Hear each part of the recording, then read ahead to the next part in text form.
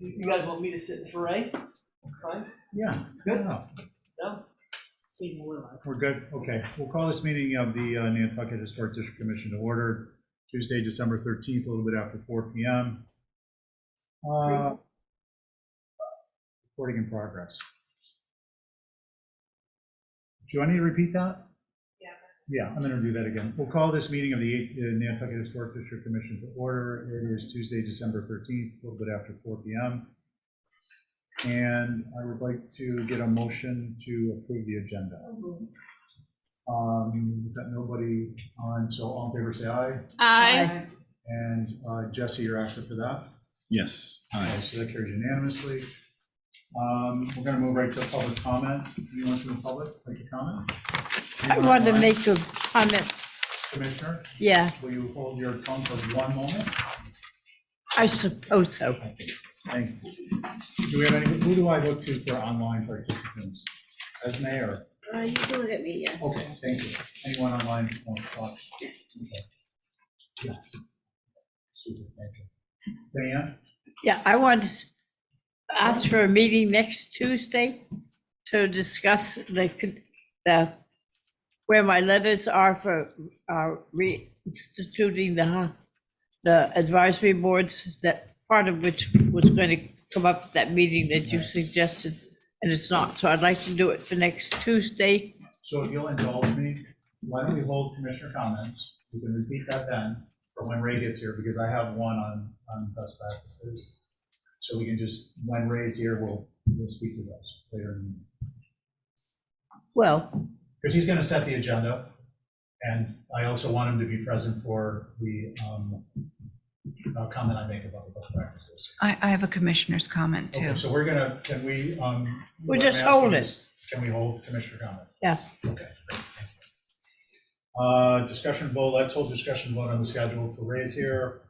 Consents, I don't see anyone, but does anyone need to recuse? We see only Carrie, and she's just scrolling in now. No one needs to recuse. Can I get a No, motion to approve? make a consent? motion to approve 1 through 23. Okay, great. All in favor of Diane's motion, and Connie, you're active. I'm gonna steal. Was that a unanimous aye? Aye. Excellent, thank you. Consent with conditions, does anyone need to recuse?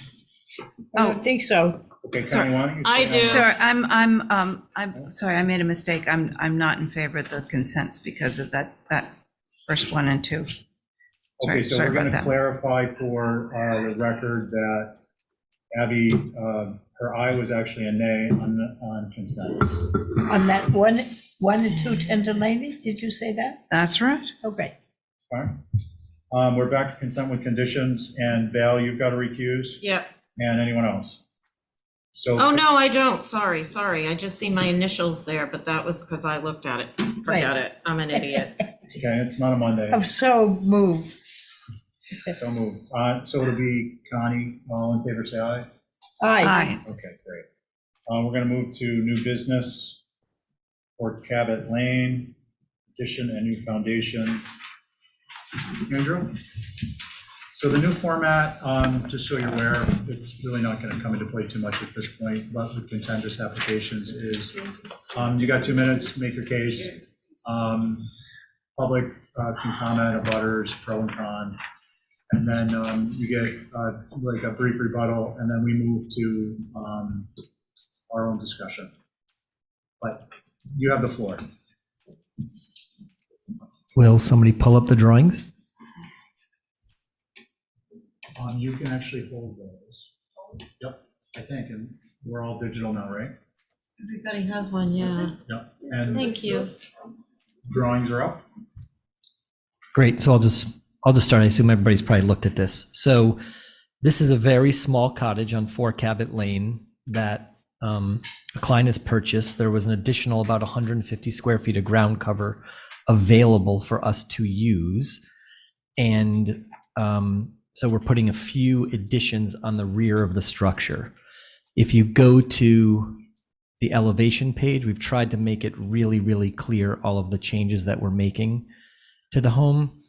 So if we go to And I provided all the historic information as well. From what we can tell, the structure is from around 1900 plus in that area. It has recently gone through a small renovation on the inside. Somebody had cleaned it up. There's really not much to it. It's sort of a open frame cottage that we want to turn into sort of more of a Four Seasons structure. So on the street elevation, you can see that we're not making any changes on the south elevation, just changing the front door. So there's no visual impact from the street. If you go to the west elevation, you can see what we're doing to extend the ground cover is essentially adding to the main gable mass, sloping down towards the rear, creating a low eave, and essentially creating a first floor dormer on the rear of the structure on the north elevation. I hope that's kind of clear. We've tried, I mean, it's very light on the screen, but I'm sure everybody can see it. And then we're simply extending the gable out the rear on the north elevation as well. And we're repositioning the windows on both the west elevation and the north elevation on the structure. In addition to that, we are putting in a large basement below ground underneath the structure. So currently right now it is on dirt, and we want to lift it up and create a foundation, which you can see on the floor plans, that there is a sunken basement that extends, essentially squaring off the structure into the rear yard. So the lower level is larger than the footprint of the cottage, with a window well in the rear that has no visibility from the street. There is one error in our application too that I want to note. It by accident has checked that it's SDL, simulated divided light windows, but it's supposed to be TDLs because it's an historic structure. So I apologize for that. The trim is white. The roof is red cedar, sidewall white cedar, and that is it. Okay, great. So we're going to name the board, so it's regular members and Carrie. And do any of us have questions for Andrew on specifically the scope of work only? No, I don't have questions. I have a comment. Not yet. Okay. But do we have any questions? Okay. Who is reading staff comments? Mr. Chair, I'm in the Zoom. Oh, hey, zoom in, Holly. Thank you. Sorry, I'm in the office trying to get work on a couple other things. So thank you. For the record, this is based on what Andrea said, there's an HTC survey on file. This lot was created with a 4181L. So there's extensive history that was provided. In the 1930s, this was a shop, believe it or not, and then it was turned into a cottage in the 1960s. I'm very familiar with this property from the previous owner as well as the previous caretaker of the site.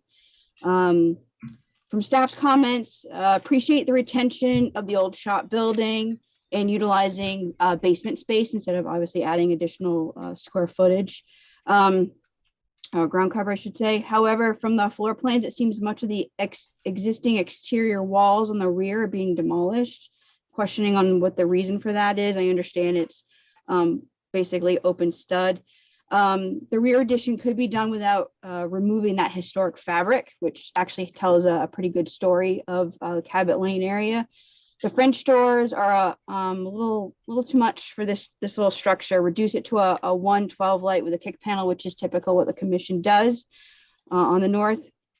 Although it's not seen from a public way, it could possibly be seen from the other street that goes near the cliff. On the west, a single 12 light with a kick panel instead. The front door as a Dutch batten door, not appropriate for this area. I would keep it as a traditional 6-panel door. However, overall, Andrew, appreciate the overall scale of the proposal. And HSAG did have a comment as well on that batten door. They said that it feels out of place. So those are the comments, Mr. Chair. Thank you. Okay, thank you, Holly. Okay, again, can we just verify there's no members of the public who want to speak on it? Okay, so at this point, we're going to go to deliberation on the merits, except for questions arising out of your deliberations. No further applicant, agent, nor public comments are received by the commission. Okay, so who'd like to start? I will. Okay, go. The reason this was confusing, as clear as it was supposed to be, is it says it's an application for a new foundation, nothing else is circled. And that's why it probably wasn't a consentable thing, but I appreciate the scale of it. And what is the material that's going over the extended basement space that outside of the footprint of the building? Can he answer that? Yeah, Okay. questions can be answered. I don't want to speak out of turn, Mr. Chair. Val, we'll certainly come back with a landscape plan, but the concrete cap will be about 6 inches below grade, so it'll be a mix of sort of ground cover plant material and probably a bluestone hardscape. Okay. It's not a deck. Got it. It is not a wood deck, correct? Okay. That's it? Yep. Okay, Diane, you ready, or want me to go to somebody else for a No, moment? I don't have a problem with it. I think they've answered, except I would like to make sure that they are true divided lights, not. And the batten door. I was trying to pick it up on one of the elevations. I didn't see it, but.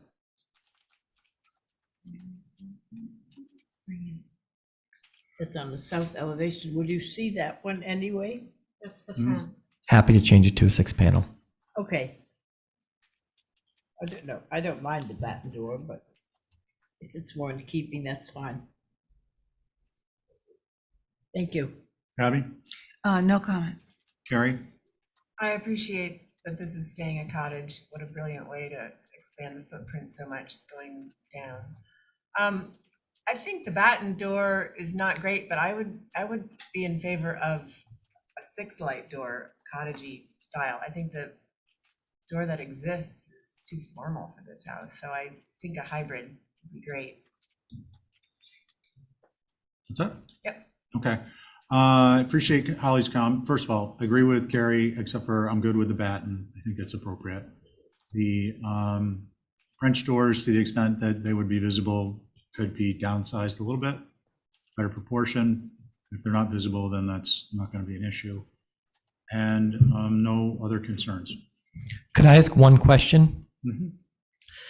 So as you all can imagine, this is a very small lot, and in order to dig the foundation, it's very difficult and expensive to pick up the very small building and move it that will have 4 walls.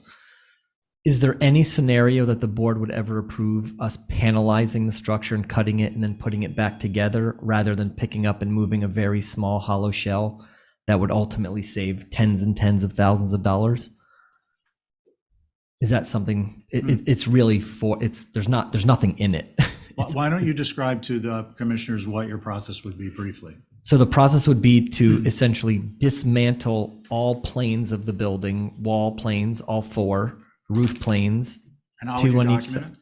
We'll document it with photography. I mean, I'll do whatever the board would request to do it, and then we would reassemble it, probably with a new ridge beam when it goes in, just to put it back. It's going on a new foundation with a new floor because the current floor is rotted and crooked, and there's nothing. And we would drop it right back onto that over the new foundation, and it would truly save tens of thousands of dollars to lift a piece of air, and we don't even know where we could put it actually. Okay. And then what about, I understand the comment about the money, but what about the structure itself? Do you think in your opinion, is there any irreparable harm or any chance that you can't put it back together? I mean, I understand you can, don't get me wrong, but I think we need to.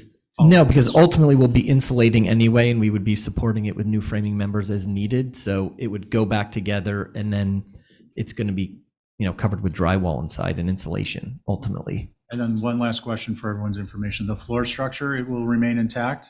The floor structure would potentially remain intact. We don't know the exact extent of the softness and rot that is on it right now. It's very sort of wobbly, and Okay. they sort of put a coat of paint on it and made it look nice, the people that sold it. Okay. Can I ask a No, question? go ahead. It's up to you guys now. Why wouldn't it be a lot cheaper to just raise it straight up a little bit and then dig underneath, which a lot of people do, and the house never has to move? You go in and dig the basement out with the building remaining where it is. So we talked to Tuscan about that. We're going to actually have to put steel sheeting around the site. And normally when you do that, Diane, you have room to put the steel beams out on the side and hold the house up when you dig it.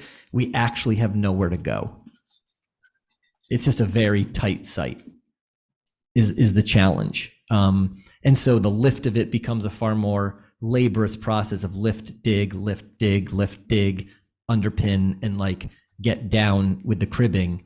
That is just, it's fairly extensive to do it because of the tightness of the lot. If the lot was bigger, it would be no issue at all.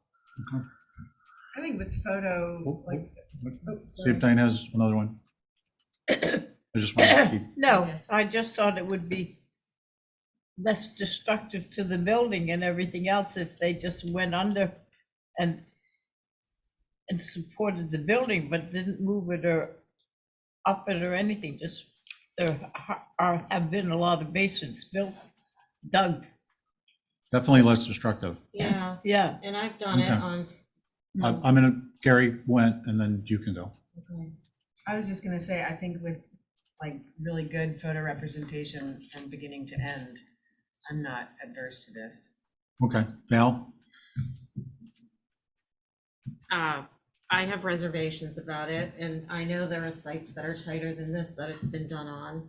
Sometimes the sheathing has to stay, but my bigger concern is to get an application that is telling us exactly what's happening, because this is just for the foundation, just to be clear. It's actually not. We resubmitted to the HDC, so it's a paperwork thing. Unfortunately, we had originally not had the.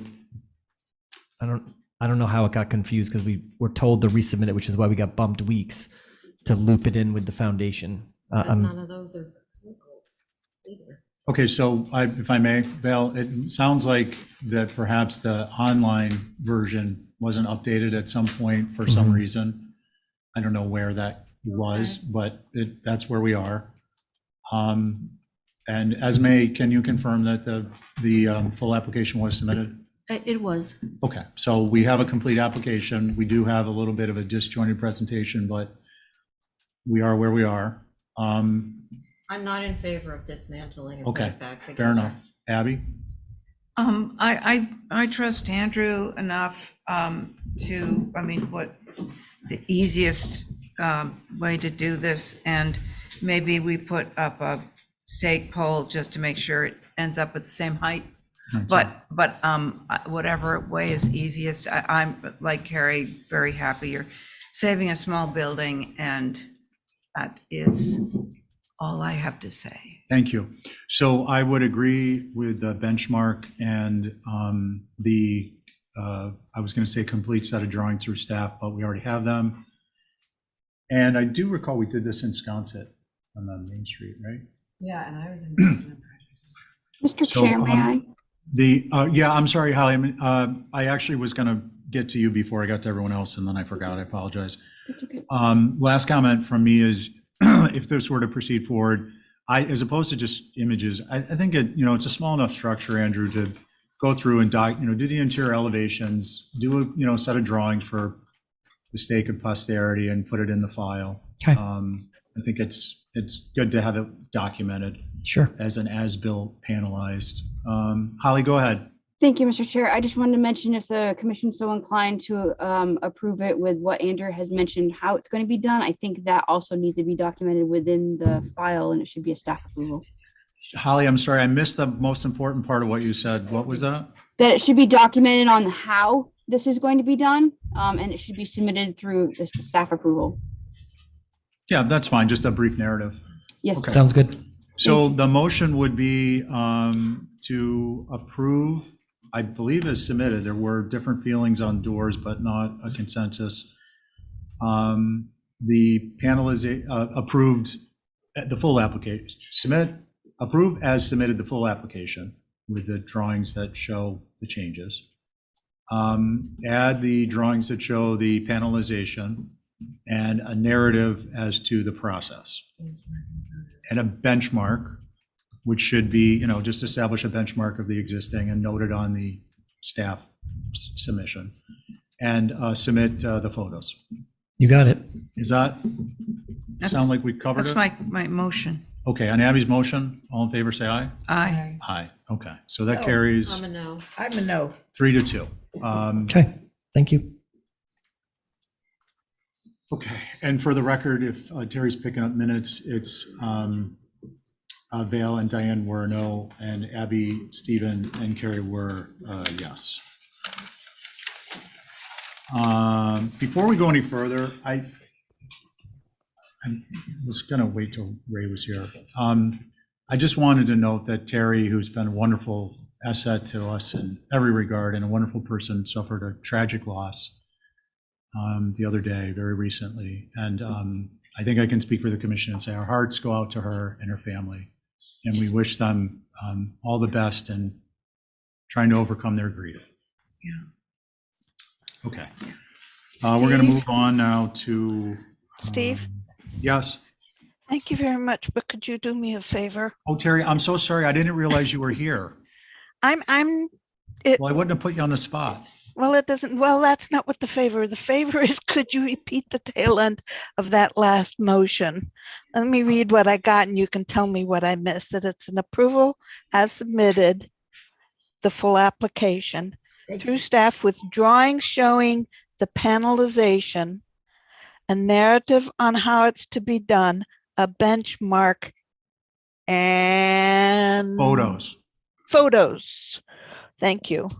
Okay. And I will be with you as long as I can tonight. Okay, Terry, hang in there. Thank you, Terry. Okay, I've lost my train of thought. We're on number 2 of new business. Of 1025. So that is 8 Sparks Ave window replacement, Tyler Hammond. Do we have representation? We do not have representation. Okay, so we can just leave that on the agenda. Pretty straightforward. 27 Fair Street, I'm back. Andrew's back. So I just want to read through these. 29 Fair Street, historic renovation, 27 Fair Street, front house, back house or bank house? Back. Okay. I would request I was that we gonna do move- 27 front and back first, Okay. and then go to 29 for ease of process.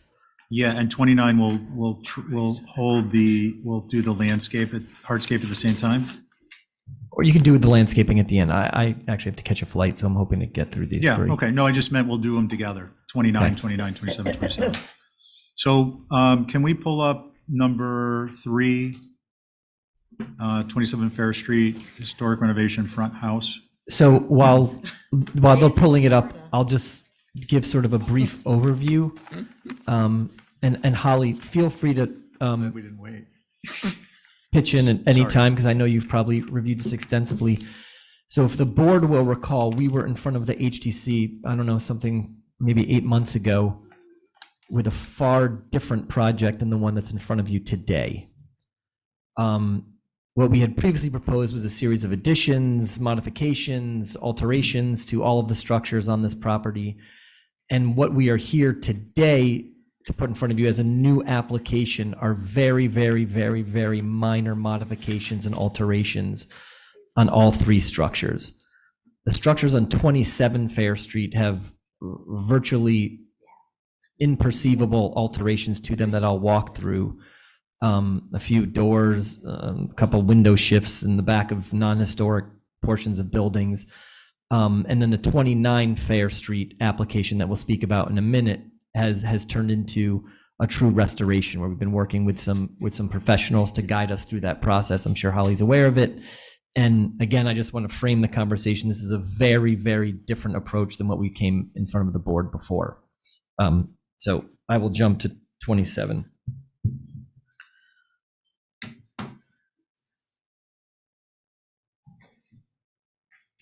So this is 27 front building? 27 front building Yeah. is where, yes, Val, I'd like to start.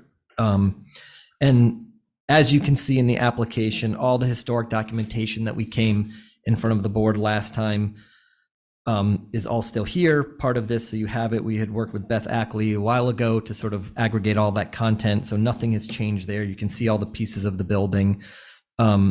all of the work, just for everybody's benefit, so they understand it, that we're doing is all very light touch. We are painting, we are repairing rot, we are, renovating bathrooms on the interior. We are not gut renovating these buildings by any stretch of the imagination. It is a sort of cleanup and a refresh.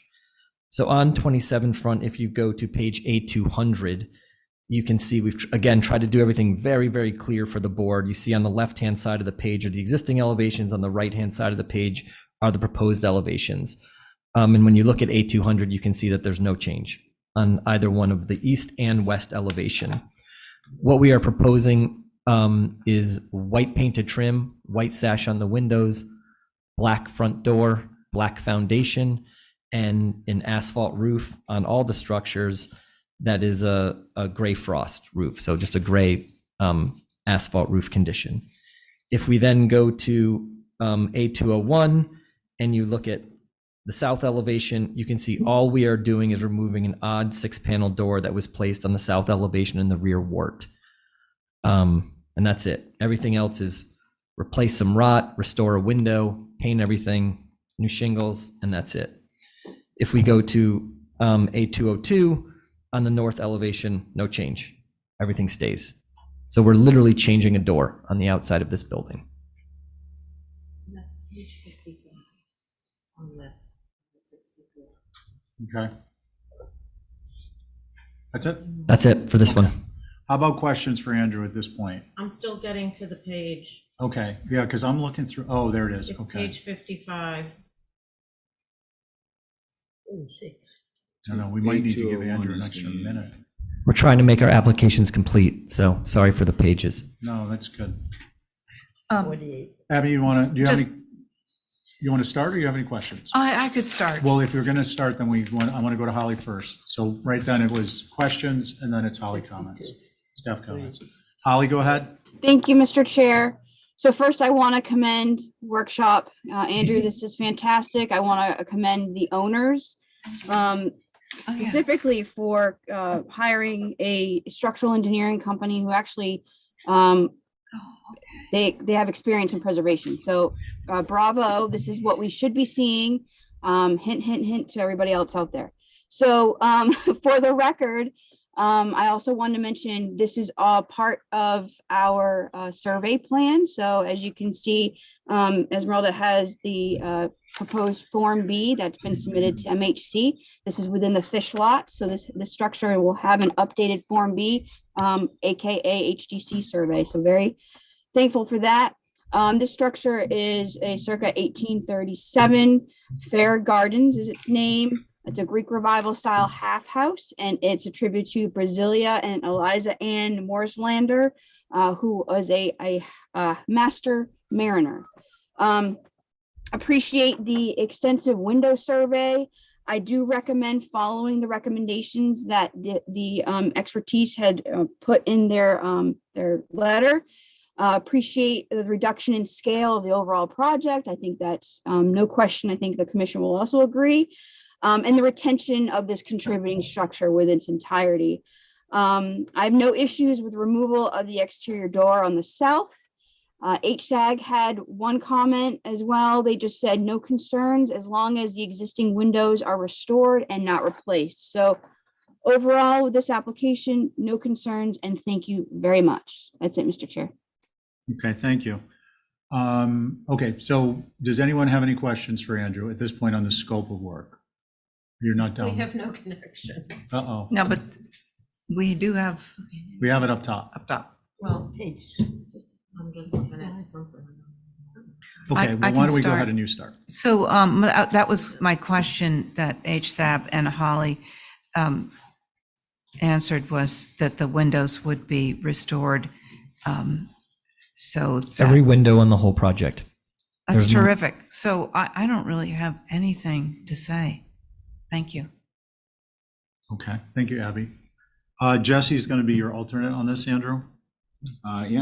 This is great to see this property be restored to its original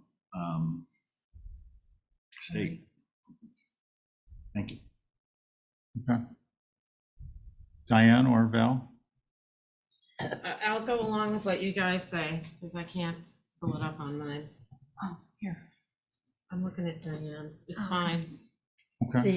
Just don't So touch it. much for technology. These It's- large file sizes. If you can, try to. We always compress- downsize, Yeah. Mr. Okay. Chair.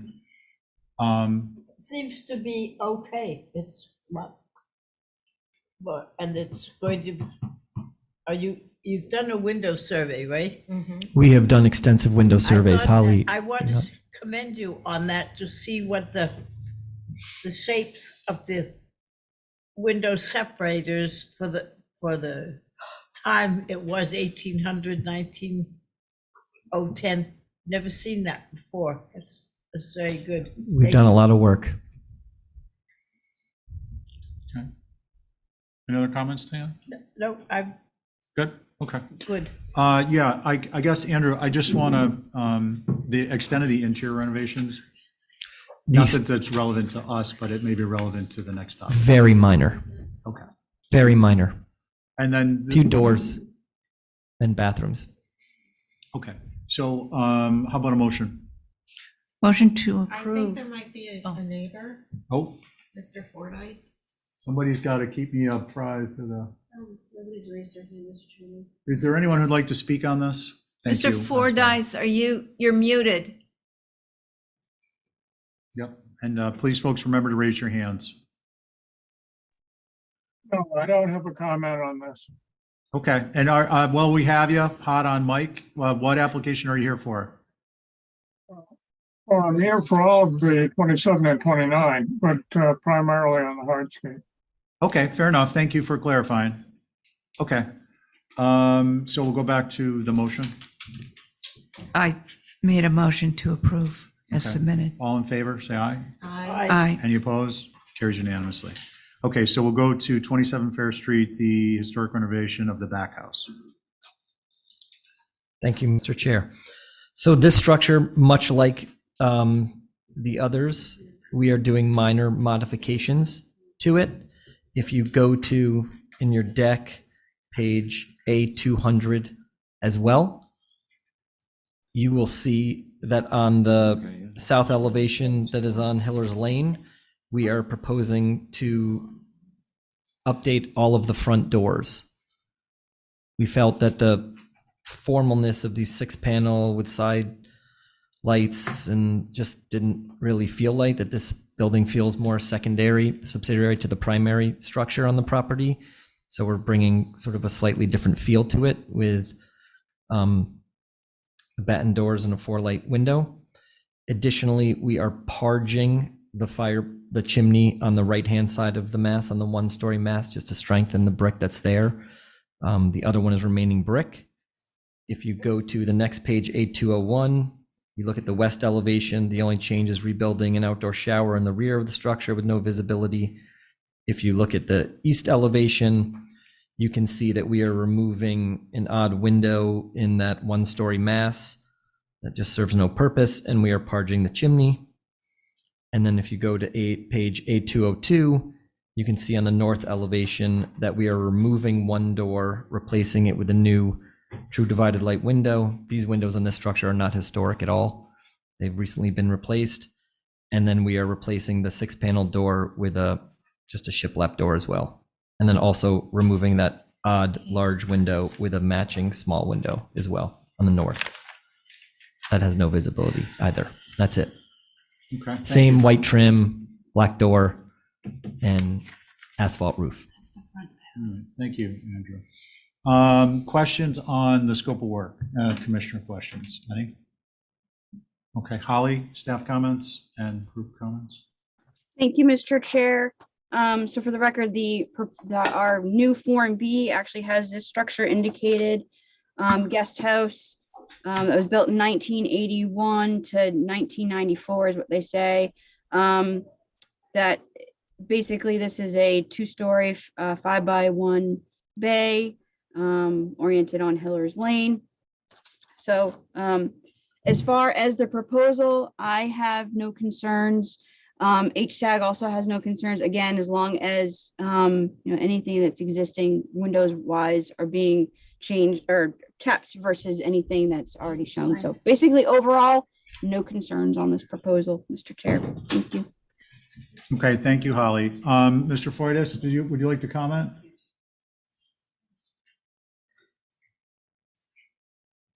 You're muted.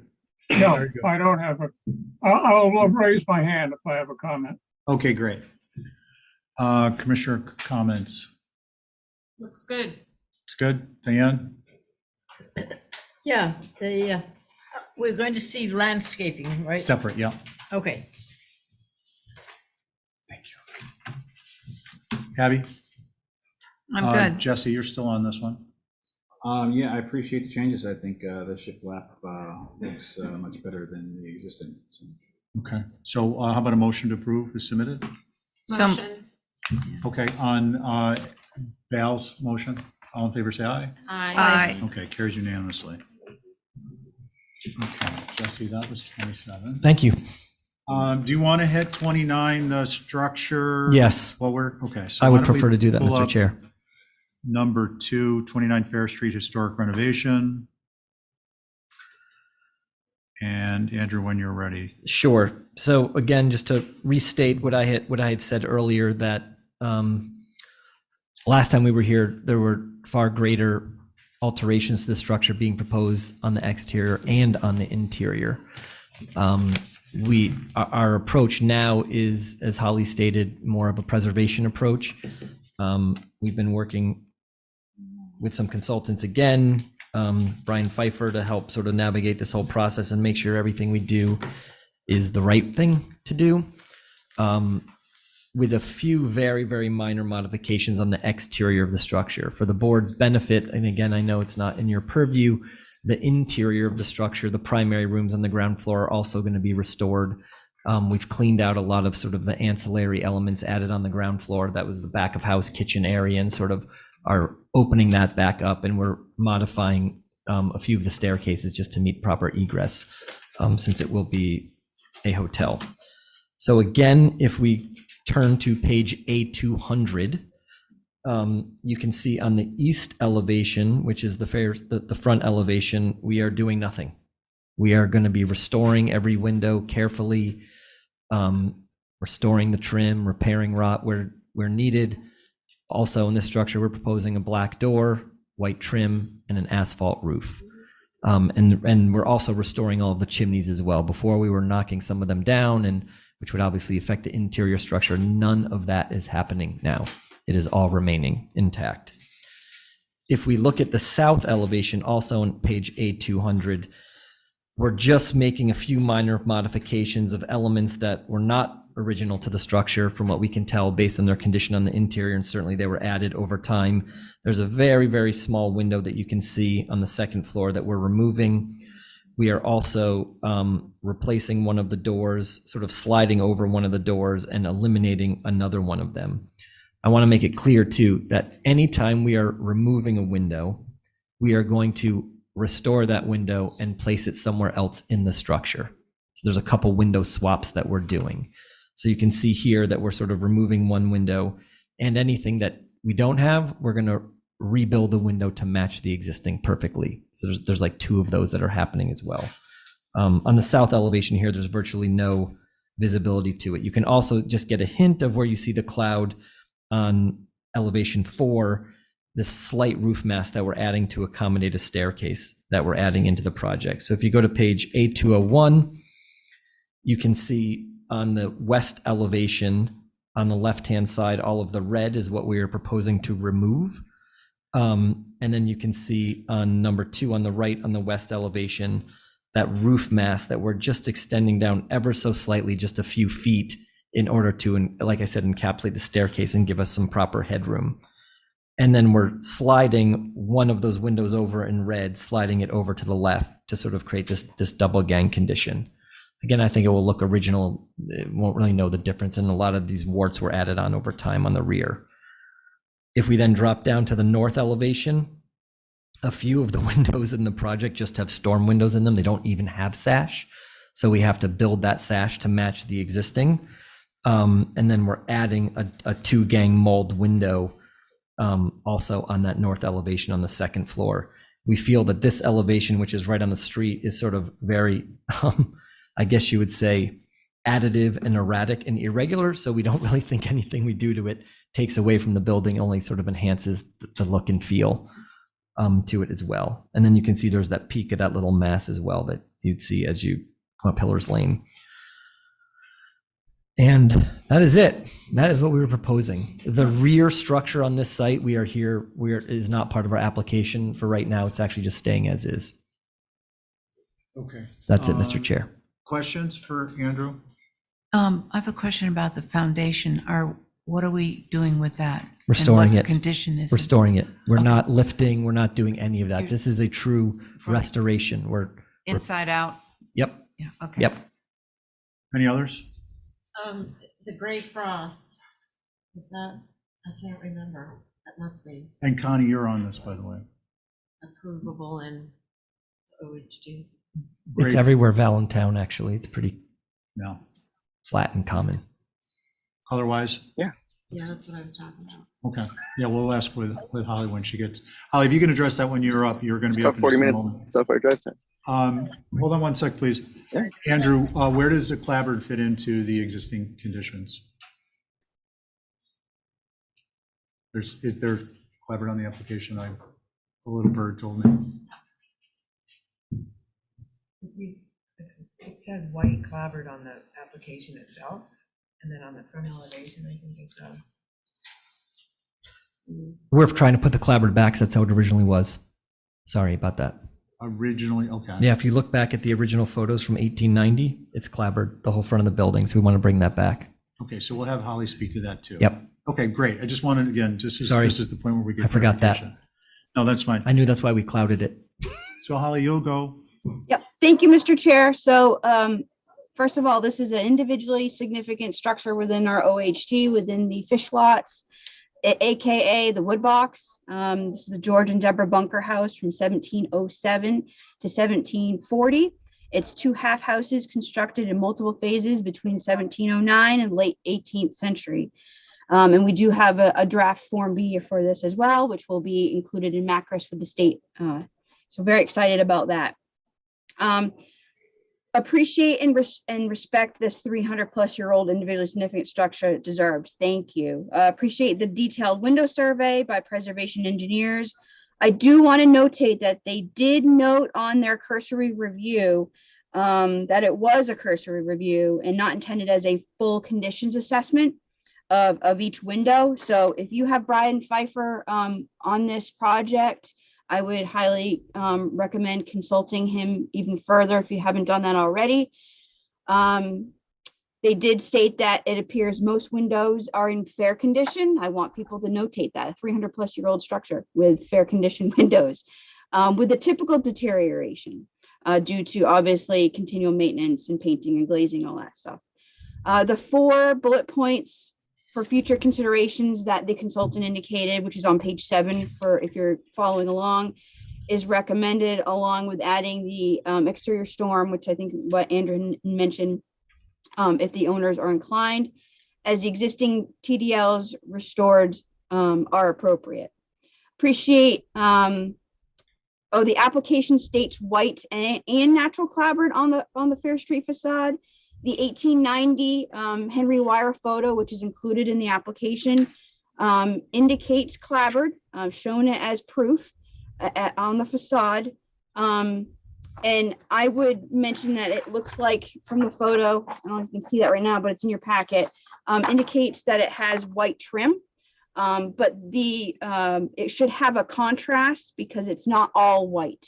So that's something that I think needs to be clarified. Is it the intention for the clapboard to be more of a duller color and the trim itself be white? Because that's the way I interpret that 1890s photo.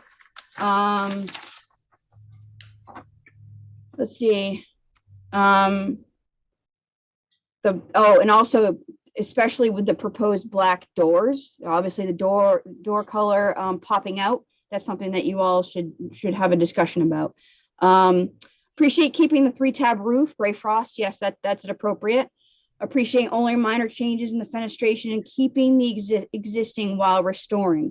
While the plans indicate on the north for the 2 exterior windows to be rebuilt from salvaged existing windows, I recommend to include that the existing plank frames that date back to 1709 to 1712.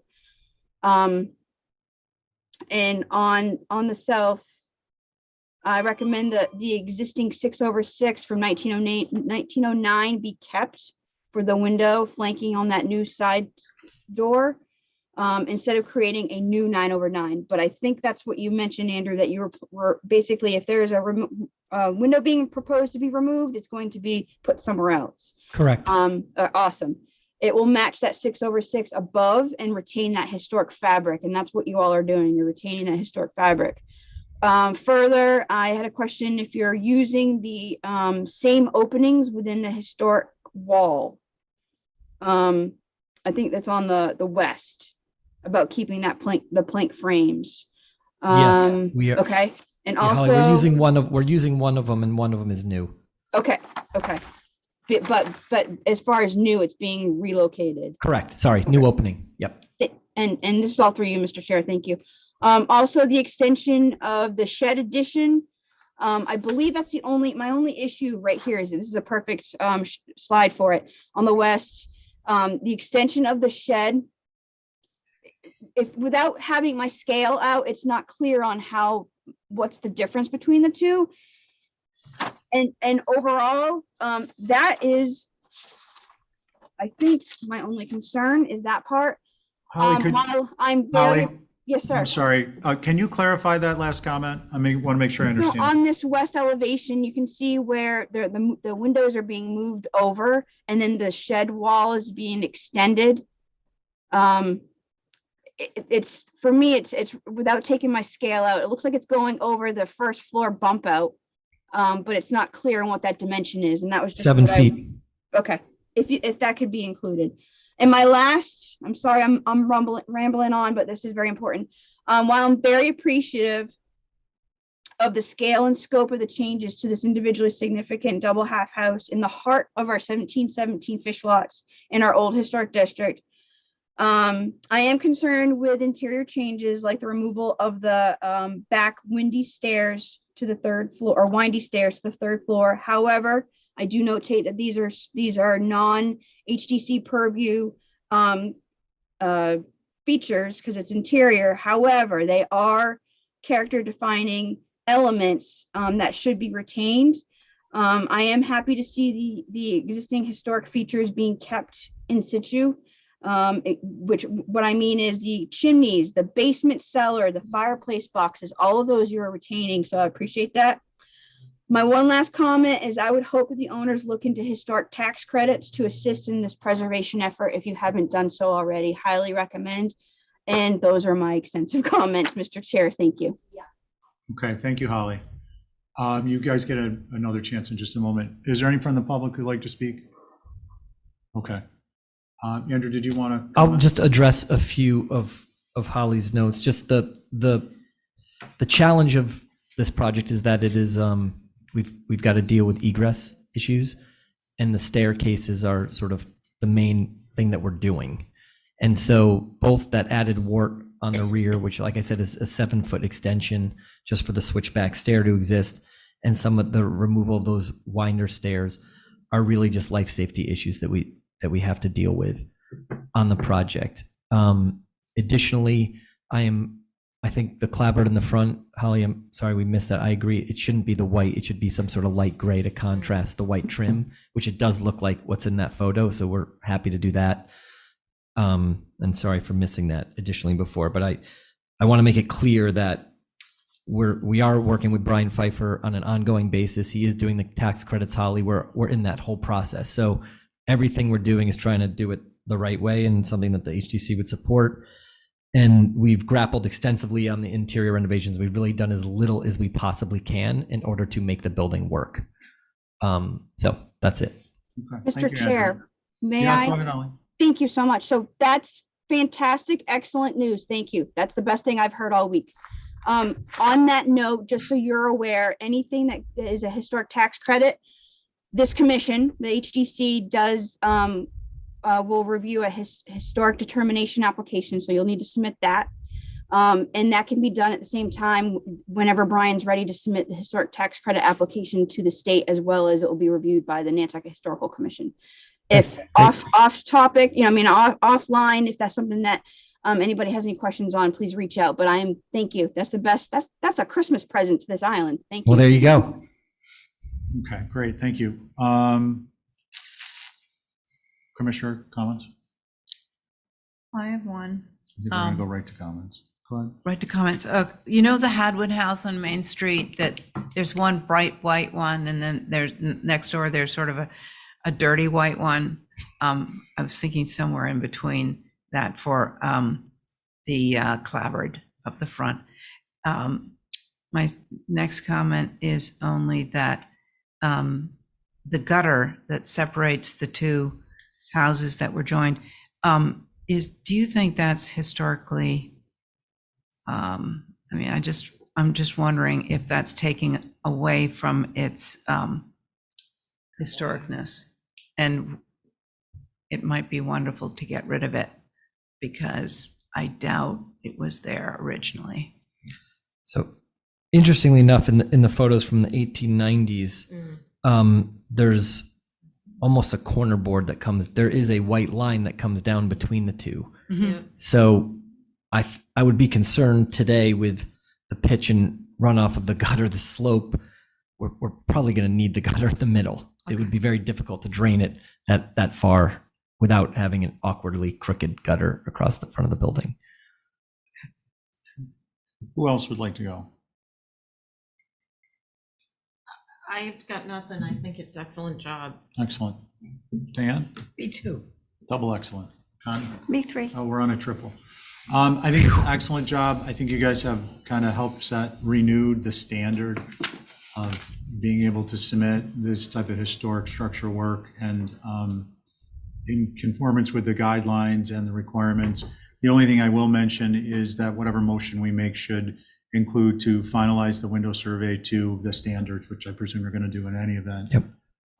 Do I have a motion? Do you want to just let me come back with a color through staff and some sort of dirty white, gray, Yeah, something? I think what we would ask is for a light contrast color on the clapboard, darker, and Is that platinum gray, very pretty like. Yeah, I like the platinum, Diane. Do you? yeah. Yep. I do too. I think it would be good. So do we want to make a motion with platinum gray and complete the window survey to Yeah, standards? I would say, Platinum gray is not white, though. Are we going for white? yeah. No. No, coming off white on the clapboard because the trim's white. Okay, so hold on. Abby, per Holly's notes, if you look at the historic image, it actually looks like it is a gray against a It's a white. gray. It's not a dirty white against it. There's a sharp contrast in the historic photo. So if we're trying to go for that, the platinum gray would give us that sort of sharp contrast to the white trim. And Right. yeah, I would add platinum gray to the motion. Okay, let's see if we can get Abby along on this. yeah, no, I'm No? not, I don't wanna like go that white? combination. Okay, fair enough. So that's the motion. All in favor, say aye. Aye. Opposed? Aye. Okay, so that was Abby, Terry. Okay, great, thank you. Thank Andrew. you all very much. We're gonna go to the 27 Fair Hardscape, and that'll be Jesse, and then Connie, you'll be back on 29. Welcome, Mirka. Hey, good evening. How are you?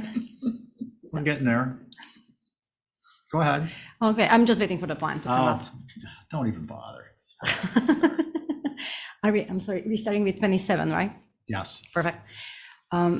So on the second, just quickly.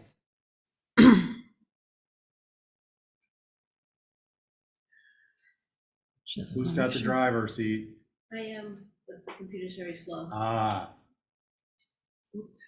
So maybe it's, if Esmeralda, let's start on the second last page, which kind of shows the existing situation, which most of you are familiar. So as you can go through the images, you can, the front is the big walkway. Then as we are turning around the street, is it Hiller's Lane, along the front building, there's a garden, existing garden with a hedge. And then as we are moving down the street, you see a little bit of the You see a little bit of the reminiscence of the pre-existing gardens, which were supported with the brick walkways and some fieldstone retaining. And the existing gravel parking. So that's with some picket fences. So as you can see, this is what we have today. Now, if we move towards the proposal, we had few requirements we had to fulfill. Starting with the parking, we had to provide the ADA parking plus 3 additional parking for the property. We choose to go with the brick. It was kind of the collaboration with the neighbors' comments who prefer something less noisy and destructive, and we pushed the parking a little bit off the west side of the property. Yeah. So that's why we start with the brick. Just to just kind of reiterate that. Go up. Yeah. Oops. In addition, we have a little small pullover parking. It's a drop-off parking along closer to the front building. As I mentioned, the property kind of slopes towards the First Street, so I'm reusing the same fieldstone retaining kind of help to support the transitioning between the front and rear building. For the hardscape itself, I'm using the Goshen stone laid tight, similar what we did in the sister ship in town. Again, for the ADA access, make sure that from the ADA back building, we can access the gardens between the structures, and then small little brick patio for allowing just to have a few chairs for the guests to sit. The rest is just working with the existing plants and trees and just recreate some nice green sanctuary between the structures in the middle of the town. Okay. That's it. Okay, well, that's enough. That's good. Holly? Thank you, Mr. Chair.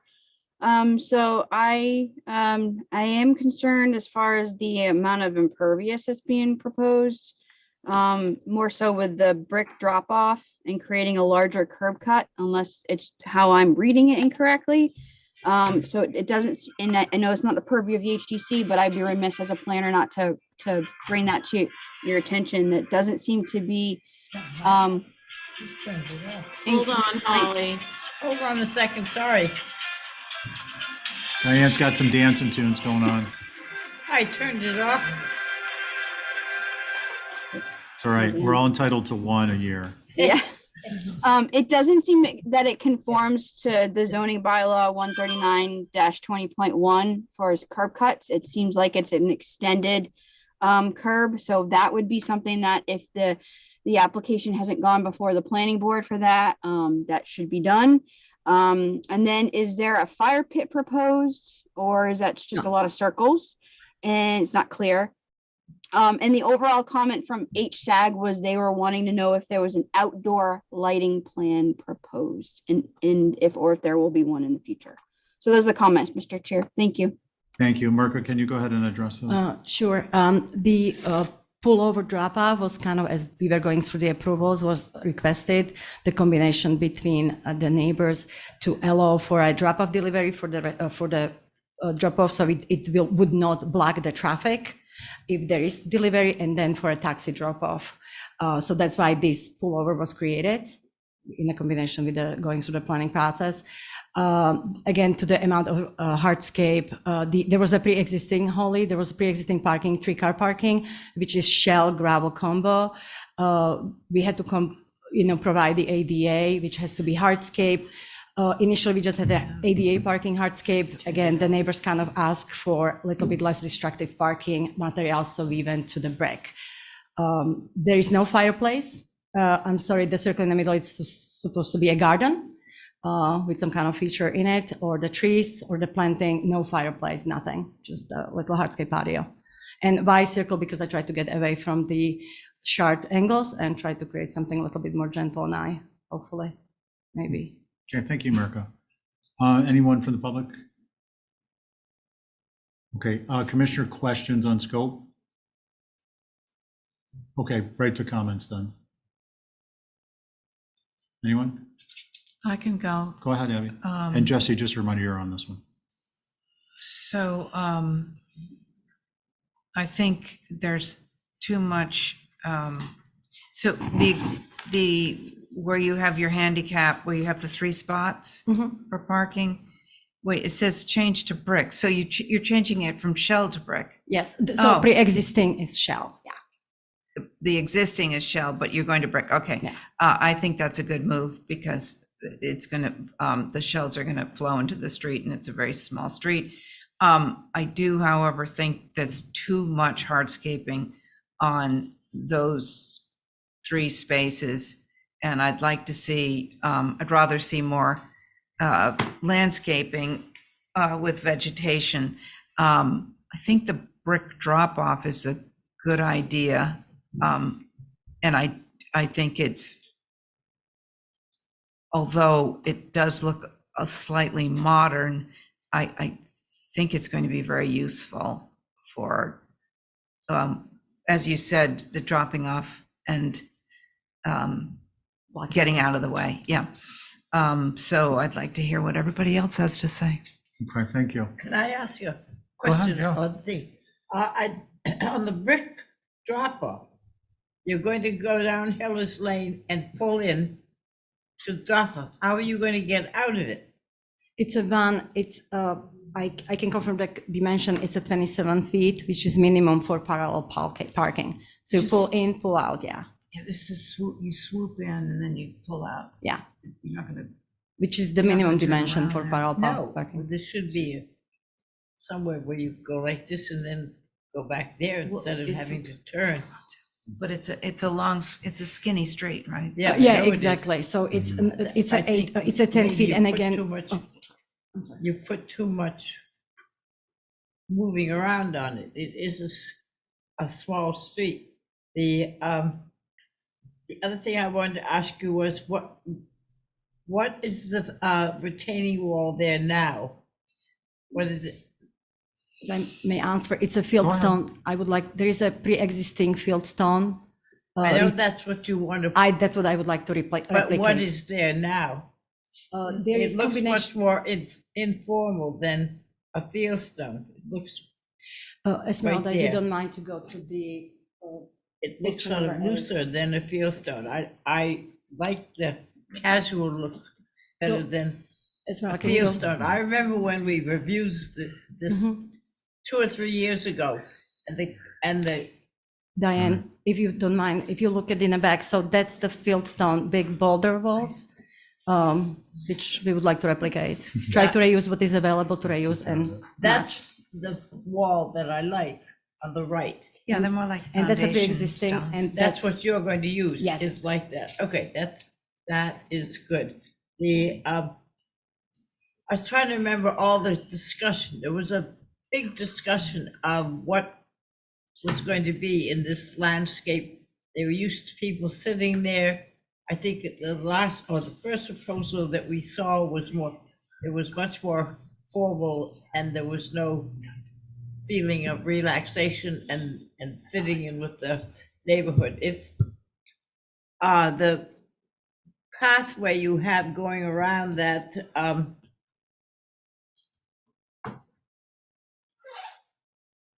the brick drop-off, what are those plants going to be? So from the brick drop off, that's a Goshen stone. Again, there's an image on the first page. It would be nice tight Goshen, cut Goshen stone. I just No, wanted to. What are the bushes going to Oh, be? the bushes. So along the drop off would be privet hedge to kind of create little privacy and make sure it's a kind of safety separation from the drop off. There will be around like maybe up to 18 inches height difference. But the rest, it will be just But beautiful it won't garden. be privet. It may be something that fits in, We can do more if preferable. something blooming, or, Sure. if it's going to be used to give them privacy. I think that the formality of a privet might be too much. I'd rather see it, whatever you can come up with on that. No problem. So, and thank you for keeping all the existing trees. There are some very good old trees that are there. So, I guess that is my question. Those are my questions. Okay, Holly? Thank you, Mr. Chair. I actually have been messaged by an abutter, Francie Basket, and she was concerned, she can't put her hand up, but I think she might want to speak, but she has concerns on the ivy, wanting to make sure that the ivy is not going to be put there, or if it's going to be removed. It's a, it obviously is a traveling type of vegetation, so that was her concern, and she's in the Okay, Zoom. duly noted. Unfortunately, ivy isn't one of our purview items, I but know. it's been transmitted to the applicant, We agreeable. We will agreeable not use it. to the non-traveling ivy variety. Good luck. Thank you. Non-Baltic. Okay. Who wants to go next? Val? Aside from the very large parking space, which I agree could be broken up a little bit with something, I have no concerns. Okay. Abby? I went first. Oh, you did? I'm sorry. Connie? I believe I'm on this. Oh, geez, I'm batting. I'm two for you. So, yeah, I think, I really appreciate, keeping the existing trees. That's awesome. I just have some wall questions versus foundation questions, in elevations of walls. So how, like on a facial size of feet, how many, what's the height of the wall versus the brick drop off? Do you have that? So the what is it? I'm sorry. The Heller's Lane kind of goes up approximately 24 inches from between the parking and the bottom of the deck. And there was another, I believe, so like one or two risers. So there should not be no higher than 18 to like 24 inches in the highest place, and the highest, yeah. Yeah, so that's good. Yeah. And that's the same for the sitting wall in the courtyard area Yes, there? this would be more like a sitting with like the remedy of the other pre-existing wall, just kind of bring it to the landscape. And is there, I mean, I'm looking at this, the little shed that, in the photograph, and there's a little exposed foundation wall versus the stone wall. And do we have a lot of foundation wall exposed in this application? No, if on my landscape, the new wall kind of dies exactly in the same place, or start, rather say, in the same place as this pre-existing. So the back part, like the space between the building, will be raised. Therefore, the no exposed foundation will be exposed. Okay, so that's great. And then as for the wall itself, it looks to me like a large Pennsylvania fieldstone wall. I think we need to be a little bit more specific with the wall type, other than, or asked to match existing. If I may just add, this wall is dry laid, so first of all, we'll just take everything what we can salvage and. So that it'll be dry laid, or Yeah. or at least look like it? In a new technique, we will have to do a little padding, but we will salvage this existing wall just to keep it nice and tight. Okay. Existing stone. Okay, no other questions, thank you. Okay, great. So I guess that leaves me. I appreciate this, the application. I understand you're trying to accomplish a lot in a small area. What's your latitude on surfacing materials for this small area that's between the ADA and the 3 other spots? We are open to suggestion, as long as I believe the neighbors would prefer hardscape versus the shell. No, I we think can- a hard, yeah, I'm sorry, yeah. let me rephrase. What's your hard surface option for that So we location? could bring the maybe cobble combination with the brick to break it up. Is that going to work with your ADA approval? As long as we are not, the unit, ADA unit is the one which is the closest to the middle of the part. So as long as that is accessible, that will comply. So Okay. we can break it up with or the strip of the cobble. This could be maybe part of it, breaking up. Okay, and the cobble to me seems more appropriate because it's a natural stone versus the Belgian block, which is obviously stone, but it manufactured edges. Any thoughts or comments on the rest of it along those lines? I've got a question. Diane and then Amy. Why do you have to have what are you retaining? So if you look at if you look at it from Hellers between the front and rear building, the front building sits, There's Diane. but why? Look. I see the wall, but I've No, asked. no, I look to the left. if I may just, so if I may continue, so the high difference between Structure is below the the grade. finished grade around front building and back building is approximately 42 to 36 inches. So just like between the parking and the patio in the front. However, Hellers goes up. So there is that little bit, and plus we are ramping it. So I still have a higher difference to get from the Hellers at that point to where the building sits, the front building. So it just to get over that little, exactly that 2 How feet. tall of- is the wall? 2 feet max. 2 feet? Yeah, 24 inches maximum. On your plan here, it says here, the 24-inch Pennsylvania fieldstone retaining wall to replace existing. Do you have to take out what exists and just add on to it, or? There will be portion of it which will remain, but the other part, because it's kind of carries along the Hellers, so we'll have to take part out to create the parking pullover, so we'll kind of push it and recreate it. But what's there is going to stay, and you're going to add Most of on to it, the one directly attached to the building, yes. They Okay. should stay in place. Abby, Thank you. Thank you, Diane. Abby, you wanted Yeah, to reiterate? the Pennsylvania fieldstone is, it's going to look a little modern. I think that what's existing there, it's like a bigger stone. It's like it's from a foundation, and if you could find that, I think that would be a Yeah. better, So if I may clarify, Pennsylvania stone is almost like a mix, it's a rubbly mix. right. So we have our template, and we will try to match to the template we have on the site. Instead of the thin ones. That's correct. I was wondering if if you can shorten the 3 spaces on the left with a little, to soften that left-hand side with a little more vegetation, would you have to lose a spot and just have 2 spots?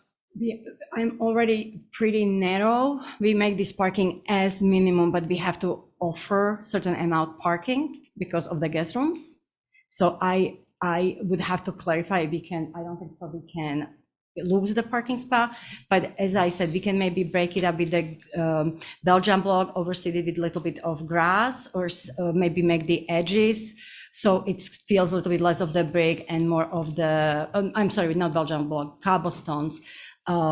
Maybe create a little outline of it, so practically scale-wise, visually make the parking a little bit less of the parking.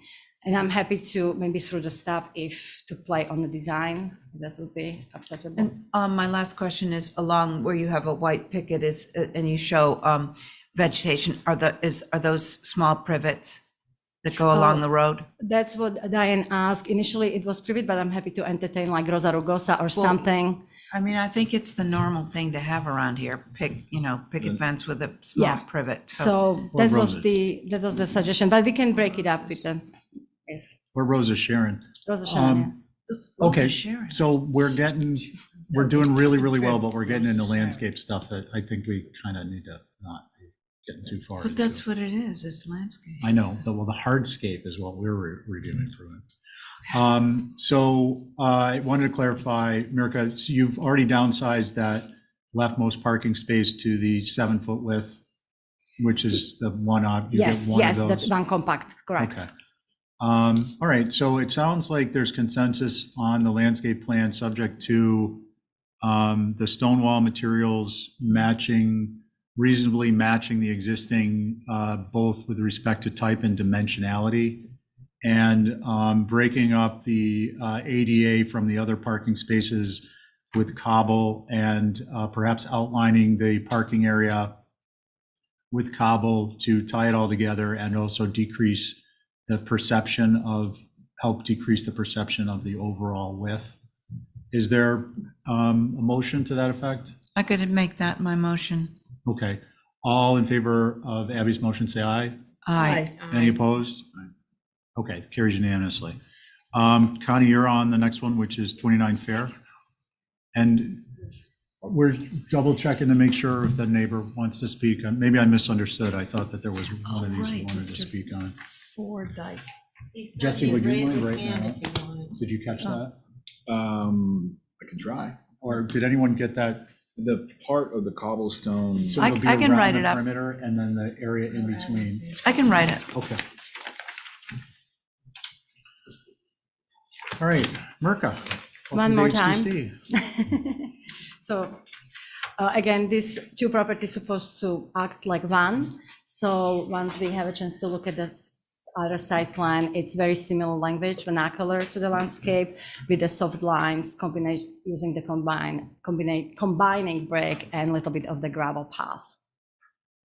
Here I was a little bit, since again, we want to make it ADA accessible, but we are not as limited as in the upper, the number 27. So it's really just brick, as you can see, meandering brick path. And that's more for the delivery, if anything else, to access the kitchen.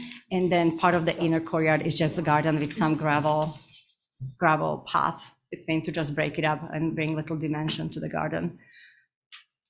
Okay, So, that's it. and just to clarify, the front, I am replacing the pre-existing, there is like a blue stone. Each front entry has little like a broken up blue stone slabs there. I would like to tighten it more with the brick. I'm not sure if I actually provide pretty good photos to show that, but it's kind of very, not good condition, rather say. So I thought just for easier to access the building, I just replaced that to the brick. The front door accesses, that's two walkways With brick. Hardscape. with brick, yeah. Okay. 27. Questions on any of the materials or layouts? I didn't hear anything she said. Basically, it's going to look a lot like the other one, but it's going to match what's there, except for the front is going to have brick versus bluestone. It's a smaller space, right? Yeah, but there's less involved. Any questions? Okay. Holly? Thank you, Mr. Chair. And I note, after I'm done, you have a hand raised as well. So appreciate the gravel walkways as being proposed. I do have a question, and America, correct me if I'm wrong. If you go to the site plan that'd be great. I know that the sidewalk along the front, first of all, I know it's in the town right of way. But it's macadam. You all aren't proposing to put that brick, are you? I'm sorry, Holly, could you repeat? The brick is there's pre-existing walkway brick, and I am proposing to extend the brick towards the front door of each. Is that the question? I'm sorry. No, well, no, the sidewalk in front of 29 is all macadam. It's not brick on the sidewalk, and I just want to make sure Oh, yeah, that's you're something right. that It's you a all are black- not proposing to do. It's, I guess you're correct then. I apologize. I thought it was a brick. Why am I confused? I don't believe it is. So that would be my Okay, question. Basically, if you're proposing that to be brick, first of all, it's in the town right away. You'd have to get town administration approval on that. Are you correct? Overall, I'm fine with the gravel walkways in the back. I do have comments from HSAG to forward. They had a question, wanted to make sure there was no fire pit proposed. If there was, it's not appropriate, and I would agree. They also had a question on whether or not there's any outdoor lighting proposed, and where the AC units are being proposed, if any. And then is there a fence behind the proposed utility areas? So those are the comments, but the biggest concern for me is that sidewalk along, in the town right of way. If that's being proposed, and that needs to go through a whole different process. So Those are I will, comments. Yeah, we'll pick that up during our conversation. Thank you. Thank you, Holly. Any questions? Esme, neighbor? Let's see, Mr. Fordyce? I just want to note that at the current time and for the last couple of years, that drainage from the rear roof of 29 has been going into my basement at 2 Hillers Lane. And Brad and I are going to meet tomorrow and talk about that. So it's just a little thing to remember. Okay, so drainage I issue, think but we can work it out, but, you know, I have high hopes. okay. Thank you for letting us know. America, you We'll footnoted make that? sure that we'll work Drainage. together with workshop to Yeah, make sure we I mean, take you're care of it. Ripping stuff open and you put an infiltrator in there, you might Will solve do, problems. absolutely, yes. Okay, great. Commissioners? I have a question on the fence on the road. It says 6-foot full board fence. Does that have, is it a 5-in-1 or is it a just board? No Oh, trellis? You are referring to the utility area, correct? Yes. In the side.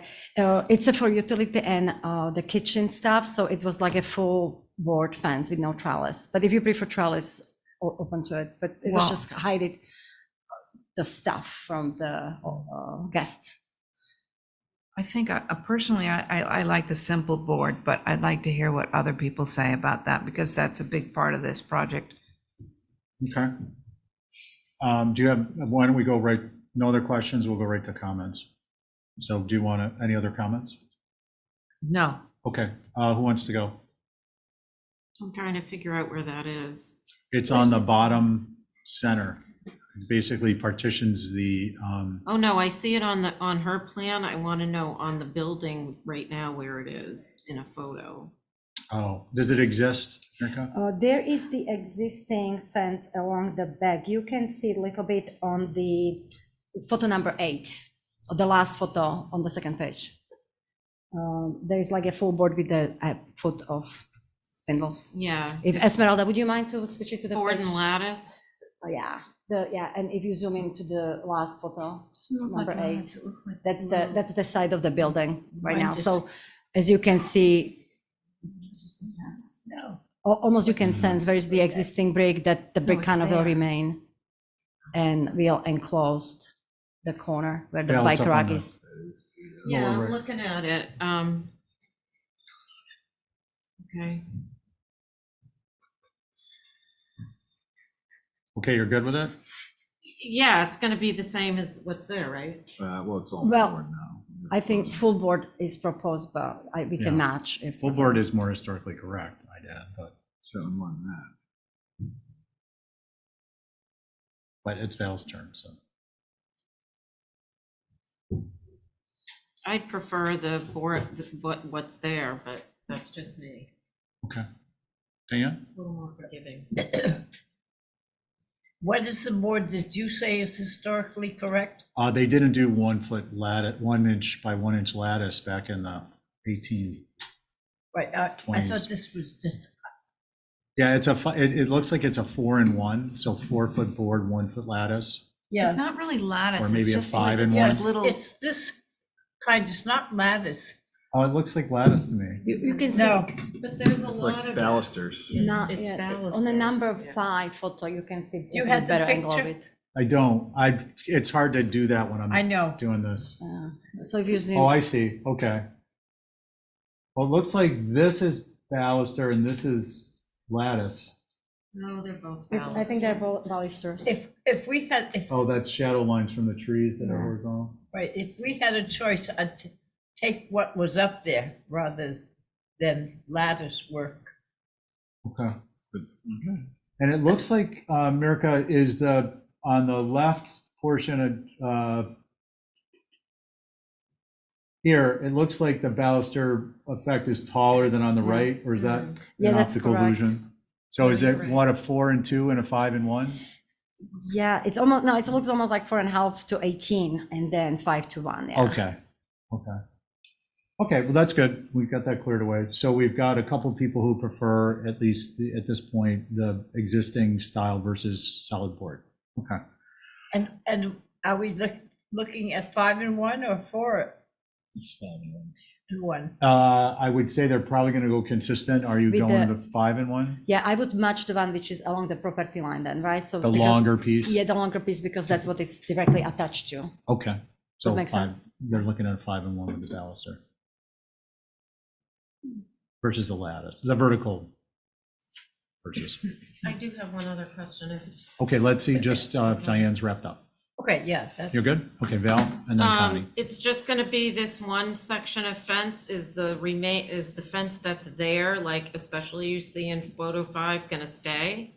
Oh, so this is the inner courtyard, so this all fence is gone. This is going to be recreated to the garden. The only 6 feet separation is just in the to enclose the utility area in that corner. So there's no more fence like that within the property.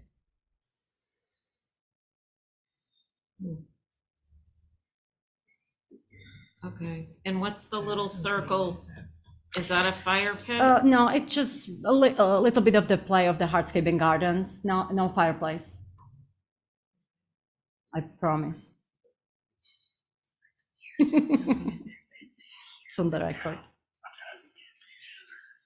Is that it, Val? Yeah, Okay, so Mirka, the utility area, are those AC condensers? I've been told, yeah, that's a proposed location as of now for Okay, the, so those, I think, well, I don't have an issue with reviewing that now. They're in the drawing. But if we do, they definitely need to be screened. And it may be that a short board fence is there or some type of a lattice with with some type of growth, something green on it. And then so along the lines, you can respond to that. And also, what about just that utility area in general? It doesn't look like there's any plant materials. Is it going to be a lawn? Is it going to be? so right now it's just, I'm sorry, Dan, it would be just gravelled. It's just gravelled area. There's the existing cedar right in the corner, which we will work around. Currently, it's just hardscape. They used it before for storing there was the bike rack, so it was hardscape before, so we just want to get rid of the irregular stone, the bluestone slabs, and just turn it in a gravel and enclose it with a fence to have it for kitchen purposes and air conditioning. So to just answer your question, the air conditioning would be part of that enclosed area, so therefore not visible or already screened by the fence. Okay, so the difficulty I'm having is it looks as if the condensers are in the utility area and on the, what's along this side? it's like the fence moved in away from The fence is on the property line. yard side Yeah. of the condensers versus on the lot line side of the condensers. Am I misreading the drawing? The fence. Can we zoom into the Yeah, lower can you zoom in? center area? The fence go along the brick walkway. And not the property line. But So- then the utility faces your neighbor. But that's existing fence. That fence is So what- existing. Just one sec, please. What will be here? That's existing fence in Okay, place. so this should That then be was labeled existing notated. fence. And Okay. Here? Existing fence. Okay, so we can just address that. Yeah, and it's on the photographs. You can see it, Annotation so No isn't- problem. Okay. Any other questions or comments? So it sounds like we've got consensus for approval with that area to be noted as retain existing fence. Yeah, On the, what are the cardinal points of that area? Is it south and southwest? Yes, it's south property line. yeah. So, Yeah, this So- is south. So the motion would be to, along the south and southwest utility area, retain the existing fence through staff. As submitted with that modification. And a 5-in-1 with baluster. for And I the can new. photograph the. Yep. And For the new. enclosed part of the application. Okay. Does that, do I hear a motion? That's my motion. Abby, all in favor of Abby's motion, say aye. Aye. Aye. Any opposed? Carries unanimously. Okay, we're gonna do 3 rudder and then we're gonna take a 5-minute break for some dinner. That's how we roll. Don't ruin your dinner, Jesse. Thank you. You want to write that up? I don't care. I know you're on top of it. Do we have anyone to represent 3 Rudder? Yuri, Yes, I'm here. Hello. you're here? He's on. Yeah. I'm Hello, gonna do everyone. the AC when we take a break. Fiona just tried to. I'll deal with it. There's a special secret button you gotta press. Yeah. Okay, Yuri. So We're on this application, we are proposing addition in the back of the building to the southwest, which is kind of simple, two additions or two roof lines stepping down, and then the wrapped around porch around the front, or kind of extending the existing porch to wrap around the front of the building.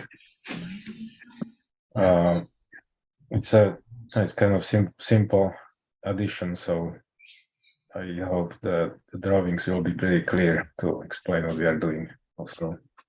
Okay. Also, you can see on the side plan, the driveway is changed from where it is right now. It's changed to the left side of the, or Austin, right can you side go of to the the building side of the plan? road. And zoom in a little bit, please. And, Yep. and also Yuri, I'm sorry, from- can you repeat that about the driveway? the driveway that we are proposing, or is changed actually from where it was, as you are looking from Radar Lane at the building, it was on the left. Now we changed it to be on the right side.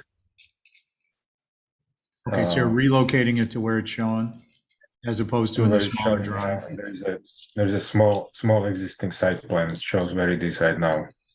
Okay. All right. Any other comments? All right, any questions for That's Yuri? it from me. Diane? When he's demoing the one that seems to have a lot, what's going in that place? I was trying to follow it and look at the same time and I didn't. Oh, he's Oh, doing an and- addition. It's big, but it's in addition to the existing one. And then what on this one? What is the He's taking addition's the gonna lattice go? off. The lattice, and he's adding a porch all the way around. That's it, okay.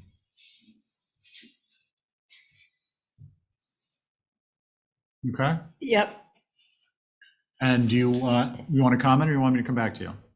no, you can come back. I Okay. just had to catch that.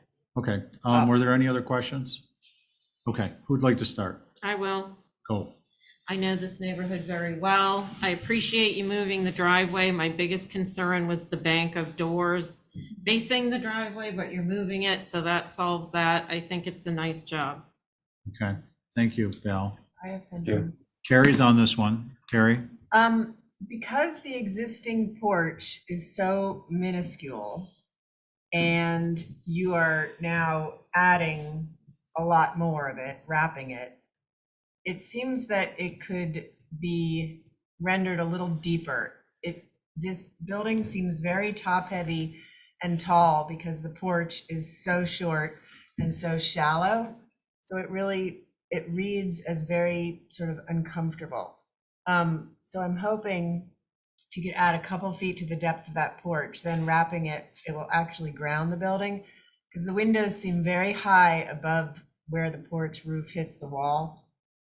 There was something drawn, I think there's a few too many skylights as well. It just seems like it's peppered with skylights everywhere, and I think one on each side would be plenty.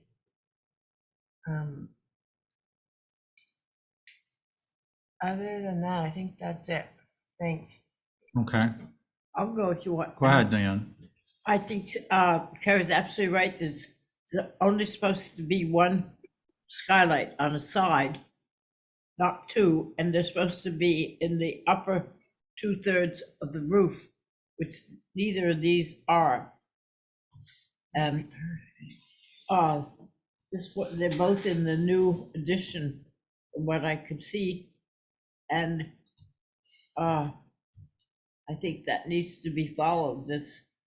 That in the west elevation, that's where the skylight's supposed to be, and there should be, as he did only one there. But I'd like to see, I think the porch going around the front will make a good addition. Rudder Lane is a nice street without overly formal houses in it. So I think this will fit in nicely with fixing those skylights and stuff. Thank you. Okay, thank you. Who'd like to go next? Patty? I agree with what's been said. Okay. Al? I did go, but I'm gonna agree with Carrie. It seems like the existing porch is higher. If you look in the photo, and it is in the existing drawing of the house, so I don't know what happened, if it got shallower or what, but there is an exuberant amount of space there now, so rectifying that would be good. Yuri, on the porch, Yeah. I'm going to comment and then you can come back. I agree, and I think it also needs to go to a 412. I understand your new addition, the first story addition on the south is 312, and that kind of peekaboos around where you can see both the wraparound porch elevation and that small addition, but it's so minuscule that the effect of the porch roof, covered porch roof being a 312, I think is pretty dramatic. So in addition to maybe extending that out a foot or foot and a half, going up from a 312 to a 412 will make a big difference. Did you want to comment on anything? Okay. Do we want to get a motion for revisions? I'll make it. Do you want to get a motion for those revisions? Yes. Do this through staff? We could do it through staff. I think so. Okay. So can we extend the porch by 1 foot as you suggested and get it through staff? And go to a 412? 412, yeah. Or higher, How deep will that make it total? 4. 4 It's like feet? an alley. Yeah, no, I would say go to 6 feet with a 4 pitch. Yeah. What's his setback? He's got plenty of space. I can see it right There there. there is space. You got space? Can you do that, Yuri? I think so, yeah. Actually, We sit can on do it. it 6. Right. We're designing at the table, but you can get an I approval. could do a staff approval, easy. Yeah, Do it, Carrie. Okay. Uh, 6 I'm just foot, looking at how wide it is.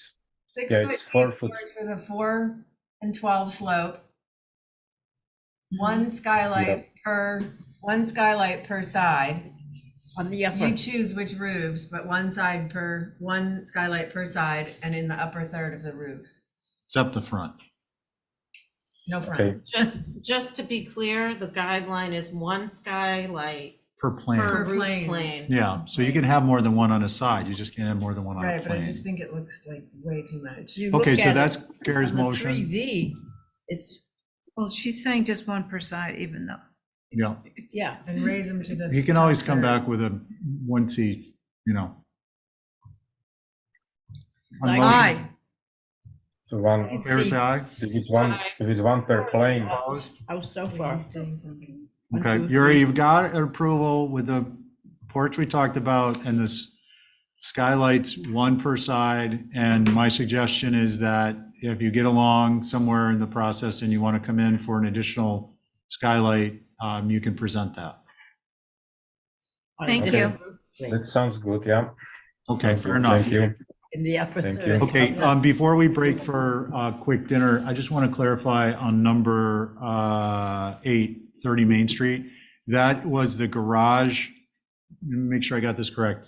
This was the garage we talked about in Sconset Mhm, that was being moved. mhm. And what's this application for was a follow-up to replace the garage that was approved as a renovation as a new structure. Right. So I would just ask that unless my understanding is incorrect, we would just move this and be done with it, and then we'll break for dinner. Yeah, Right, 'cause it's the same.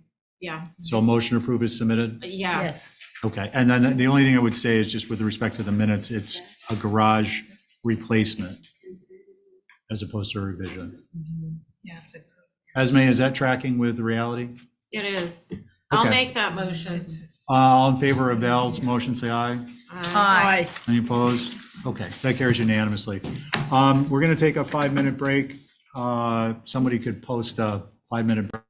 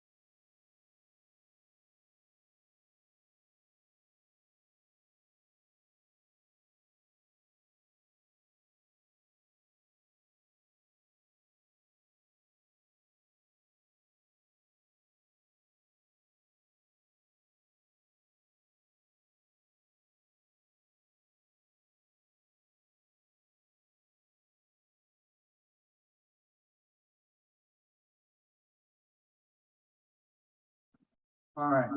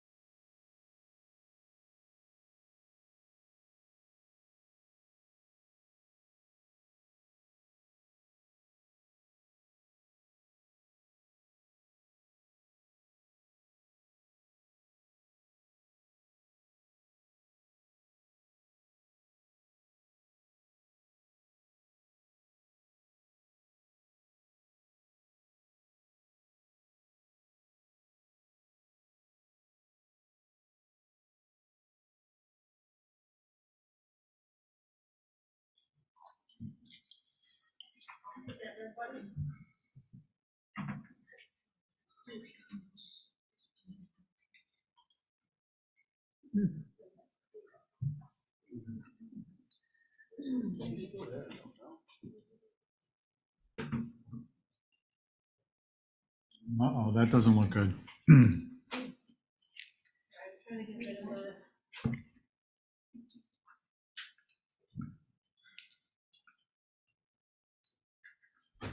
Mine.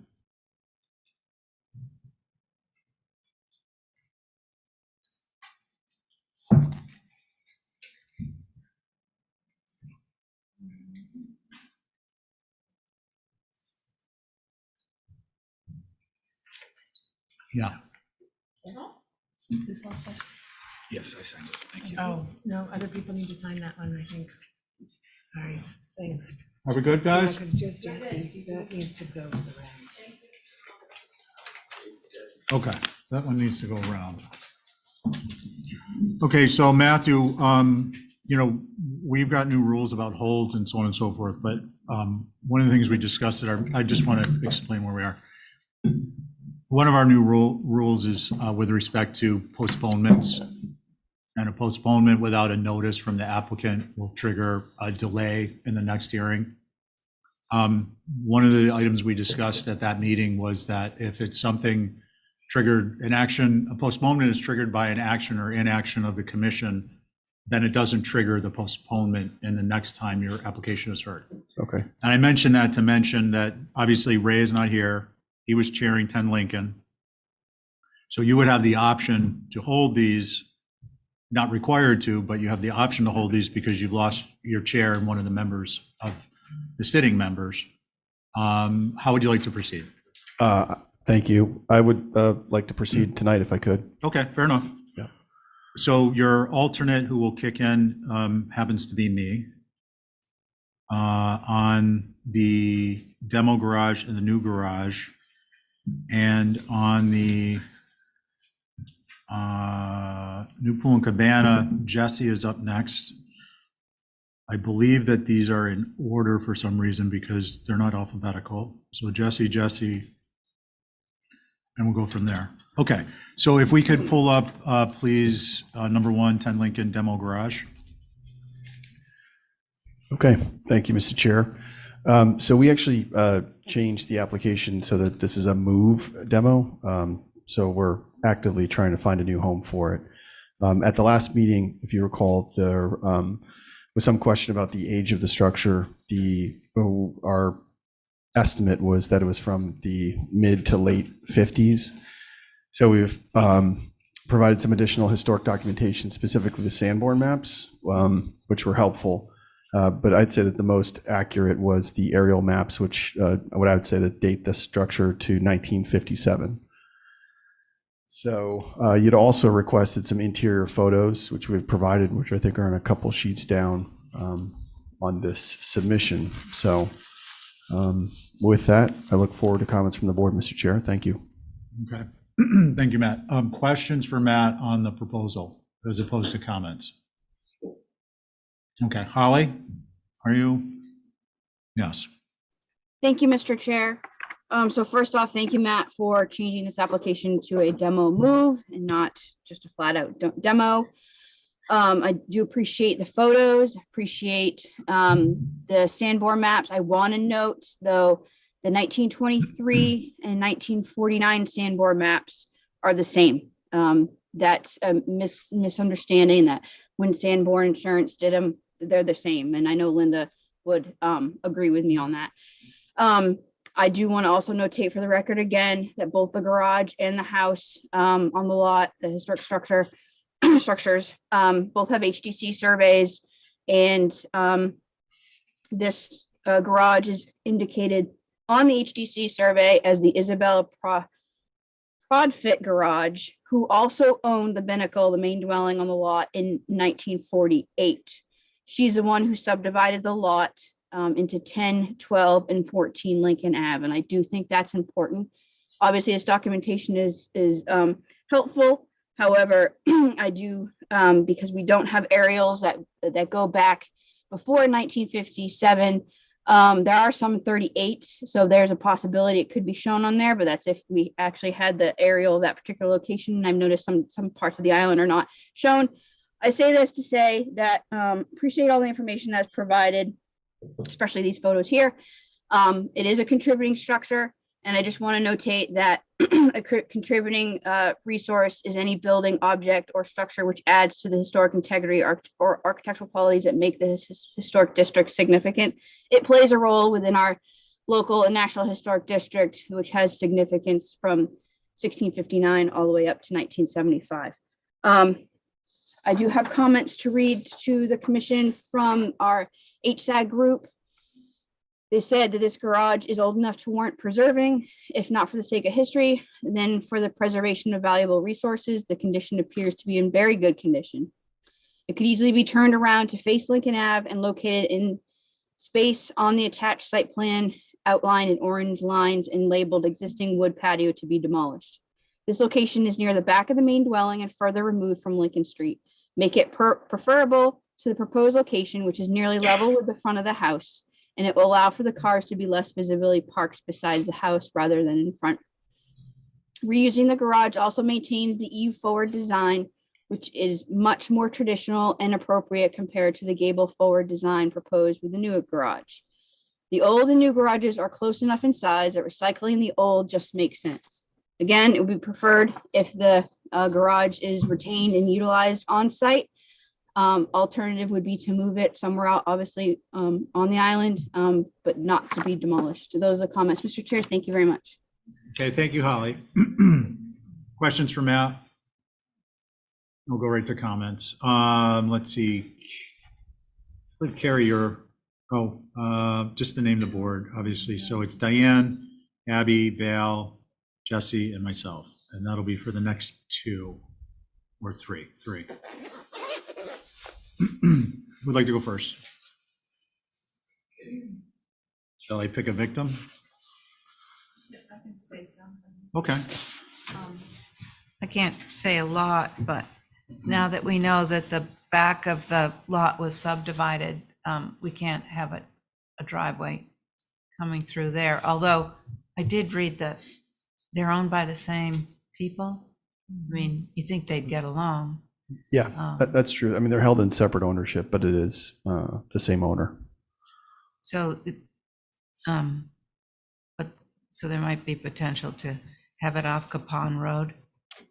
I think the current plan has always been to create a curb cut on Lincoln. So I think that eventually there will be, although a curb cut probably will remain on that back lot. In the short term, probably not, just because there's no structure on it. So where I'm going with this is that the building that the main house, when you have the garage like to the left of it, it sort of looks like it's an extension of the main house, and I'm just wondering if it can't go to the back.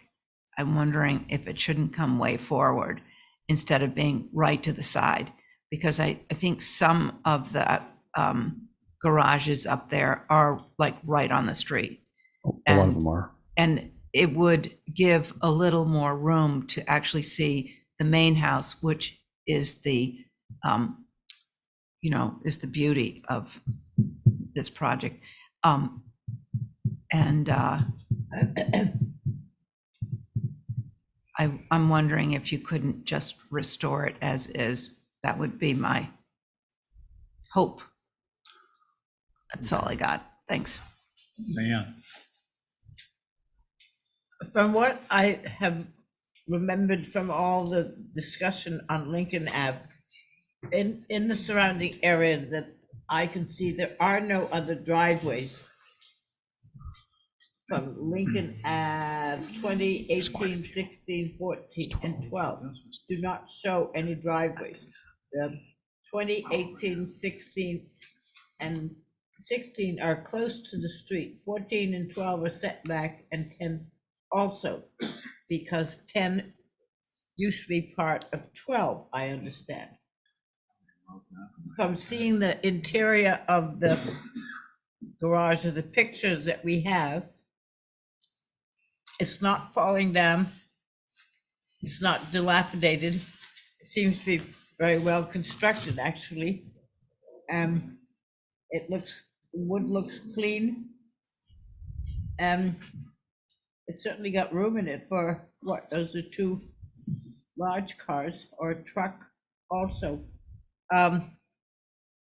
It's lit up.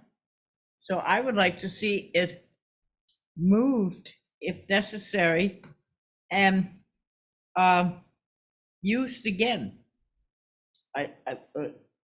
I would suggest that. I think the road driveway going in, being that it's under ownership, there could be an agreement to be signed for different areas, like for the next 5 years or whatever, to have the driveway remain off the pond, because it doesn't mess up the Lincoln Street thing, which is an important street in the area up on the Cliff Road. And it's going to have a building or a whole thing behind, which is going to have to feed in through Capon.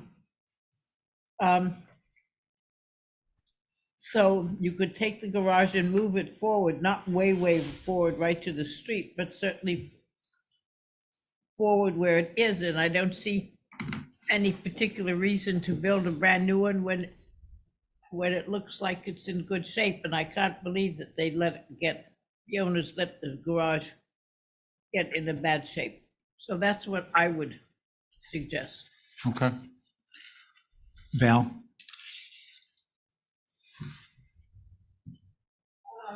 Ideally, yeah, it'd be great to reuse it. It looks like it's almost the same shape and. Wow, we can't hear you. Yeah. Sorry.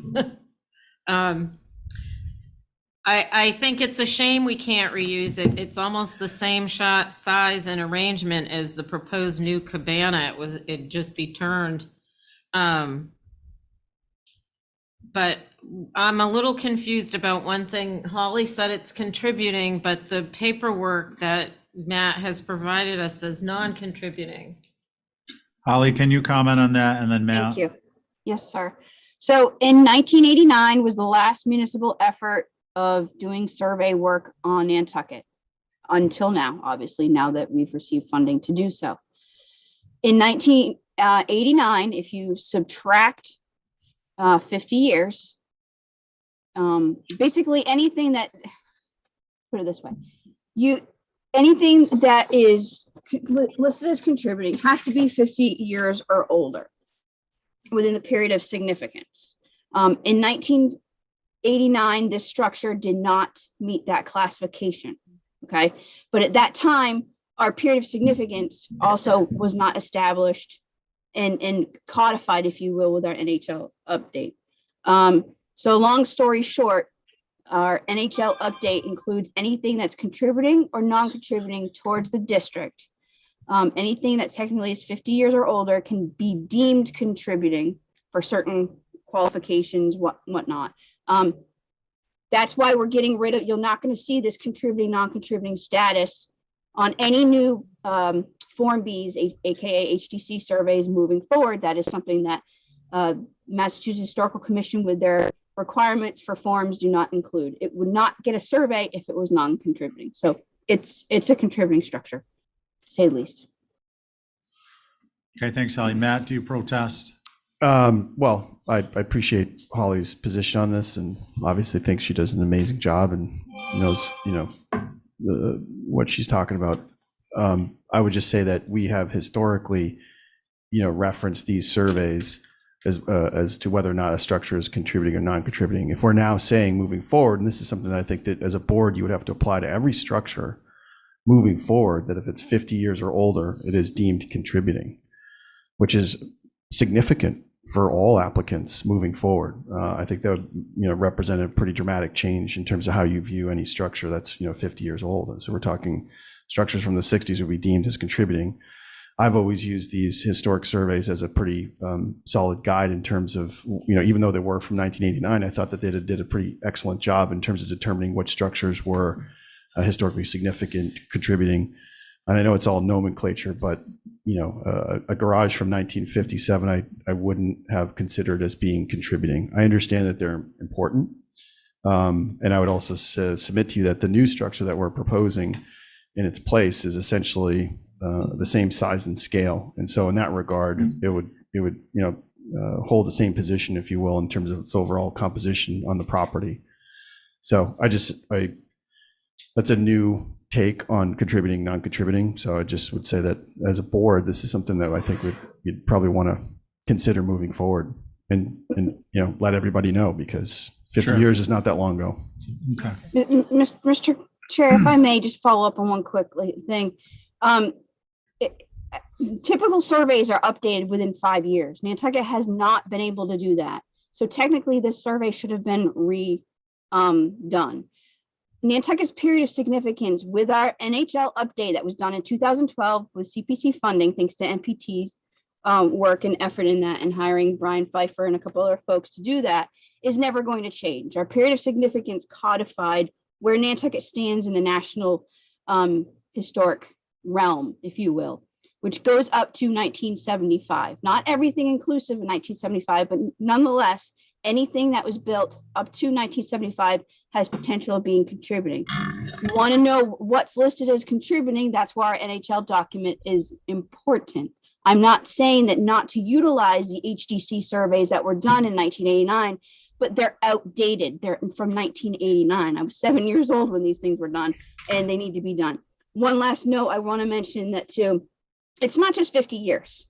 It's a few other attributes which are listed in the National Historic Preservation Act. It's associated with events, obviously persons of our past. Does it embody certain characteristics of a type, period, method of construction?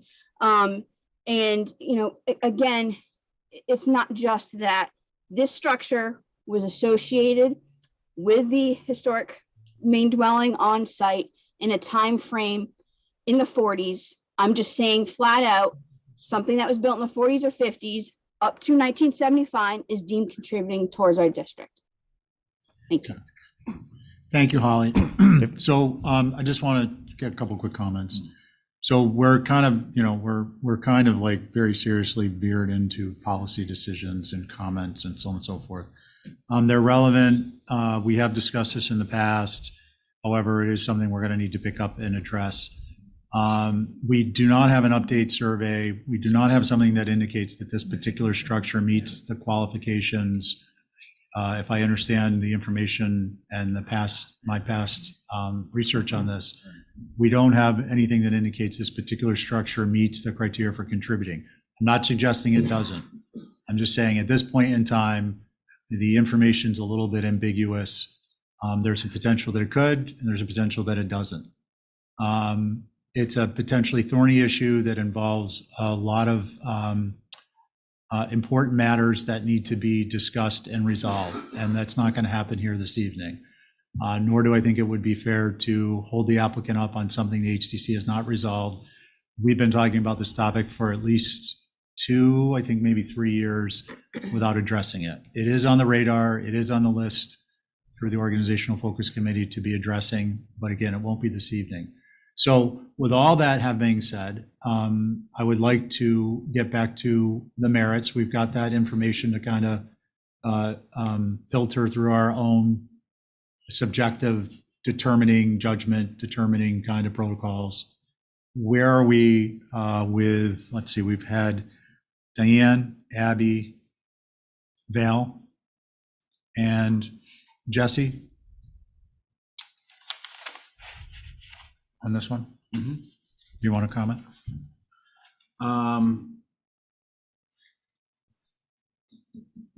It's a solid, neat, old structure for sure.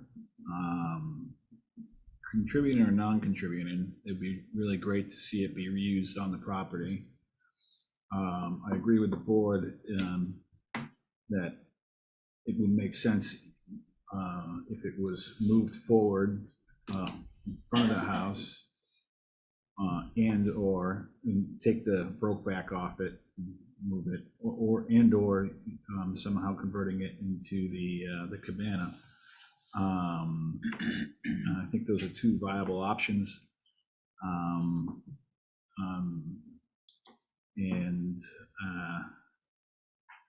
I mean, I guess, yeah, that's my comment. Okay. My comments are, I agree with Jesse, and to the extent it's the garage, I think it's can be appropriate in the location shown for the new garage, or I would not be adverse to having Abby's comment about moving it forward explored. But I do believe that it should be reutilized on the site. Can I make that motion? You may. That's what I would make, that it remain on the site, whether, no matter what qualification comes, but it's still the HTC to decide whether it should be. May I ask that you actually hold the motion and we would make a motion for revisions with it on site to be reused? Sure. I was going to suggest through you, Mr. Chair, if we could just hold the application plus the new garage application so that we can come up with a game plan. Yeah. Well, so we'll motion for revisions. That will give you the move.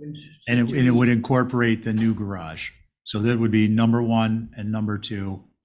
Demo move and new garage would be one motion to hold for revisions. Yeah, Yeah. that's my motion. And combine. Okay. I mean, it's something Diane's. I'd have to Yeah, confer no, with our I- ownership about. yeah, I understand. It's not something they plan to do. I understand, but as opposed to giving him Denial. a stricter motion. All in favor of Diane's motion, say aye. Aye. All, none opposed? Okay, that carries unanimously. Okay, so that's number 1 and 2. And then, and the new garage to follow, since we don't know. He's going to what you're combine, gonna- that motion was to combine the 2. Oh, okay. Let's see. We've got 10 Lincoln new pool, cabana, and outdoor shower. Matt, I don't want to put you off unnecessarily, but do you think that there might be changes with the garage to the extent that you want to revisit the whole packet? Well, Do actually, you want to I get mean, feedback? my hope was that we could hold the garage demo and the new garage for revisions, and then I'll come back with a plan just so I can talk about it with our clients. But I think that regardless of how we handle the garage, I think that the pool and the cabana won't change. Okay, fair enough. So- That's what I wanted to see if you, Thank you. if there Yeah, was a that'd be great if we could get spillover. heard tonight. Yeah. Okay, so you've got the same board. Why don't we go ahead and pull that up? So it's the new pool and cabana and the outdoor shower.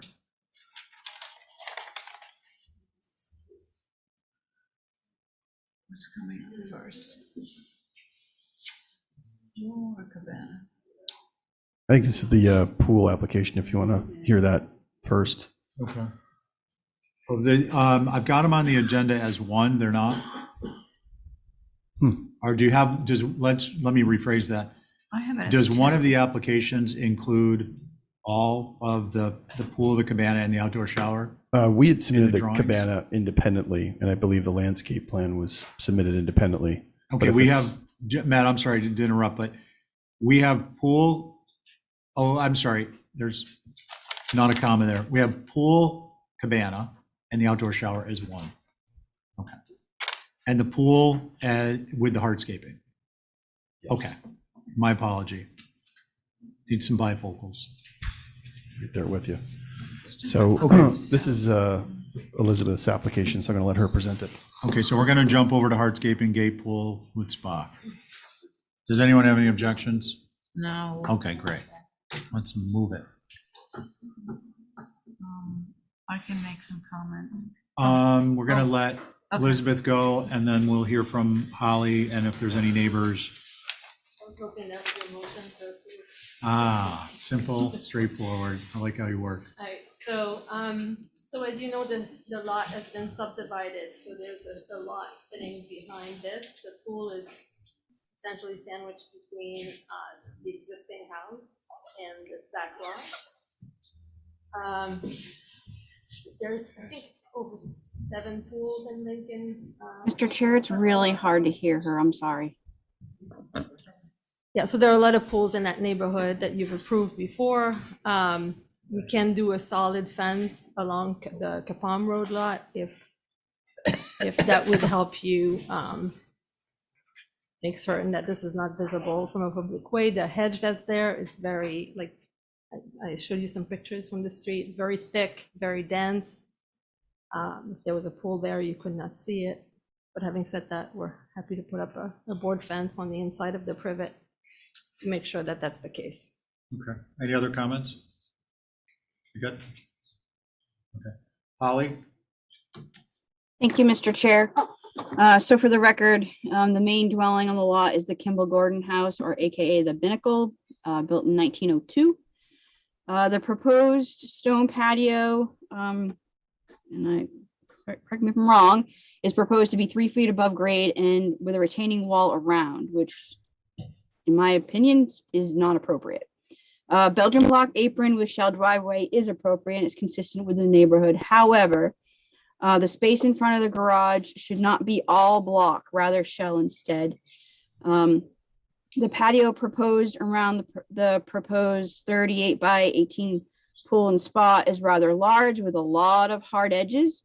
It should be reduced in size as that is a lot of impervious surface and not a typical feature. A photo of the stone proposed would be nice. I didn't see that in the application. And then what is the square object above the pool and patio is a question. I did also want to mention, I think this was brought up before when the home was before the commission for changes, that, historically, all these lots on Lincoln Ave on this side were addressed from Capam Road, with the quote unquote, service entrance on the back and no driveways on the front. Obviously, over time, that's something that the commission has looked into. It's the site setting in a characteristic of the subdivision to look at that access. Obviously, I leave that to you all, but that's something that should be taken into consideration. I do have comments from HSAG that they provided. The rear stone patio may be visible from Capam Road. Elevating the patio to 2.5 feet above grade, surrounded by a 3-foot stone retaining wall is not appropriate. A wood deck would be more traditional. What is the material of the parking area, preferably shell? Where is the pool equipment? And is there a pergola proposed? Those are comments. I do also want to remind the commission that you all did receive comments from abutters and they may be here this evening. Thank you, Mr. Chair. Okay, thank you, Holly. Do we have members of the public or representation that would like to speak? No one's hands up. Okay, I just want to touch on something. Elizabeth, you're not aware of this. We haven't circulated these, but it is relevant and we're not going to hold your feet to the fire on it. But we passed some protocols with respect to anything that involved a grade change of more than 2 feet. One of those is a cross section of the site, at least in one direction, likely two, depending on the extent. The other is the color. I think Ray ended on a burnt sienna to show the grade change. So that basically what we're doing is we're requesting not only cross sections, but a color coordinated palette so that we understand both in elevation and cross section and in plan exactly what the information is presented consistently. We'll be getting this out to designers and architects. I want to mention it to you because it's applicable, but it's not something we're holding you to at this point because your application preceded that rule being adopted. I guess that I wanted to say that before we got into questions. And I just want to say on the stone patio, so the house was approved with a deck at that elevation. The client preferred to have stone. It would be surrounded by a garden, so you would not be able to see it. That's really at the back again of the house. It's blue stones. I think you're familiar with that material. And the little building at the top of the pool would be a pavilion, and that's not part of the application now. Okay. Can you speak just a little louder, please? Can you just step right up to that mic? Yeah, so what's shown above the pool would be a future pavilion, kind of just with a roof. It's not part of the application today. The house was approved with a large deck in the back and steps off of that deck. We just proposed to change the material from wood to stone. You cannot see that from Capon Road because of the distance to it and the hedge in front of it, but also we would surround that by garden. So there would be a little retaining wall, 30 inches in height, and then it's surrounded by gardens. And it just has a few steps to get to it. Okay, thank you for the clarification, Elizabeth. Additional questions? What is this 15-foot square that's north of the pool? It's not labeled anything. The pavilion? Okay. That's the pavilion ghosted in for future? Yeah. Okay. Any other questions at this point? And Jesse, just a reminder, you're on this. Yeah. Okay. How about deliberation? I'll make a suggestion. Please. I think if you, excuse me, if you look at the house, the pool, the cabana, and the proposed garage, hopefully not the old one, it's all stone patio. The whole thing behind the house is stone. That's not typical of, first of all, Nantucket, and second of all, Lincoln Ave. You have the lawn in front, which they are asking for a driveway, and then everything from the house back, there isn't a stick of grass. There's a hedge, and there's a pocket gate, and there's a pocket gate, and there's a pocket gate, and there's a retaining wall. But where's the lawn? Everything is stone patio. I think that's not appropriate. Okay, fair enough. Val? I don't know how much we're gonna see, so I'm not as concerned Okay. with the patio. Abby, did I call on you? No, but I agree with Diane. I think the whole backyard is hardscaped and there's not a blade of grass back there. And I hold, my first statement was that the garage as proposed is too close to the main house. And, you know, so we don't know, that's sort of in flux right now. So I don't know if we can comment on the driveway. I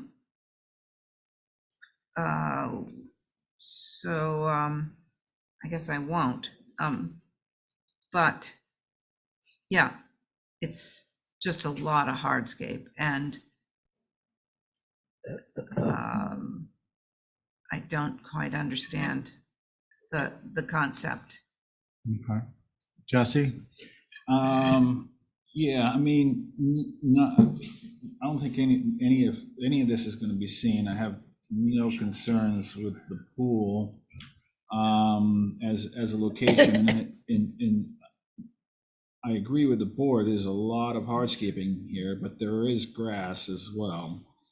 And I'm looking at just the kind of how the egress would work here, and there's not, around the pool anyways, there's not a whole lot that you can reduce without stopping the egress.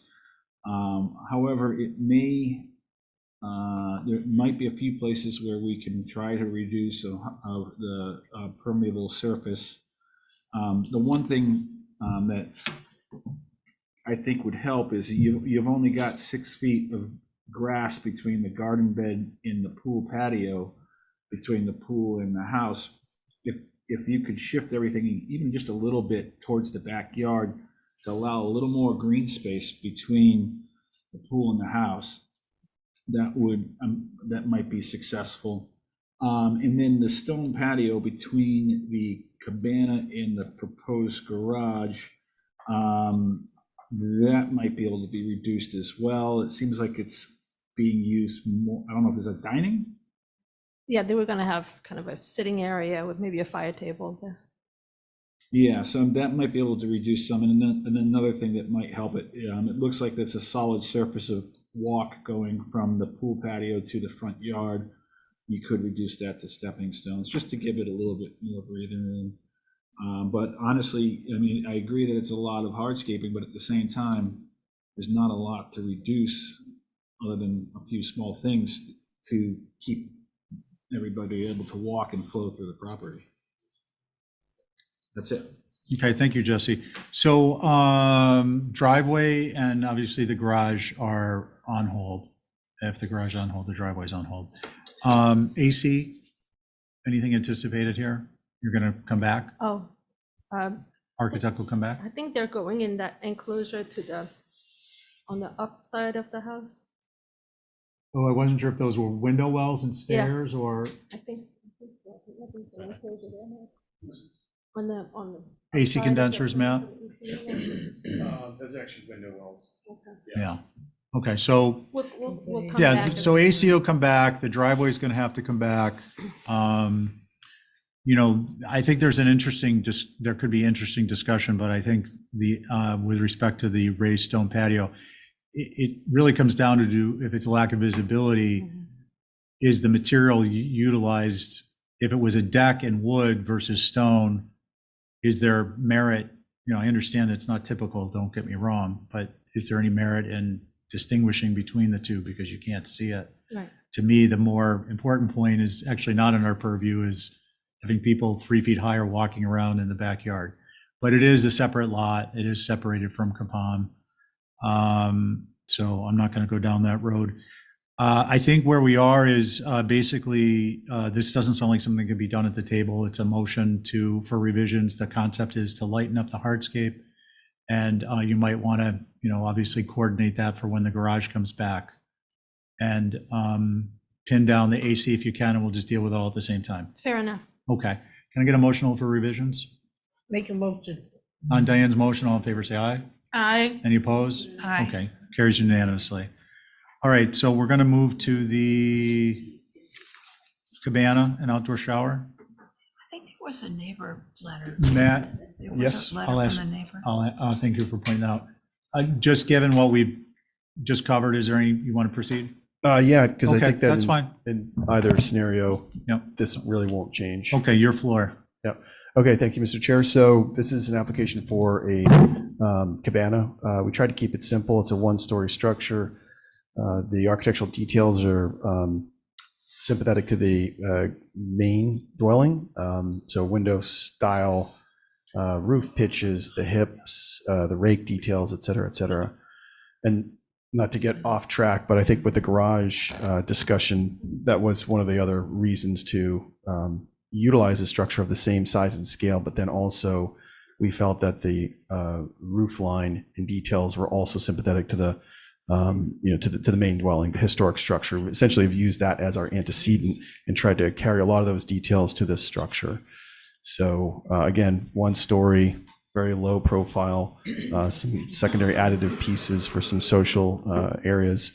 I know that the Historic Structures Advisory Group suggested that we reduce the amount of fenestration opening onto the pool, which I think we could do. So with that, I look forward to comments from the board, Mr. Chair. Thank you. Okay, thank you. Let's see, questions from the commissioners on the scope? Holly, it's you. Thank you, Mr. Chair. So my comment is that the 5-unit bifold French door is not appropriate. It should be reduced to 2. The single French door should be a 12 light with a kick panel as typical that you all approved in the historic district. The HSAG, to reiterate what Matt just said, yes, that they had also recommended that the 5-gang French doors may be visible from Kapampon and are not appropriate. So those are the comments, Mr. Chair. Thank you. Okay, thank you, Holly. Members of the public or their representatives? Anything, Esme? No? Okay. Who'd like to begin? I'll go. Oops, it went Go. away. I appreciate the start, the building and the massing itself. It really does look like the garage that's going away. And I think some reduction in those doors would be great. Other than that, I think it's okay. Not to design at the table, but to see where we have consensus. When you say reduction in the doors, what are you thinking? Not 5. Not 3, not 5, not 4. I could do, through you, Mr. Chair, I could do 3 with a window. Matt, hold on. window. Just so we're just going to try and get our process. Well, I mean, it really is not that significant since they're already approved on the house. No, I'm just trying to get an idea. What do you think? Yeah. With, 3 and some windows. okay. Diane, would you like to go? Yeah, I agree with Val Okay. on that. Because you never know what's going to be put in that back lot. Okay. Abby? Yeah, I concur. Okay. Jesse? Sounds good. Do we have a motion? Motion to approve through staff with the bank of doors on the west becoming 3 doors and a couple of windows. Okay. All in favor of Val's motion, say aye. Aye. Any opposed? Carries unanimously. Thank you. And if I could just one more quick point, you had asked about the pool equipment, and the plan is to put the pool equipment below the structure, just FYI. Okay. And one other thing, just as I was up here earlier, somebody reached out about potentially taking the garage. So Okay. just a pretty serious person, so, That's cool. yeah. Okay. I'm a big proponent of keeping it there, but we'll see what happens. Okay, we're gonna move to 126 Main, R Main, and that is, well, let me just name the board, and then I'm gonna make a comment. Ray is not here, Diane, Abby, Val, Jesse, and then if the applicant proceeds, Carrie. Not unlike the prior applicant, and I guess this applies to both your 126R and your 126 Main. Due to the action or interaction of the commission, you don't have a full board. One of your board members, one of the sitting board members is missing, and he happens to be the chair. So you have the option of either going forward or holding. If you hold, No, it don't won't take be it a apart. penalty postponement. I think I'm probably going to need to clarify that in our protocol, but I believe that was the spirit of our discussion. I'm pretty positive I said if it's a commission action or inaction, then you're not penalized. So what would you like to do? Continue. Do we have Okay. anybody, nobody knew Ray wasn't going to be here. Do we know when he's coming back? Yeah, I've gotten some clarification on that. I didn't understand that he was going to be away. He did mention his father's birthday, but it didn't click that it was this week. So my understanding is he'll be back next week. Okay, we'll continue the next week, the beginning. But I'm going to just continue the next one while we're sitting here. the next one being 126 Main. Both of those, but the one right behind it, because that's only down to 3 members. Okay, well, the one right behind it is 12 Beachgrass. Yeah, And let me just see. Okay, that would be under, well, that's under a little bit different. Have there been any comments on 12 Beachgrass? yes. From members of the public? That was the one we met No, that Thursday. Linda, hold on. Esme, have we received any correspondence from anyone on a butter or a representative of a butter on 12 Beachgrass? No, sir. Okay. We're So- the ones, we actually own everything around it, so. Okay, that just falls into a little bit different category that I'm going to address in commissioner comments. Because, the intention of the holdover rule was that it's not abused to the to create problems with butters and their agents. And this one doesn't really fit that. So I need to make a distinction in the rules on that. But in any event, yeah, we're going to hold over 126R, 126 Main, and 12 Beachgrass. Thank you.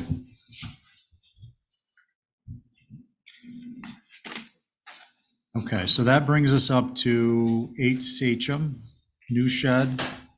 Okay, we have a coming in the door with a hand raised. Sorry, you Nope, guys that's went fine. quick. Your name for the record? Sam Titone. Hi, Sam. On behalf of Workshop APD. Welcome to the HDC. Thank you. Now we'll pull this up and you'll be good to go. Great.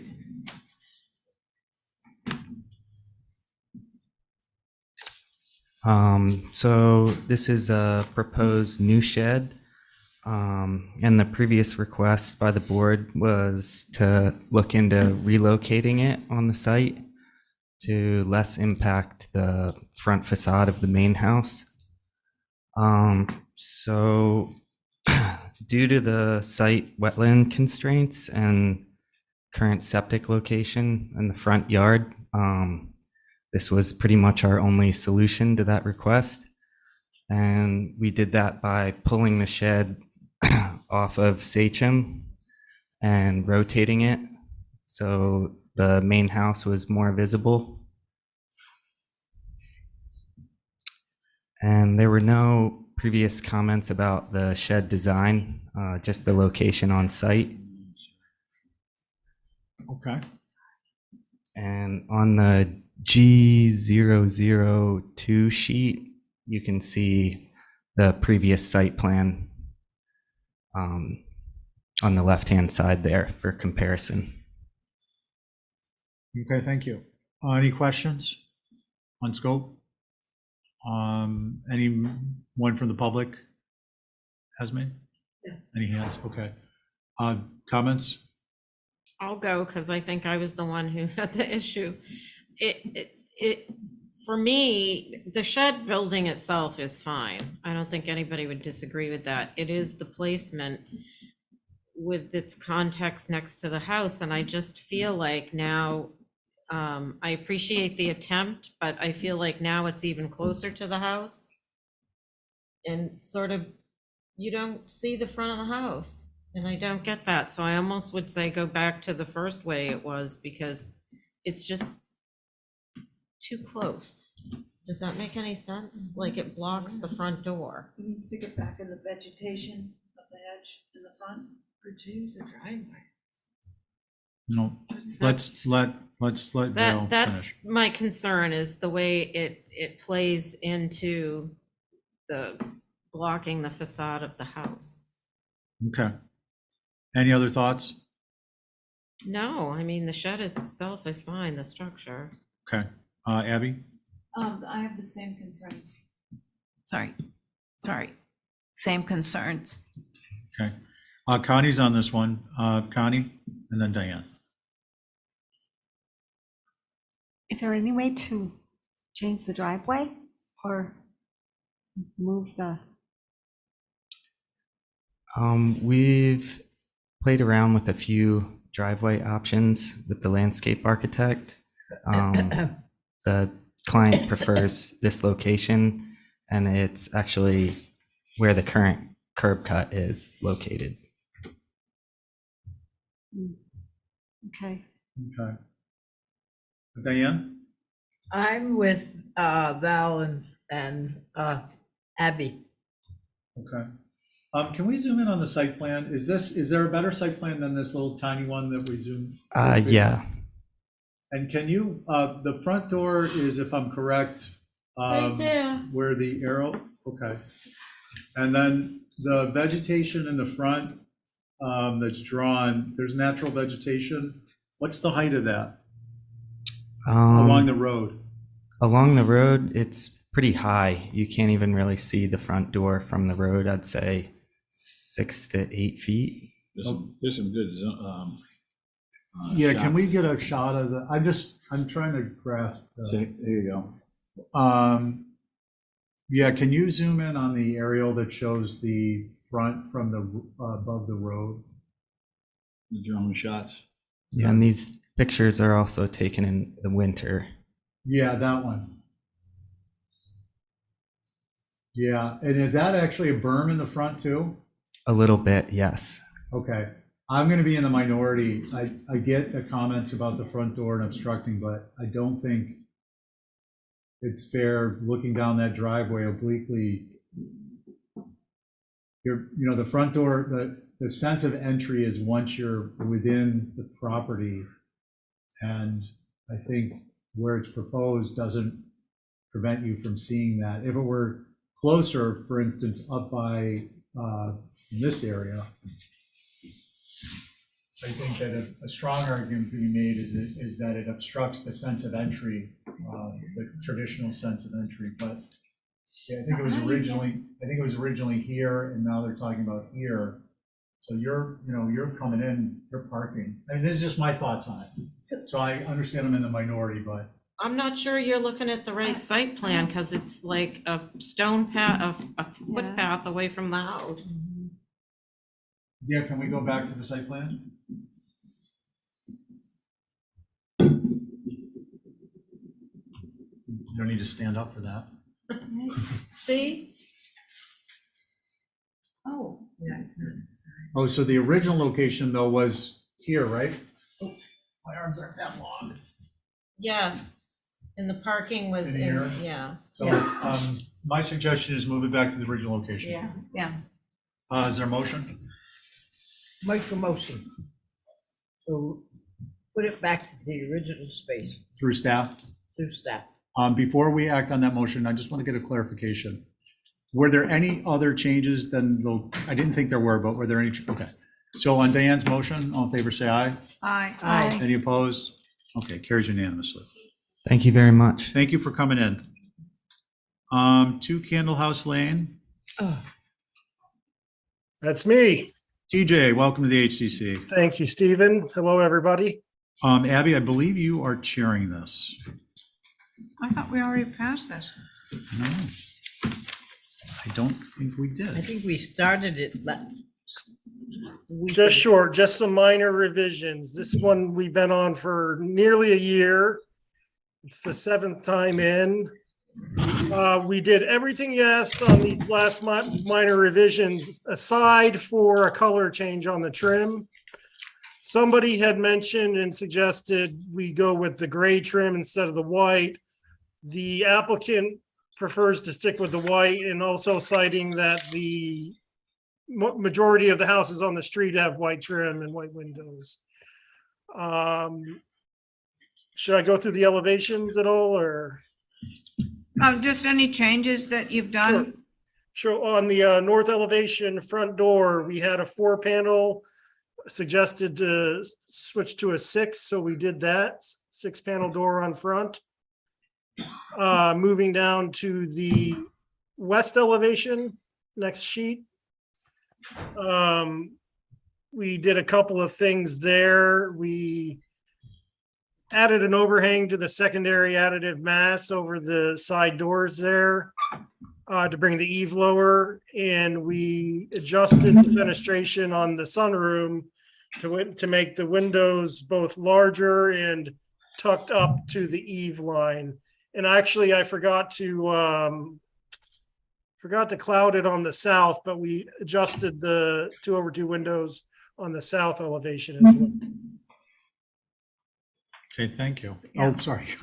Yeah, well, thank you. That's true. Okay, Holly, do you have something? Thank you, Madam Chair. So, appreciate some of these changes, but at the last meeting, Commissioner Oliver mentioned about the west sun porch, and it didn't look like that there was any change to that. Also, it wasn't clear about the color, so yeah. And then I had mentioned previously about having the chimney on the exterior is an atypical feature. And then I also had mentioned at the meeting, it was discussed about the middle mast on the east is under fenestrated. And the way I saw these plans is that the only thing that was really changed was the grade information. So maybe I was looking at the, I don't see the changes as mentioned. And it seems to be that HSAG says the same thing, that none of the requested changes suggested have been made. Previous comments where the east wall, the middle section is under fenestrated and could use another window on both floors. There's too much shingle area in the dormer. The west dormer should not run into the main mast, which it looks like it still does. It should drop back down on the left side. Sunroom would work better as a hip roof, glassed-in porch with corner-to-corner windows, but I believe Commissioner Oliver had a suggestion on that last time. So yeah, maybe it's your advisory people that's on the same page, but it didn't look like that there was anything changed from the last meeting. So those are comments, Madam Chair. Thank you. Thank you, Holly. Commissioners? Can I ask a question? Yes. I'd like to see last week's drawing and this week's drawing and see the changes. I don't see any changes. I don't see any notification of any changes. Well, they're little ones next to the big. Okay, so, yeah. Can we zoom in on the, try and. Yeah, I'm on it. It just hasn't gotten. That's Left to right. Can you actually close the page panel? Would you mind? He changed the front door and he changed the color of the house. Perfect. Just for now. Here you go. Walk skirt. That's what was previous and this one, he just. It doesn't, but it doesn't show. That's what I looked at when I looked at it. Oh, it was, I couldn't see any suggestion except the arrow going to say change the door. It doesn't show the changes. That's all I'm saying. I think the door does show the changes. See But here. it's a change. Isn't it supposed to have a bubble around it when we change something? Well, we don't have the bubble, but he did change it to a six panel drawer. So, It's just something, I was looking at it at home and the two of them, as far as I could see, were the same. So Okay. that's all, just a. Is that it? Yep. Diane? Okay, Val? I appreciate the change on the front door and the little bit of an overhang over those doors on the west side. I still have a little concern with the dormer bleeding into the front mass, but other than that, and the lack of fenestration in the dormer on the east, it just seems like there's a lot of wall space there, and I do think that was mentioned before, so maybe the solution to that is another window, I don't know, but that's all I have. Thank you, Val. Stephen? I'm mostly concerned about the weight of that dormer in the rear, not in the rear, on the side, but it is largely obstructed, so it's not terrible. And otherwise, I agree with Val. Okay. I guess we're only 4 people. So what's the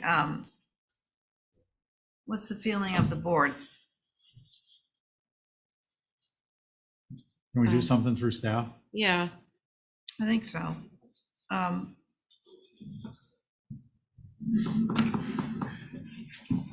I'll leave it to more focused minds than my own Yeah. at the moment. Oh, I don't have one either. So we want to get something passed through staff. Do we want to do anything about that east elevation that's not fenestrated enough, or?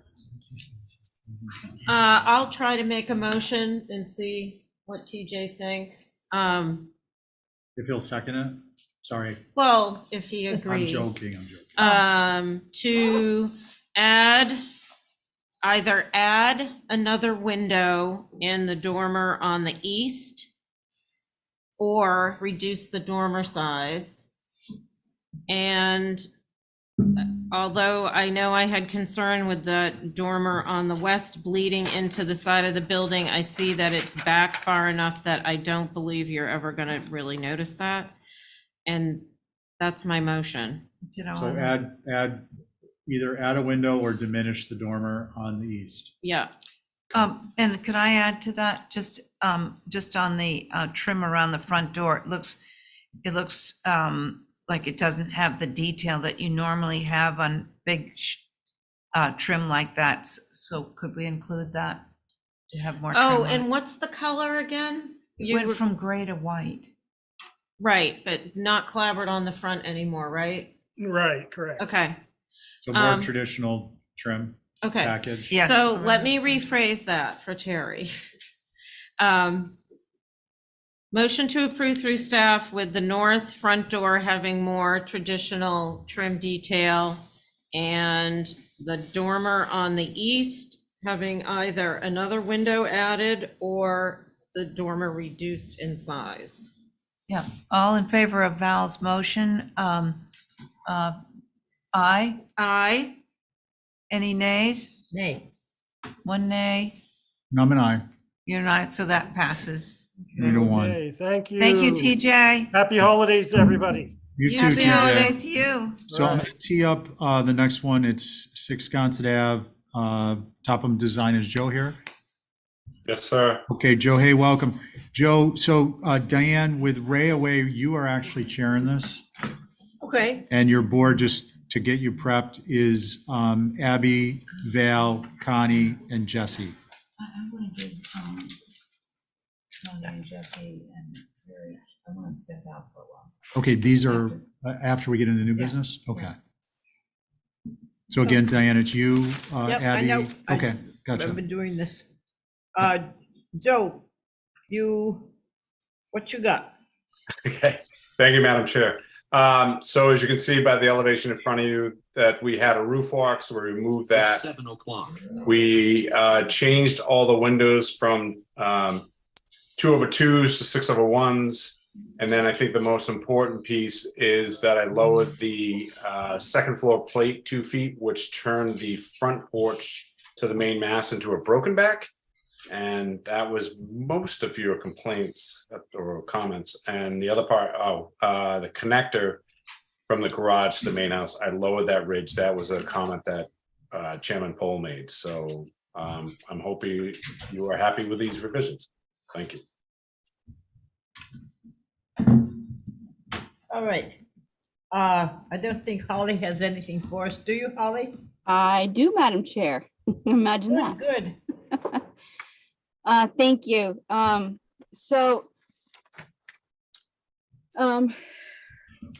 last time, appreciate the reduction in the size. Appreciate the removal of the roof walk. Appreciate the lowering of the height of the ridge. However, in a subdivision full of one-story capes, the style and the scale is still a little out of character of the subdivision. Sconset Advisory Group did provide a couple of comments. They said they appreciate the 2-foot 6-inch drop of the ridge from the previous version. They're still concerned about the triple thick frieze over the front porch, and they suggest breaking the roof to bring it down. And specifically on the west elevation, that flush dormer could be set back. And they said that it's unclear where the shadow line comes from on that elevation. But those are the comments. I think you're going in the right direction, Joe. But in my opinion, needs to fit in a little bit more. So those are comments, Madam Chair. Thank you. Thank you. Okay. Does anybody would like to start asking any questions to begin with? I'll go. Okay, I appreciate the changes for sure. I think the heavy trim over the porch could be mitigated by shingles instead of trim. Do some Fine. shingling there. Yeah. Oh crap, I just lost it on this stupid thing. Hold on. Well, it's not here. Oh, here. So that would be my suggestion to sort of mitigate that. And I still do have concern with the overhang roof connecting the two structures. That's not very typical out there. But that's it. all right. Thank you. And Abby? I'm not quite ready. Is somebody All right, else on what this? about Carrie? I'm not on this one. Oh, I thought I just read your name. It's, Connie? Connie.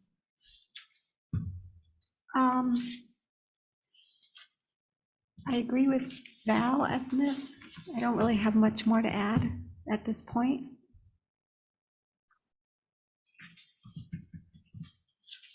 All right. Jesse? I don't think I'm on this one. No, I think it's just the four of you.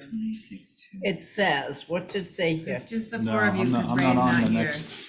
I know, it says, 10. for me, it says here, Cole, Welch, oh no, that's the wrong one. It says Coombs, Camp, Oliver, Patton, alternates is Dutra and Thornwell. Oh, Well, as an alternate, because Ray's not here. Yeah, you're Well, right. if you're an alternate and we Yeah. don't have the five, then I'm sorry. we have I didn't- I one, didn't look two, at it like that. three. I'll go and you catch up. Okay. So, Joe, I think it looks good. Just a couple of things. As I remember, this is on a corner lot. Is that correct? Like No, Wisconsin no. Ave and, No, it's 3 doors down from the corner. 3 doors down from Wisconsin Ave and Clifton? Yes. Yeah, okay. So, those houses are so small on that street. And this one's 26.2, is that correct? Yes, and the one to the north is 25.6. So we're really not that far off in scale. Okay. Well, I like the scale of it. I think, is there any way we could keep at least on the, I mean, not at least, is there any way we could keep the same size windows, the A's, on the first floor? Is there a reason you switched to B's? So that's a bedroom, and then to the left, the D window is a bathroom, but I think it will work. Hang on a second.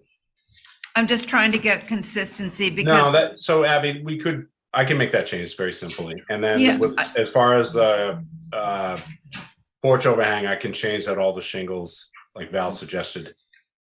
And yeah,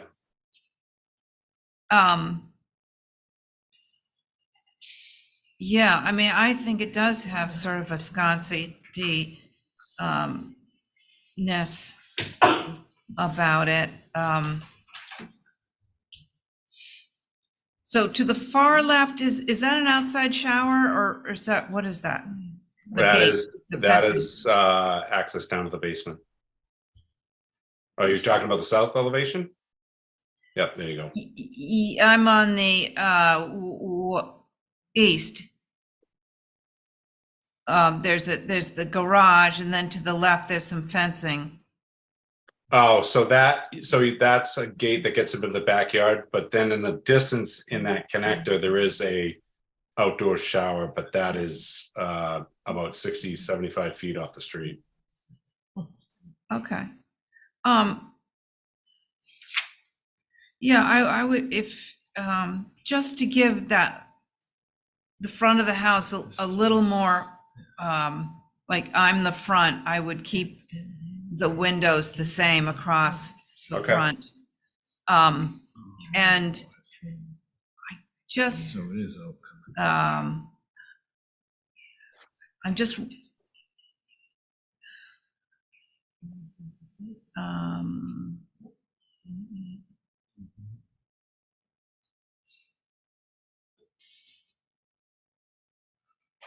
yeah, I'm pretty good with this. So, and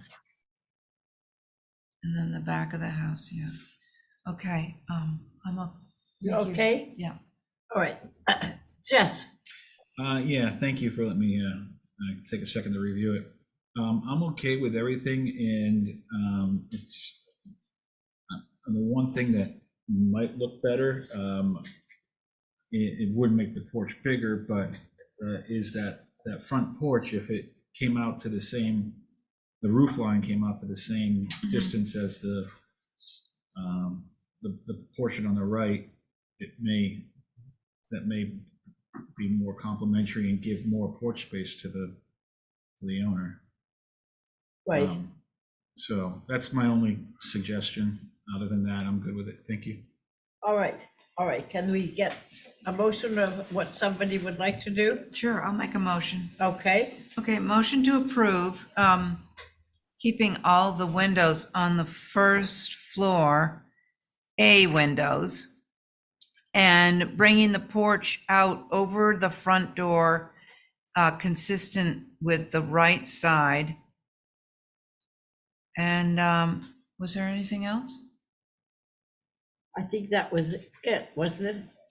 Yeah, I think it was. That's my motion. All right. All those in favor of Abby's motion? Aye. Aye. Aye. Aye. Change names. Connie? Oh, I'm sorry. Aye. You're an aye. Aye, aye. So it looks like it's a full motion.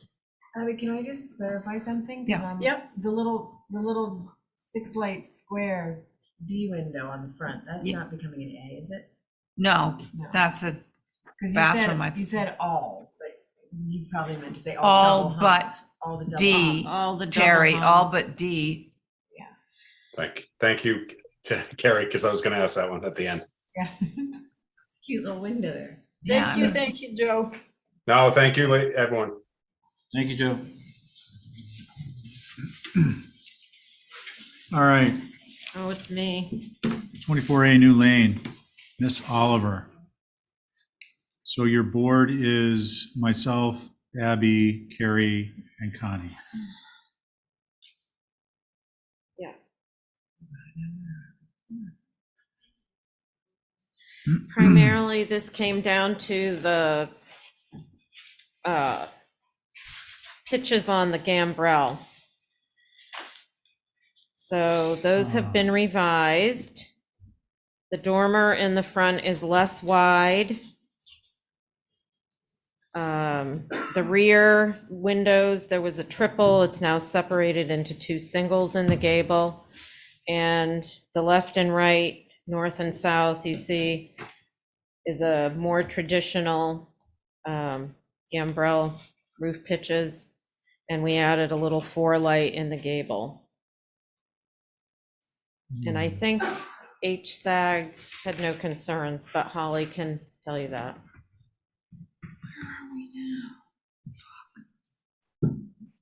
Okay. Can we go back to the upper 2 elevations? Okay. Are there any questions on the scope before we go to Holly? Okay, Holly? Thank you, Mr. Chair. So for the record, this is an infill dwelling within the OHD. It's right on the boundary there on New Lane. Appreciate the changes. And although it's still gambrel, where most of these are capes or 2.5-story typical Nantucket knockoffs, as I like to call them, infills, appreciate the gambrel pitch changes. My main comment is that the French doors are too modern and should be a 12-light with a kick panel, as you all typically require. HSAG also appreciate the changes, and they had a similar comment that the 6-light French doors are not historic and should be changed to the 12-light with a kick panel. So consistent comments from both of us. Those are comments, Mr. Chair. Thank you. Thank you, Holly. Who would like to start? Again, it is Diane, Carrie, and Connie. I'm me. Yeah, Ray's not here. I got it. Anyone? I'll go. You go. I appreciate the changes. I definitely agree with the French door comment by H. Sagan Holly. On the left and right elevation, there's a sort of a crashing of pieces that I don't know how to solve it except to shift the dormer back a bit, but where the porch roof hits the dormer coming down onto it, and then the long run of the rake of the gambrel, and then the little short porch roof, all in that corner, it's a little disconcerting, and I think it's going to be visible, and I just wonder if that,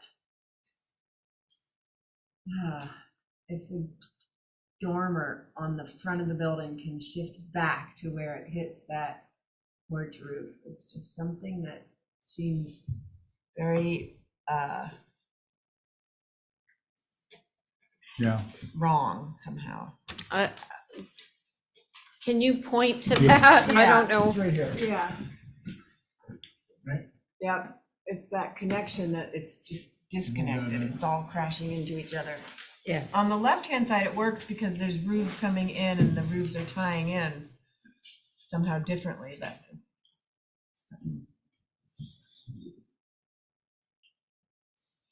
Any other comments? No. Okay.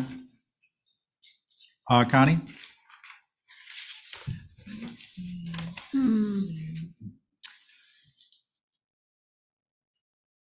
I'm agreeing with Carrie, but I have no solution to that at all. Other than that, I don't have anything else to offer. Okay. Diane? Where it comes down and rests on the roof and wall, is Cabral set back? Yeah. Which I can't see that it's in the elevation, or is that shutters underneath or shingles underneath the windows? I Is don't know that, what you're asking me. I'm sorry. look on the right hand side Yeah, where they were talking about that dormer. yeah. Does the whole dormer set back, or is it flush with the first floor? It's flush. It looks like it's Yeah. flush. That's It's why. Then flush. what is that strip of shingles doing between the bottom of the dormer and the first floor? Why couldn't it just, if it's flush, why couldn't it just go down and make the building look a little shorter? I am so sorry. I'm struggling with what you're trying to ask me. I see that the dormer looks like it's flush with the first floor, so we'll just push the dormer back a little. Right. I But what don't I'm know asking, about the shingles underneath. That's the side of the porch. that's the roof of the porch, is that what it is? Yeah, Oh, okay. maybe what's throwing it off is the side flare of shingles there that's dividing that wall.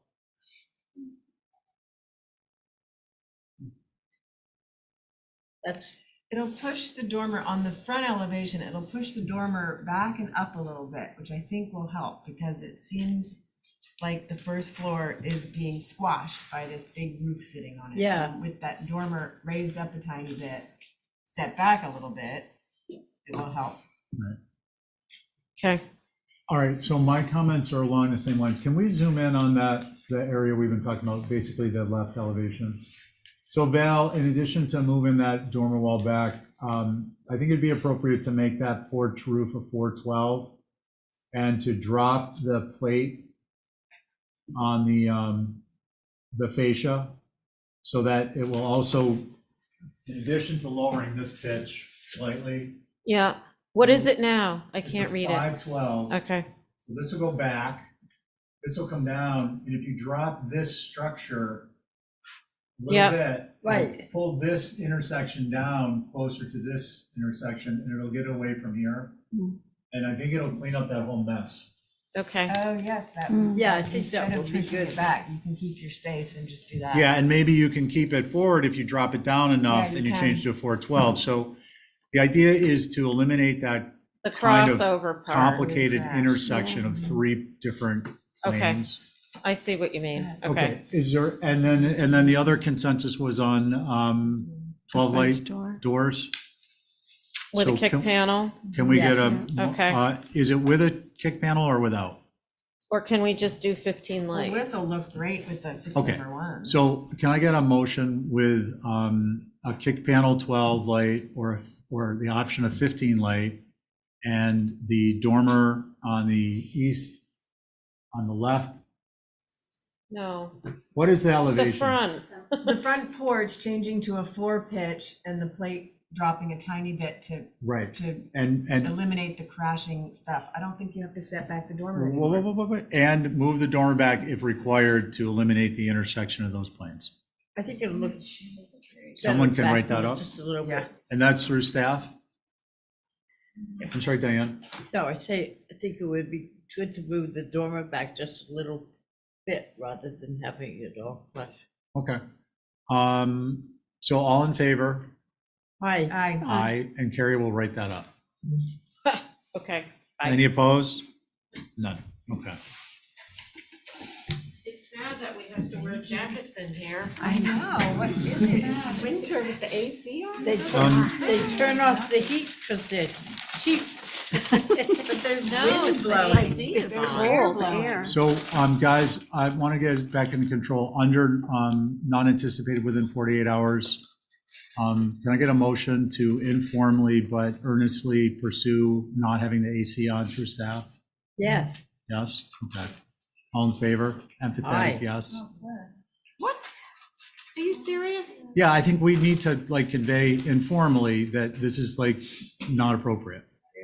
Okay. Like this is, it doesn't matter. It's, I'm sorry, not to cut you off, but it's just inappropriate. We're literally, our teeth are chattering. 2 weeks ago, we were sitting, because I wasn't here last week in here. It was warmer enough until like 7:30, 7:45, and then it got cold and we all put on sweaters. I Yeah, thought they just turned the heat off because it was time to, but it's, I don't mind, I personally don't mind if the heat is off so much as the air conditioning Yeah. isn't on. Okay, we're gonna move on to 40 Old South, which is Matt. The board is myself, Diane, Abby, Val, and Jesse. And Matt, when you get some drawings, you're good to go. Okay, thank you, Mr. Chair. So you've reviewed this once before, so we've made a number of changes based on the board's suggestions. Probably best to start on sheet A 2.1.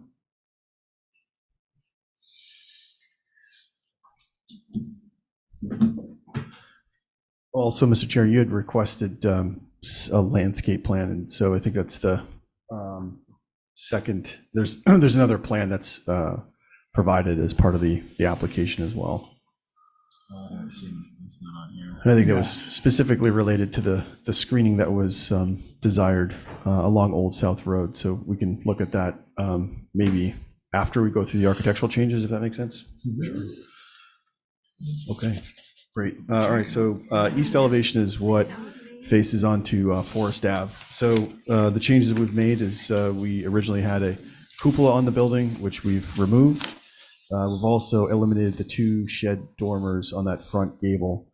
In the previous iteration, I felt like the eave height or the distance between the top of the head casing and the second floor windows was high. It was somewhere in the range of like 20 inches. And so what we did is we adjusted the pitch, made a slightly steeper pitch, not dramatically steeper.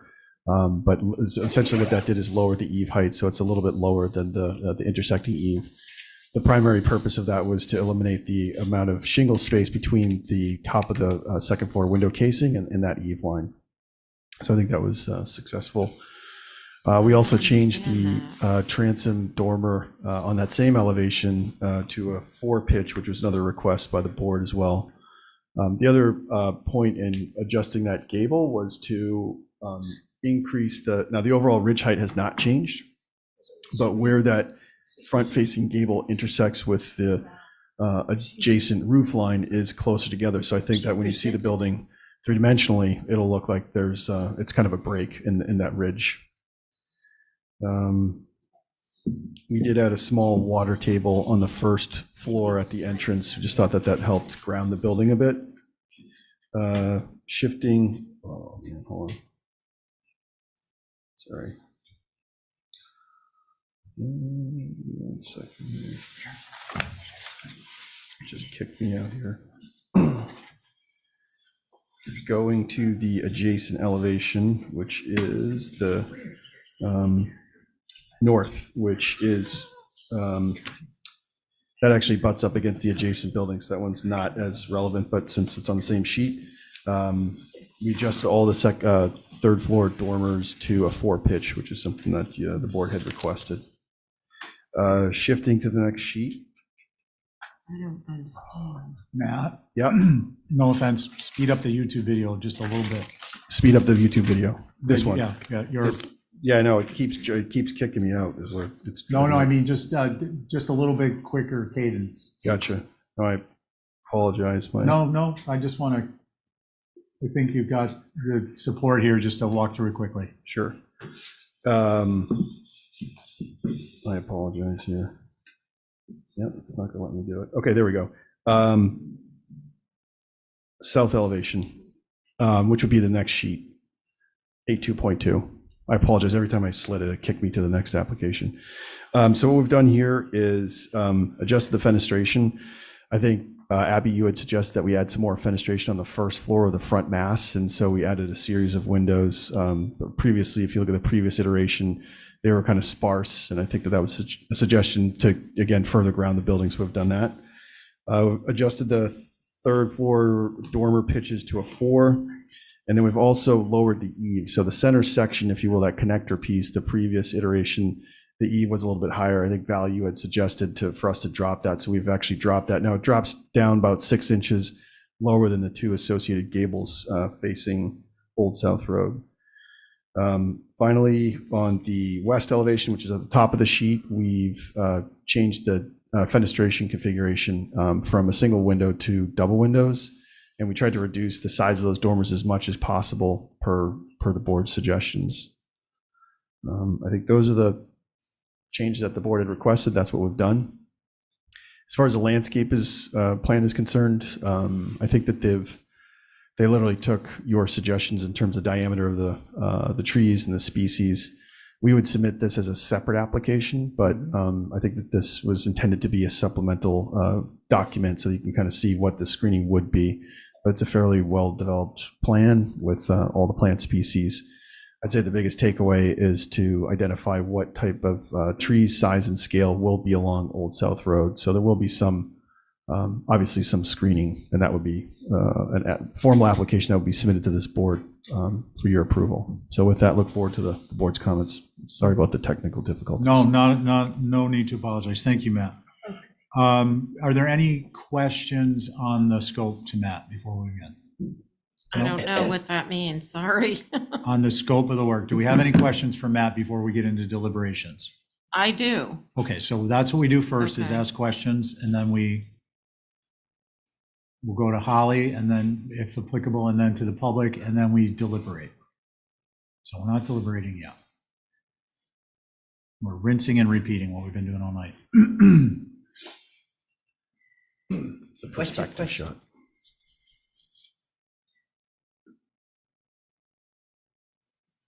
You want me to go? Yeah, I thought you were still percolating. Oh, no. I didn't understand the explanation of changing the pitch on the front roof. and how that lowered anything. It seems like they're the same, there's still that space between the top of the windows and the eave line. I so appreciate removing the cupola and the dormers. I think the simplicity is lovely. On the front dormer, which is the east, I appreciate what changed with the dormers becoming 4s, but on the side now, they meet to the peak. And it seems as though every single eave line is almost exactly the same. Including, yeah, it just seems like everything is now the same, Yeah. but the bulk of the changes I appreciate. Yeah.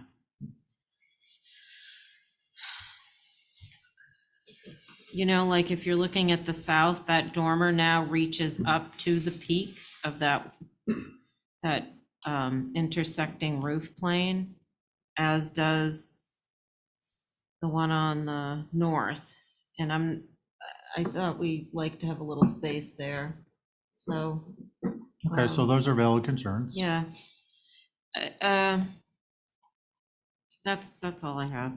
Okay, who's next? Questions or? Well, we've kind of deviated off of questions, but it doesn't appear there's anyone from the public, so let's just carry on with, if you got a question, ask, and I just don't, the idea, look, guys, the idea with this is that we interact with the applicant or the agent up front with questions, and then we get staff comments, we get public comments, and then we step back and we deliberate. And the idea of that is that we're not doing the back and forth that takes up so much time by being more structured. So that's why I'm pushing. I have a It's hard to get deliberation when used we're to. time to have deliberation. Let's go ahead with deliberation at this point, because there's no reason not to. Matt, Yes. on your west elevation, the 2 dormers up at the top Yes. that you have put mold windows in, I would like to see those dormers come in and be narrow so that they are not so much wider than what is below them. I could do I that. like the size of the window and all that stuff. It's just that they have a lot of side room. We could bring them in a little bit, which would lighten the top, because this building is 30 feet tall. We could do that. Okay, And Matt, I'm gonna, yeah. You keep going, Diane. We're just not gonna go back and forth between the applicant, that's all. oh, he's just saying yes. I know. That's all. That's my major thing, is to lighten the 3rd floor, so so it's not so high. Okay, that's fair. Otherwise, I appreciate all this stuff. Abby? Yeah, off of that, lightening up the top, because what I'm worried about is how is this gonna be perceived from Old South Road? So, would that be the north elevation we'd see? No, the south. South. Which would actually be the perspective view on the left, correct? Yes. Abby, Do we, can we go back to the perspective? That, nope. Yeah, Right so that's there. the south side. yeah. Do we need, No, that's the south. no, go back, go up. That, That one is. that is. That one. Yeah, there you go. That's south. Yeah. Do we actually need the dormer in between the 2 gables then? Or is that like just a? Through you, Mr. Chair, we would prefer them because there is some space up there, but we could pull it off the ridge, to Val's comment. Oh, did Val already say that? Yeah, so, yeah, my concern is about the height right on Old South Road. And, I mean, I do. This is north then. It reminds me of an old railroad station, the front of it. It's got sort of a charm like that to it, but I think that, So I'm worried about the three buildings being there together and what is that impact going to be? So 30 feet high, Yeah, look at is there any way to get a little bit of off of that height? Make them a little more close to a tall black pine? Ken, how about declarative statements? What do you want? Lose some height. Okay, fair enough. We'll see where that falls And- into the and mix. And that goes along with making the dormers a little more insignificant, you know, to sort of. Mhm. Yeah. Okay, Jesse? Yeah, I think it's a handsome building. And train station definitely kind of gives it that kind of feel. I mean, aside, I understand the height issue, but I think the cupola would really make it look better if it wasn't already so tall. This side of the road, if I'm not mistaken, is quite a bit lower the elevation than Old South Road. Through you, Mr. Chair, I Yeah, think go it ahead. is slightly by about a foot or two. No, I thought it was more than that, sorry. So I think it's a handsome building in the, what's the colors again? I believe it's gray Gray, trim. yeah. And I love the water table. I feel like it helps shrink it, and being that it's gray, it doesn't really stick out. Or black. Or black. More black. Yeah, sorry. Gray for the water table. Gray black for trim, the- black sash, and black doors. and Yeah, gray I mean, I wouldn't mess with it too much. Okay, It looks good. okay. Matt, on the water table detail on the gables, is there a rebate underneath, on the second floor? Is the third floor proud at all, or is it just a piece of trim applied? Just piece of trim. And what about having that out another few inches on the third floor to create a depth? Because I think that starts to break up that surface more than just a piece of trim. We could totally do that. I think that would help, would be very successful. With respect to the height, yeah, I agree, it's tall. I don't think, do you know how tall this is relative to, for instance, the meat market? The meat market is, I want to say that it's pretty darn close to 30 feet. Because it's not terribly dissimilar in a lot of regards. I Yeah, mean, we're working with double hung windows, corner I don't think boards. the meat market is 30 feet. I don't either. Hold on a minute, ladies. I'm asking, I don't know, I'm just Well, he asking. doesn't know. He He's gonna- designed it. He's He gonna designed say it. it's Corey, he's gonna say it's I do- Are you suggesting that when Matt would intentionally misrepresent something? I don't think that's. Mislead the board, no. We would I- never do You I that. know can't why recall. it looks different? Because it has a porch across the front. Okay, rein it in. Matt, your recollection is that it's close by 6 inches a foot, what? I want to say it's under 30 feet. I don't think it's quite, 29, 10. But that building is kind of deceiving because it's a 4,000 square foot footprint. But because the roof pitches the gables are fairly wide, it has the appearance of being like lower. But I do want to say that it's got to be close to 30. I can't recall from memory. Okay, and then the next question is it possible to drop this gable, the eaves, the gable top plate to break up that line where you've just got basically, I think Val's comment, a couple others were, eave, transition, the water table goes across, it's basically the same height, eave. Is it possible to drop this portion of the structure, the roof, slightly in order to break that up? Well, so it's, and one of the things we focused on and spent a lot of time, but probably not that successfully. And even when I looked at it, but that center section, that connector piece, if you zoom in, that eave line is roughly 6 inches lower. It doesn't read that way, and I don't know if it's because of the clouding, but it's a subtle drop, but it is dropped. The whole intent was that the primary mast, the gable that we're looking at here in the south and the east are obviously the primary masses, and that the center section and rear section were later additions. So to what extent we did drop that eave line. Okay. I think that would be my only real concern. I have a suggestion. Okay, and just last before, I think that, that it's interesting, the 2D representation of this. this looks much broader than the perspective view, and I understand part of the perspective view is going to create a different perception, but it's also the realistic perception as you drive by it. Mhm. You're going to be focused on this flat elevation for about a 16th of a second when you're going down Old South Road. Val, go ahead, I'm sorry. Eliminate the board going across between the second and third floor on that main chubby piece, and then it breaks the linear line all the way across. At least helps. There's some relief from that eve line feeling like it goes all the way across. Through you, Mr. Chair, we could eliminate that one, but then do the detail that you were suggesting, perhaps on the front gable of the padding out by like 3 inches.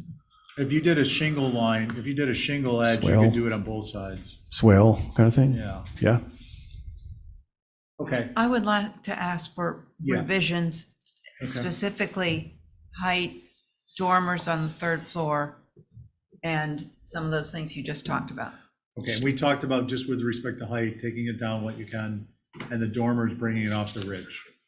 Which I could do. I mean, I could probably take overall 6 to 9 inches out of the overall height. I could take the shed dormer, per Val's comment, to pull it off the ridge by pushing the face in, and then I could do those shingle swales. Right. Is that something we want to see again, or we can do it through staff? I could do I'd it like through to staff. I'd like to see it again. I'd like And to all of ask this is one more low income question. housing? No, this is a store. No. Okay, Diane, ladies, Diane's got a question, and then I'm going to poll the rest of the members to see Matt, how. on your south elevation, left-hand side, the little window up there Mhm. and the big shingled area between the little window and the 3 windows below it on the second floor. The dormer on the right-hand side's got a big window, it's got an A window. I could make that a big window. I would like to see the one on the left-hand side be an A window too, meaning also. I could do Because that. it will make that space tighten up so you don't have so much plane. Possibly. Does that sound all right? Could totally do that. And the other thing, Mr. Chair, through you, I could also do is on those 2 rear shed dormers, I could take a foot out of the width of each dormer, per your comment. And the height. Great. Can you And reduce guys- the height? Yep, 6 to 9 inches. 6 to 9 inches. Okay. Thank So I think where we are, Jesse, I just want to poll. You are okay with through staff? Yeah. Okay, so it seems like we have at least a consensus for that, if not a unanimous.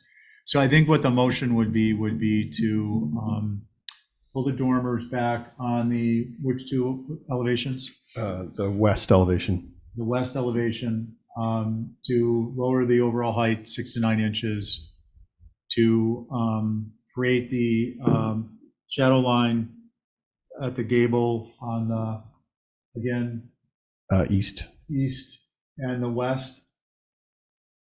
There's one on the other side? Well, the gable on the front of the building is west, I'm sorry, east, and then there's a gable on the south. And the south. Okay, so So south, East and south. create the overhang with the shadow line, and there was the something else. window on the window, south An A elevation, to left-hand side, turn it into an A. an A.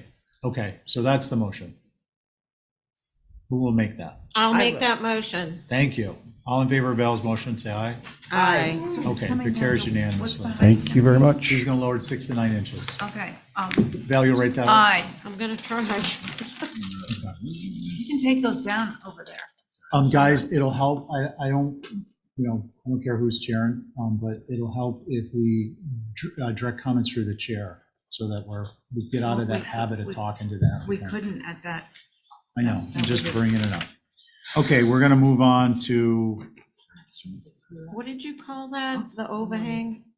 overhang with a shadow line at the gables. I got it.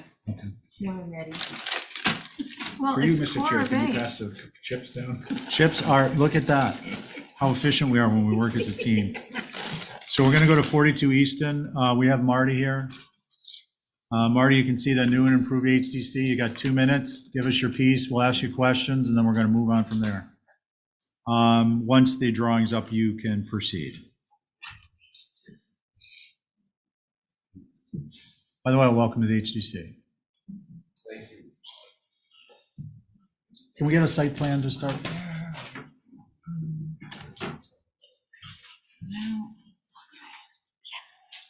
And maybe a little bit more zoom out. 42 Easton. A little bit more out, I'm sorry. Just so we get a better idea of what's in, get the whole picture in there.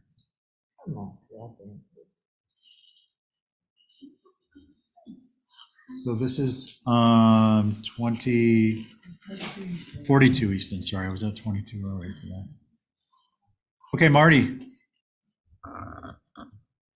Thank you very much. With much consideration after our last meeting, some reviews, some changes have been made, simplifications. We have lived in the house this summer and found out that living next to the White Elephant means that people come up to the front door with their bags ready to check in. It's been interesting. They walk right in the house. The gate has become a more important issue than anything else at this point. I believe that the cobble driveway with the brick entrance might satisfy the board with its simplicity and remaining look for the street. As it is existing, it'll stay the same. The gate is what I'm looking for. The photographs of the neighborhood with multiple cobblestone courts is just what's going on Halbert. And so that's what we're asking for, is a courtyard with a pattern design. We have a pattern design on the property now in the brick, which is sweeping left and right. And so that inner area, so the entrance you see right there would stay brick, and then the gate would happen and cobble would be on the inside. The goal is to actually have the gate be closed quite a bit, offering for passerbys to pass by, and then and hopefully I thought it was simple enough to work for everyone. I look forward to your comments and thank you for your time. Thank you, Marty. We're going to go back to our format, guys. So at this point, if you have a question to solidify your understanding of the application materials, go ahead and ask it. Nope, not yet. Any questions for Marty? Well, okay. I haven't even gotten there yet, so. Well, do you want me to activate an alternate? What are you talking about? We got to be prepared. Are you asking for I'm just, commentary right now? No, I'm asking. No, I'm just Okay. trying to find it on this tablet. This is not a railroad train. That we're only in the station for Diane? a minute. What? We voted on rules to follow. We're going to learn to follow them so then we can back off when it's appropriate. Are there questions for the applicant so you can solidify your understanding of what you're reviewing? Okay. Holly? Thank you, Mr. Chair. I just wanted to mention you only have a four-person board on this: Coombs, Camp, Welch, Thornwell. Yep. All right, so for the record, this is the circa 1973 structure within actually the old historic district section of Brant Point, goes up Easton the line. So it is contributing. Understand that the existing site has a lot of brick now, aka impervious surfaces. This area should be more permeable surfaces to be more resilient with obviously flooding. The curb cut should stay as is and conform to zoning. I understand that part's not the change.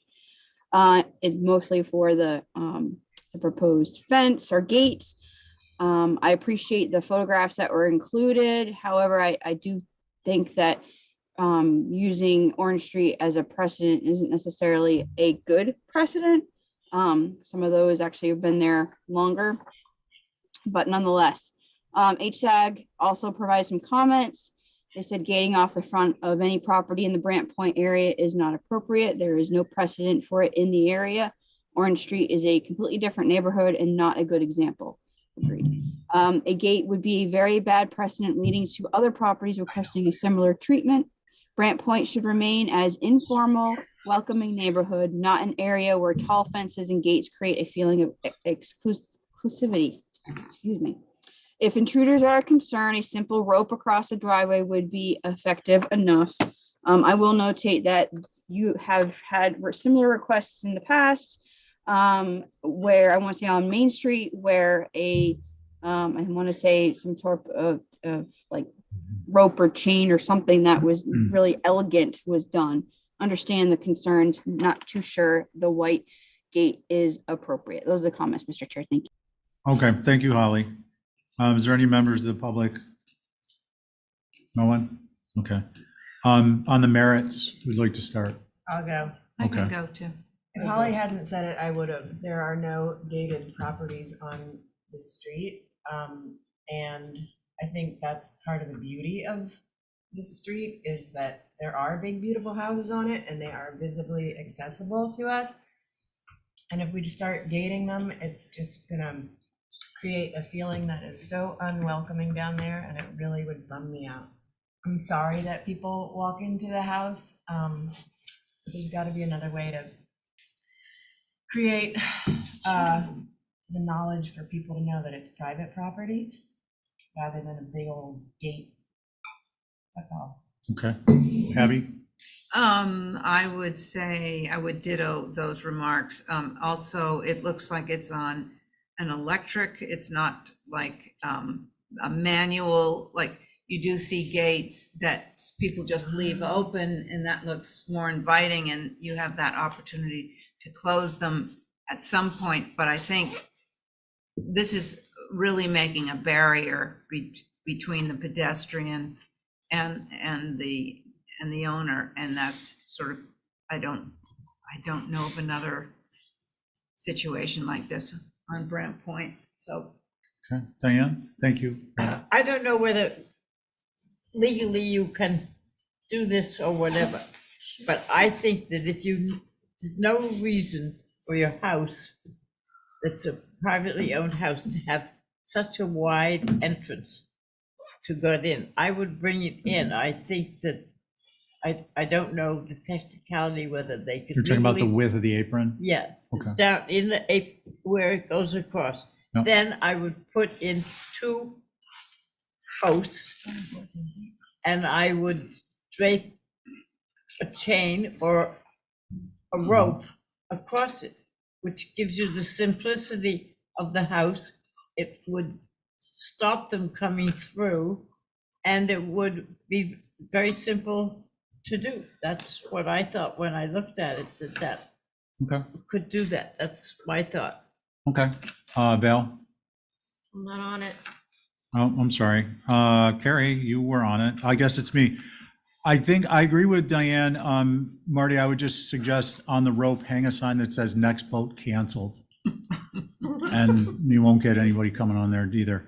It's just too formal. And it creates it changes the perception of the visual transition from the public space to the private space, which is the yard. It just creates a private space barrier on the roadway. So unfortunately, I do understand your dilemma, but I do think it's inappropriate, and there are probably other ways you could settle it. I agree with Diane, to the extent you can thin up the entrance, the neck of the apron, that would be appropriate. It shouldn't affect the overall parking area. How do we want to handle this? Can we go back to the site plan? Can I make a motion for revisions, which we ought to see how it Sure. looks? That's what I would, Okay, so on Diane's motion for revisions. why? Aye. Any opposed? Okay, carries unanimously.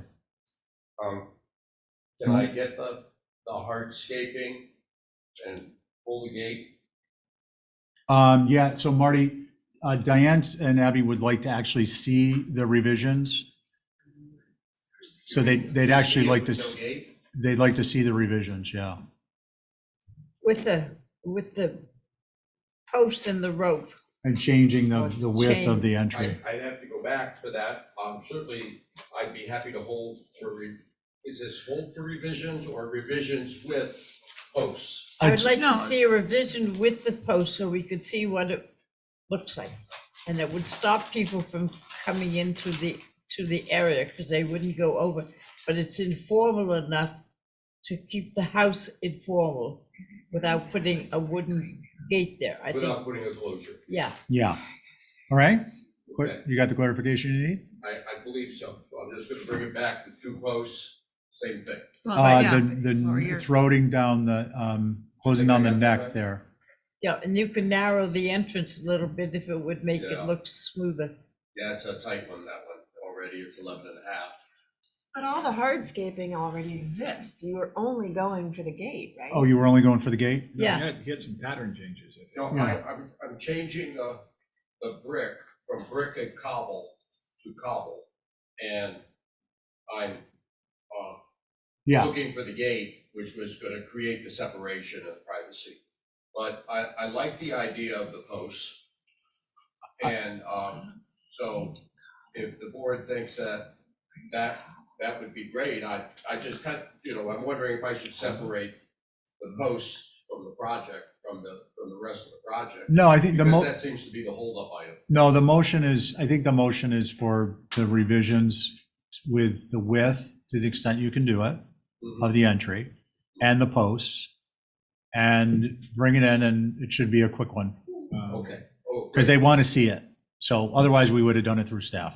But Steve, you understand they are changing the entire courtyard. Yeah, I mean, that was part of the application that Marty walked us through at the beginning, so. Right. I mean, I would like to think that everybody was paying attention and they were aware of that, because I don't want to have them come back and say, well, wait a minute, this isn't what I thought it was. So Okay. my understanding is Narrow and yeah, posts. narrow it up a little bit, put the posts in, remove the gate, and you presented the rest. So I'm hopeful that there's not going to be a Move on to that backtrack. item. Yeah. Thank you for your time and effort. Thank you. everybody. Okay. Happy Christmas. You too. Thank you, Thank you, Marty. Jesse. Thanks. I appreciate that, but Sorry. no, not at all. Don't think twice about it. 33 Cliff. We got the main house fenestration revision. It's Abby, Diane, Val, and Carrie. So I'm not on the next 3. Good evening, everyone. We Can you hear me still okay? don't Chuck Webster forget, here. We need to put that on the agenda for next week. Abby. So Abby, you're actually chairing these 3. Okay. I think I might take that as an opportunity. Good evening. Can you guys hear me okay? Chuck Webster here. Yeah, hi Chip. Hi, everyone. How are you? I am doing well. And if I can share the screen, I'll walk through the revisions. Okay. Okay. So the first the 3 applications that are following are for proposed revisions at 33 Cliff. The first one is on the main house. The board has viewed this, and at the original viewing, there were 2 concerns on the main house. This was the previous application right here, and the size and scale of that entry portico was a concern, and everyone felt that should be reduced. So here it is, reduced. We also, this was an existing widow's walk that we were proposing to add a skirt to. That's where it sits now. We are proposing to center on the house, which I think gives it a much better balance. So that is a change from our original application as well. And then on the back of the house, the concerns of the board were these 3 dormers and that they were packed with glass and just too much dormer, and the way that they interfaced with the widow's walk. So in moving the widow's walk to the middle, I think that helps the balance. And we did also reduce the dormers from 4 windows to 3 windows. So those are the revisions from the original application. Thank you. Thank you, Chip. Holly? Thank you, Madam Chair. So at the last meeting, I think there was a concern on the age of the structure. This used to be the Horchow House, actually built in 1982, so definitely not contributing. But I would say, I think the builder, was it Ron De Silva? he was a famous builder on Nantucket, nonetheless. Left an impression on Nantucket. So as far as the revisions go, I would agree that it's a better placement of the roof walk. Even though it's existing, moving it over it and providing a central location for it is more appropriate. Appreciate the front portico changes, better in scale with that gable forward portion of the facade. My biggest concern would be the amount of fenestration on the north, on the rear, that should be looked into. We do have comments from HSAG. They said the proposed flat roof portico is much too formal for this area. A front porch should have a hipped or shed roof with simpler porch posts. The proposed ramp next to the front porch will be very visible from the street. It can easily be moved to one of the side entrances. Where are the photos of the back of the house or the drawings showing existing conditions? It is impossible to review the changes without that information, which I don't understand that because you do have those there. 3 large shed dormers on the back creates a massive looking 4-story structure. This could be reduced by eliminating the center dormer and moving the other 2 dormers closer to the middle. The center dormer conflicts with the roof walk and should be eliminated. Overall, I don't think there would be any visibility per se from North Beach Street down below. That could be something to look into because this is a little unique in that regard with the fenestration. So those are the comments, Madam Chair. Thank you. Thank you, Holly. Okay, board members, Diane or Val? I'll go. I think there are too many windows. The fenestration is stop it. Is extensive on all the elevations, though. This I've got, if I could stop from going to north, which is facing the harbor, if you can see it, is all double windows. The one below it, which is the east, has got the whole right wing is all windows. The rest of that elevation is not bad. It doesn't have an overage of windows, but those 2 do have. And then I got the south, the front door is not right for this house, I believe, and I would simplify the window above the front door without the arch. It's there. It's there already? Yeah. Oh, all right. What's working against him is he doesn't have existing next to what he's changing. He has what he's changed before. Yeah. Oh, okay. So, and the west elevation, I don't have a problem with it. The skylight is good.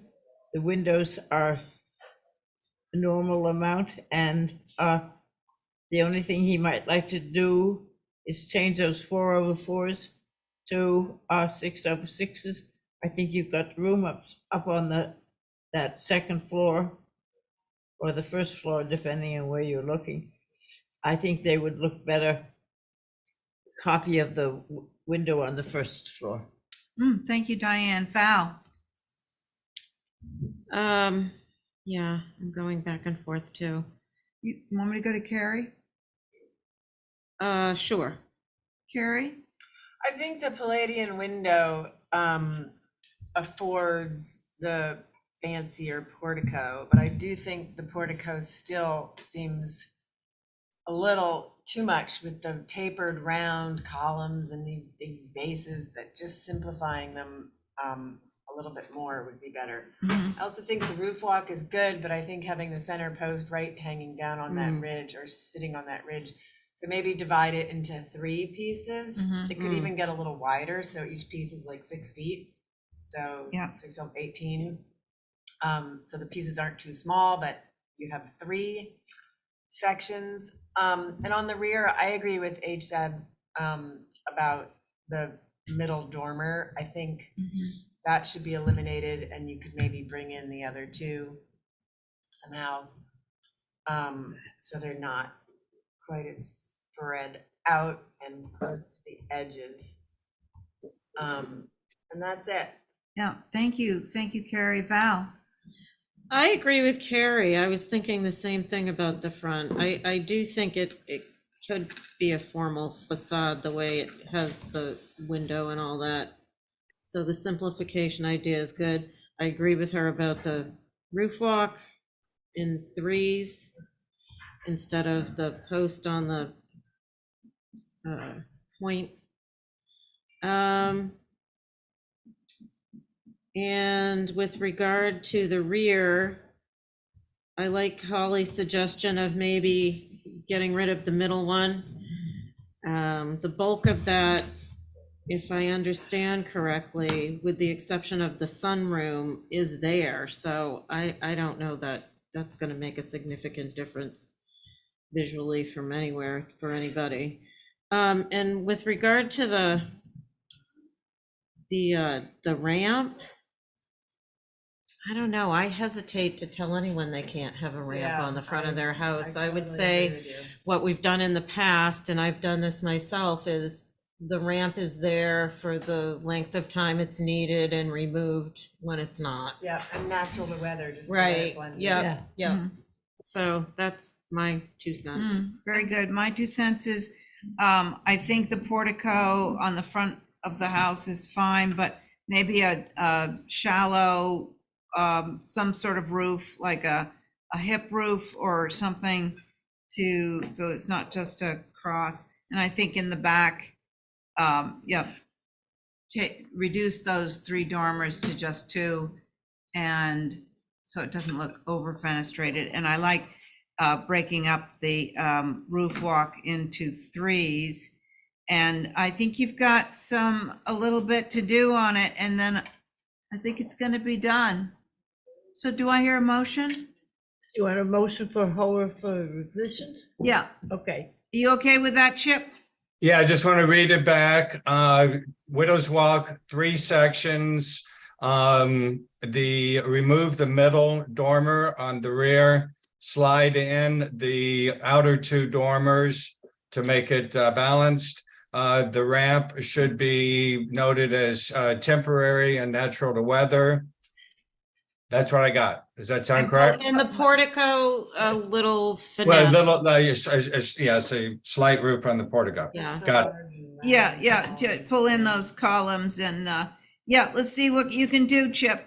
Do I hear a motion to Madam that? Chair, before you finalize that motion, can I also add that I think it would be helpful, I'm looking at the street view from North Beach Street, and you can see, like for instance, I know I'm looking at the right house because it's got the existing roof walk to the edge, but I think having the photos would be beneficial for the commission to take in consideration for those dormers on the rear. Yeah, so we do have some photos, but maybe we don't have one of the rear. It drops off, so it's hard to get behind the house. Off the street view, Google, through you, Madam Chair, to Chip, if you actually look on Google, you can see it. Okay. Yeah, I'd be happy to do that. I think those would be helpful. Thank you. Sorry, Madam Chair. No. Thank you, Holly. Well, but you know that you're going to reduce those dormers in the back and reduce them to 2. Correct. Correct. Okay. So, motion to hold for revisions. Do I hear that? Yeah, made a motion. Thank you, Diane. On Diane's motion, all in favor? Aye. Any opposed? No. Okay. All right. Thank you, everyone. Do you want to roll into the next one? Sure. All right. Did that change? Okay. You should be looking at a site plan. There's do no I need to- height indicated on the, Garage.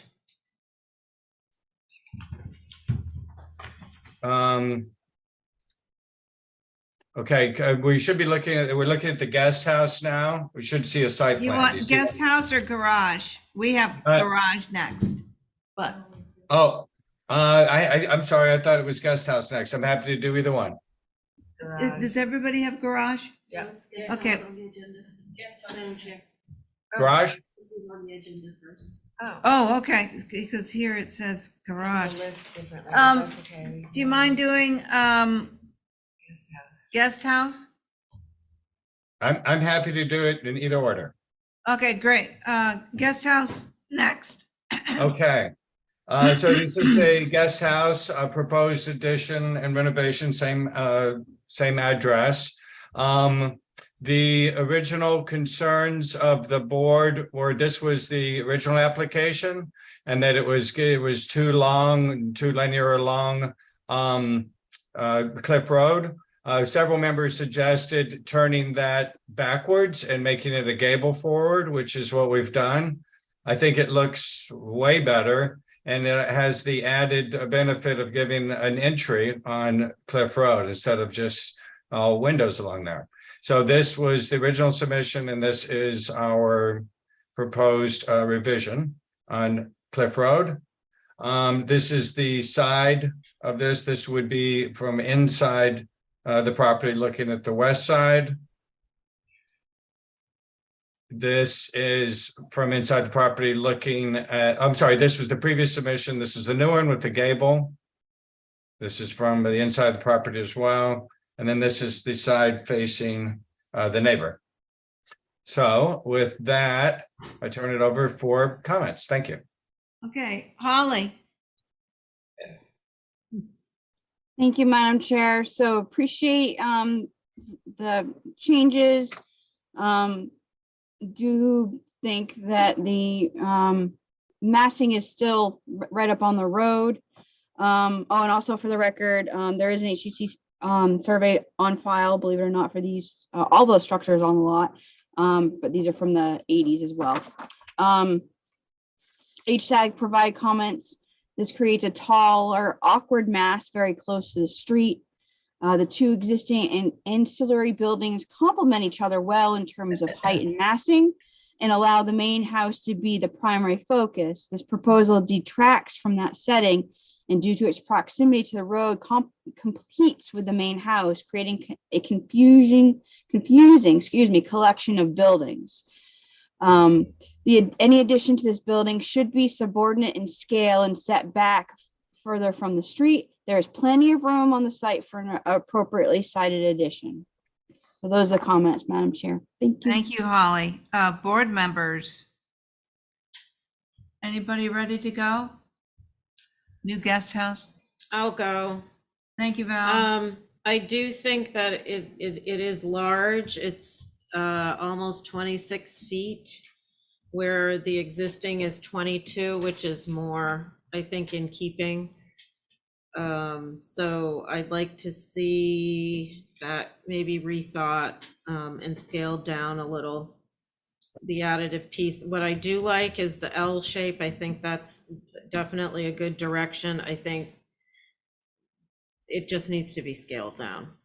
Yeah, agreed. I'll go. Carrie? I agree with Val. I think the program is a little much for just a cottage, and I appreciate that you turn the gable because I think that does help from the previous option, but I wish that instead of keeping the full length of the existing building,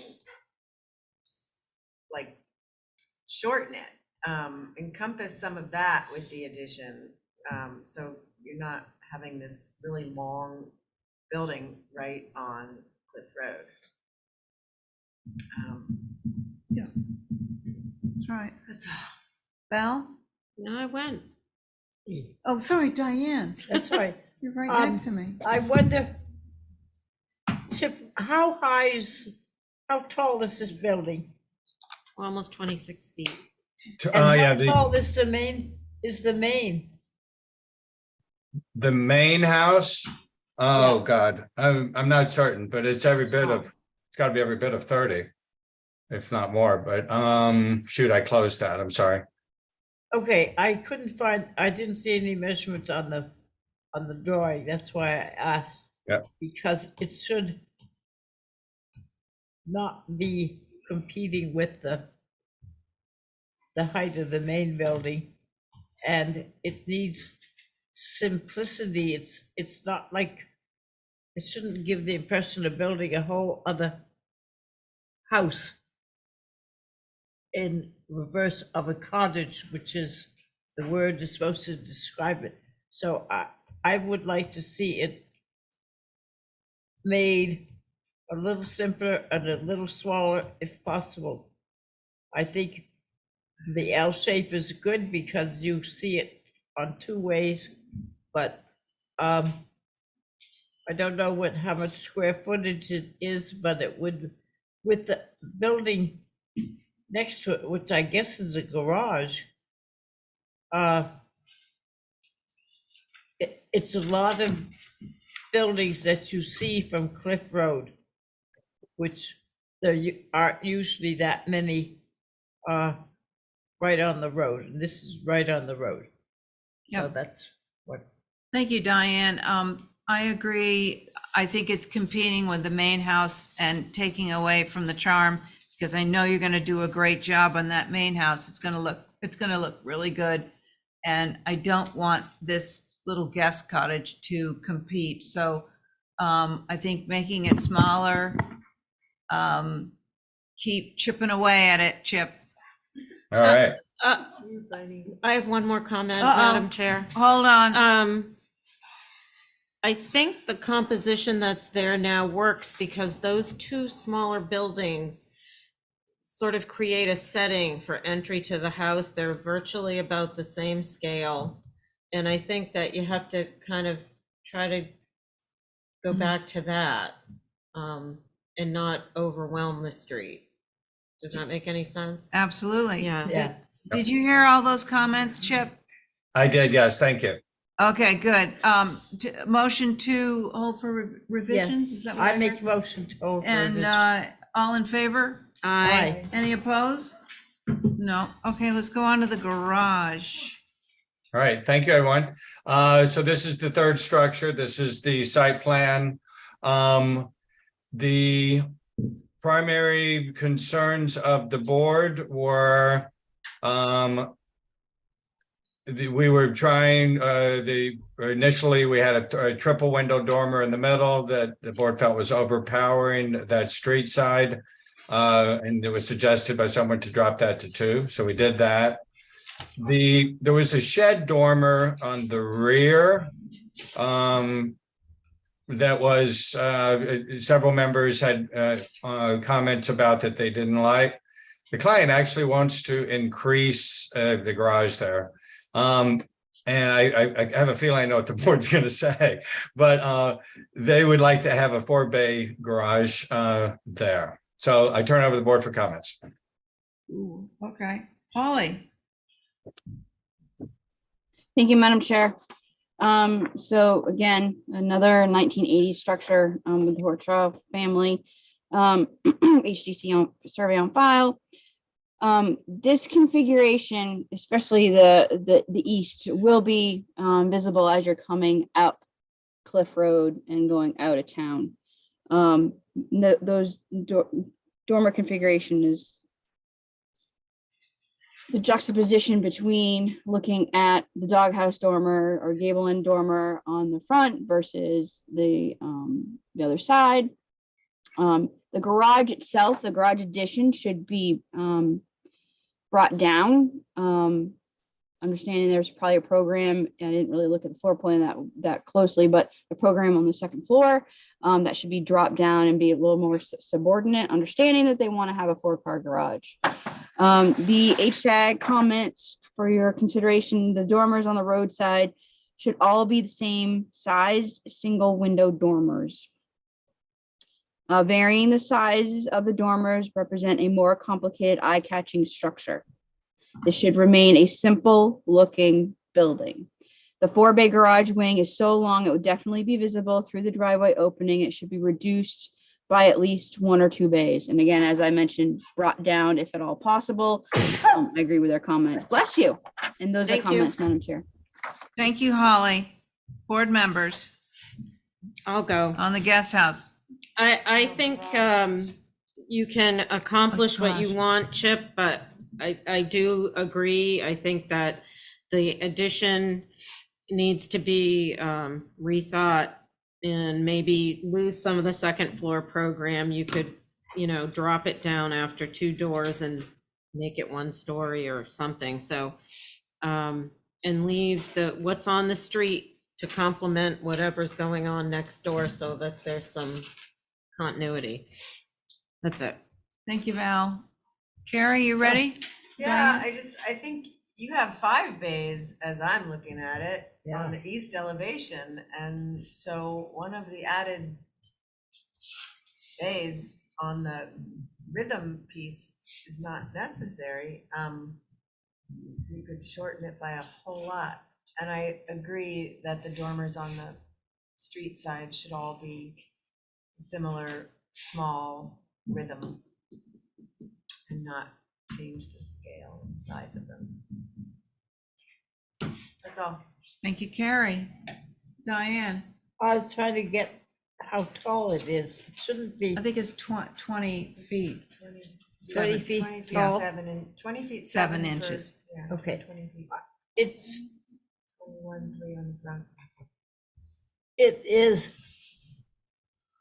oh, no, too long. I don't know how you break it down. The guest house has got the same flat building going out there, and this has got 4 in a row. It is not simple. If they want 4 entries, maybe, I don't know how you can make an L out of it because you got an L across the way. And I appreciate the height of it being 20 feet. But it's too big to be there. I don't know how you take out 4. I mean, how many cars do you have to use a 4-door garage? I don't know how you make it smaller, but it's too big. It's really 5 doors because the one. Yeah, 5 doors with that Yeah. one in the dormer. That's ridiculous. Chip, I think you're hearing about the size Absolutely. and the amount of garage doors. Motion to hold for revisions. Oh. So I just wanted to say that, just seeing it from Cliff Road, I'd like to see the same sort of fenestration on both roofs. I think that would be nice. Motion to hold for revisions? Yes, I make the motion, or Val made the motion. All in favor of Diane's motion? Aye. Aye. Aye. Any nays? No nays. Thank you, Chip.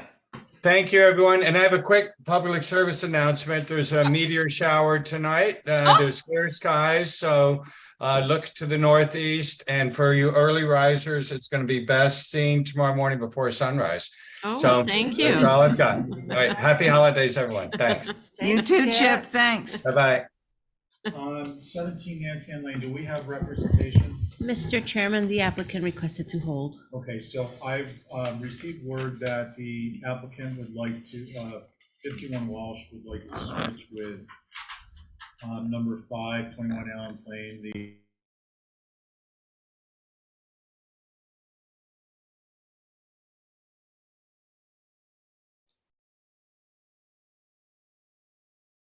Mr. Chair. As you guys are muted. And Mr. Chair, we couldn't hear you. That's what I meant to do. Can I just ask a question? We put off the thing of having. commissioners' comments? Yeah, Yeah, why don't we do those why don't we get? we'll do Val, this is one first. simple? Yeah, Okay, so why We'll don't we do this and then we first and then do that. Okay. Val, yes. once the drawings are up, you've got the floor. Okay, this is a new home for Morgan and Eddie Coffin, next door to Morgan's parents, Billy and Debbie Janovish. Trim's natural to weather. Sash is sandtone, roof is black architectural, and it's a modular, gable facing the street. I believe in the packet, we provided photos of the context, which is a mixed bag, but right next door to this is my aunt's former property with a 3-story boathouse on it. So it's in keeping with the hood. What's the address, Val? 21 Allen's Lane, portion thereof. There you go. There you go. Yeah. Up on the big board. Okay, so if you go back down, just to show the photos, please, of the area.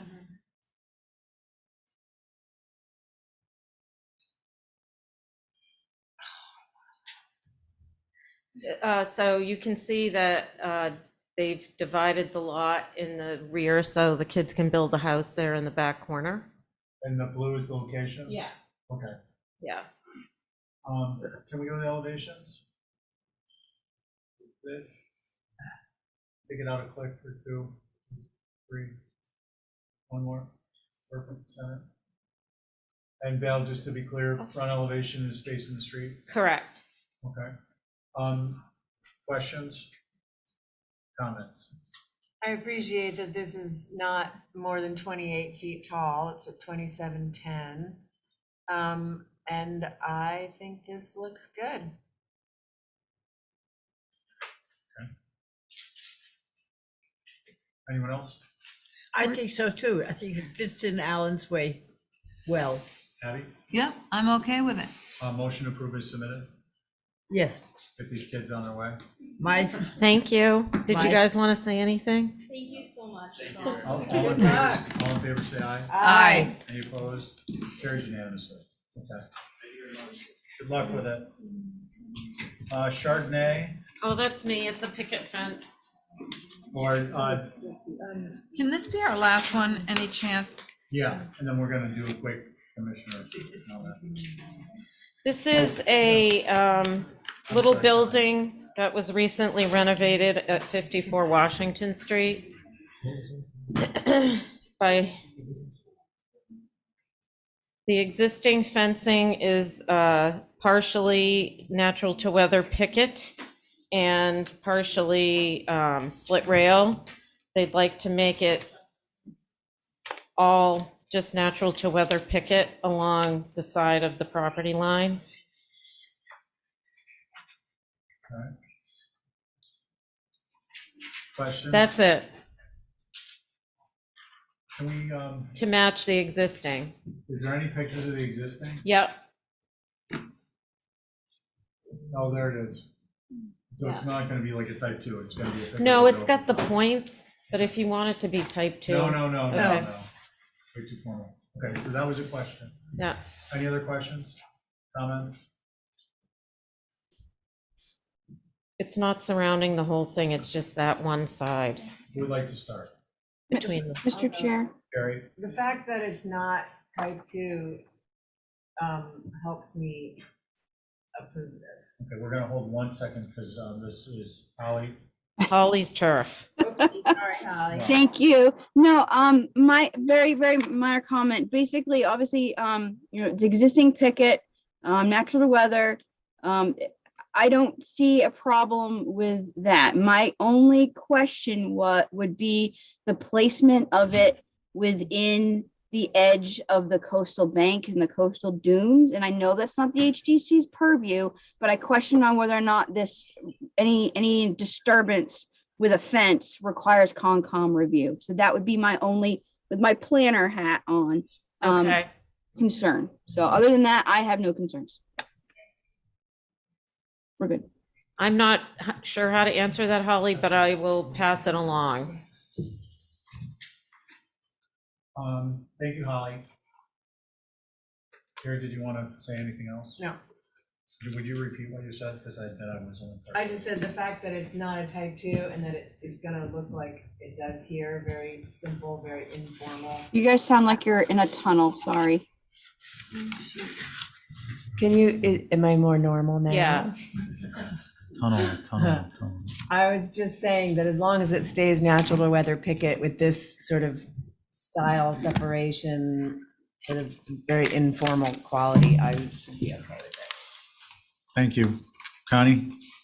I agree. Abby?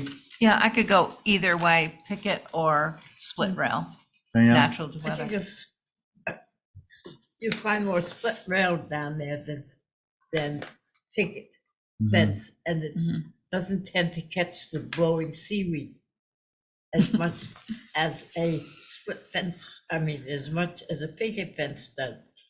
There's a lot of seaweed down there. So if you're a seaweed connoisseur, you might Right. enjoy that. It's good for the garden, but it's hard to pick it out of the pickets. Val, is there, I think Can we they go back to wanted the to site plan? discern from the land bank property, which has the picket Oh, I see. the split rail. It's to just sort of delineate, this is a private yard versus the park, which has been created next door. yeah, okay. For that reason, I think I would go with the picket, subject to the design elements we talked about. Yeah. My You want to go personal- with the picket? Given they're trying to Natural? differentiate between the land bank property and their Next own. door.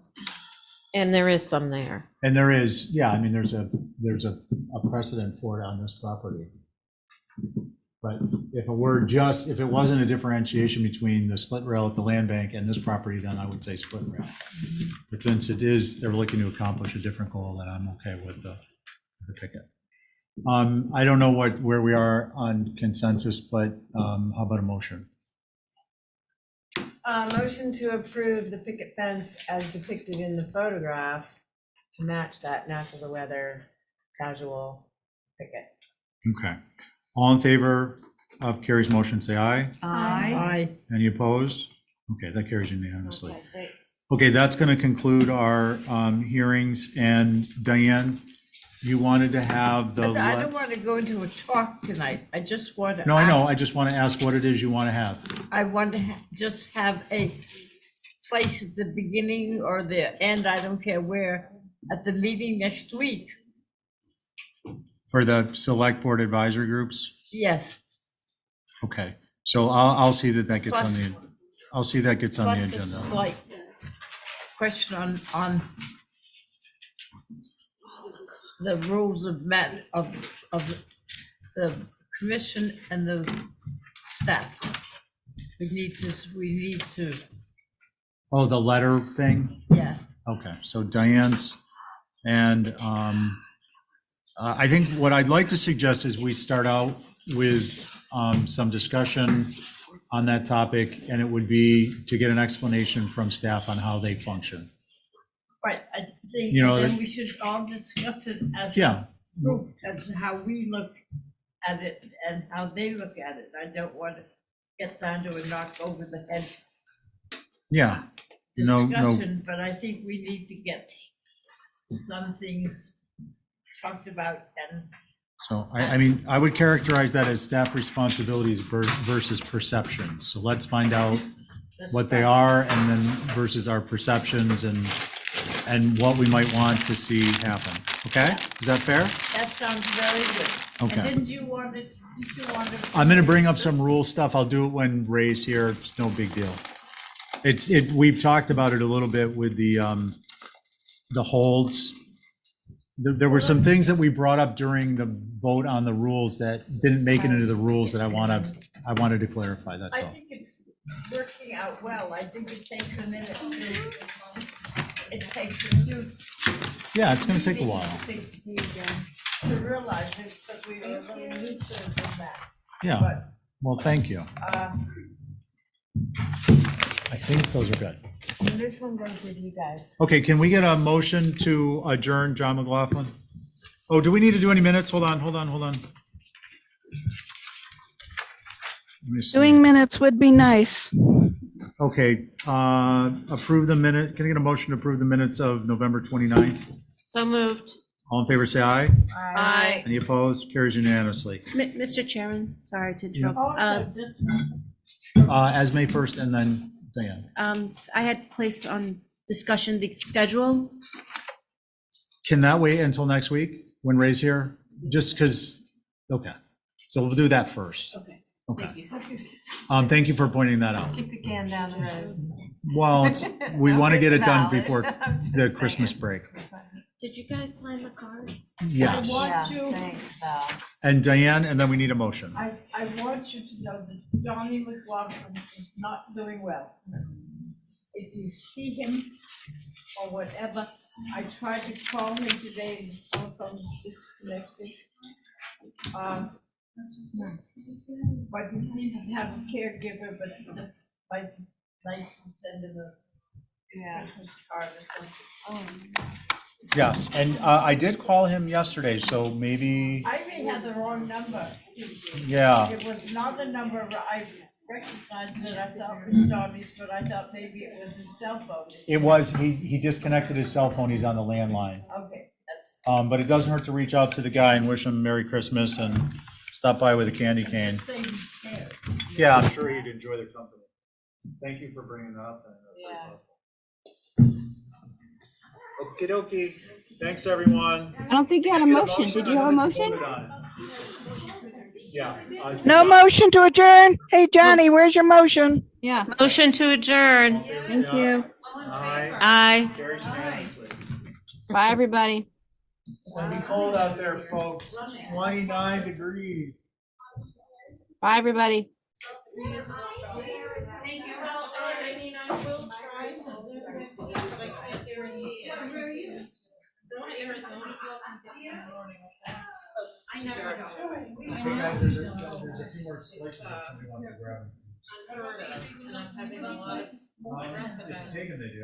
Who wants to carry your dog? My dog. What? No, no, no.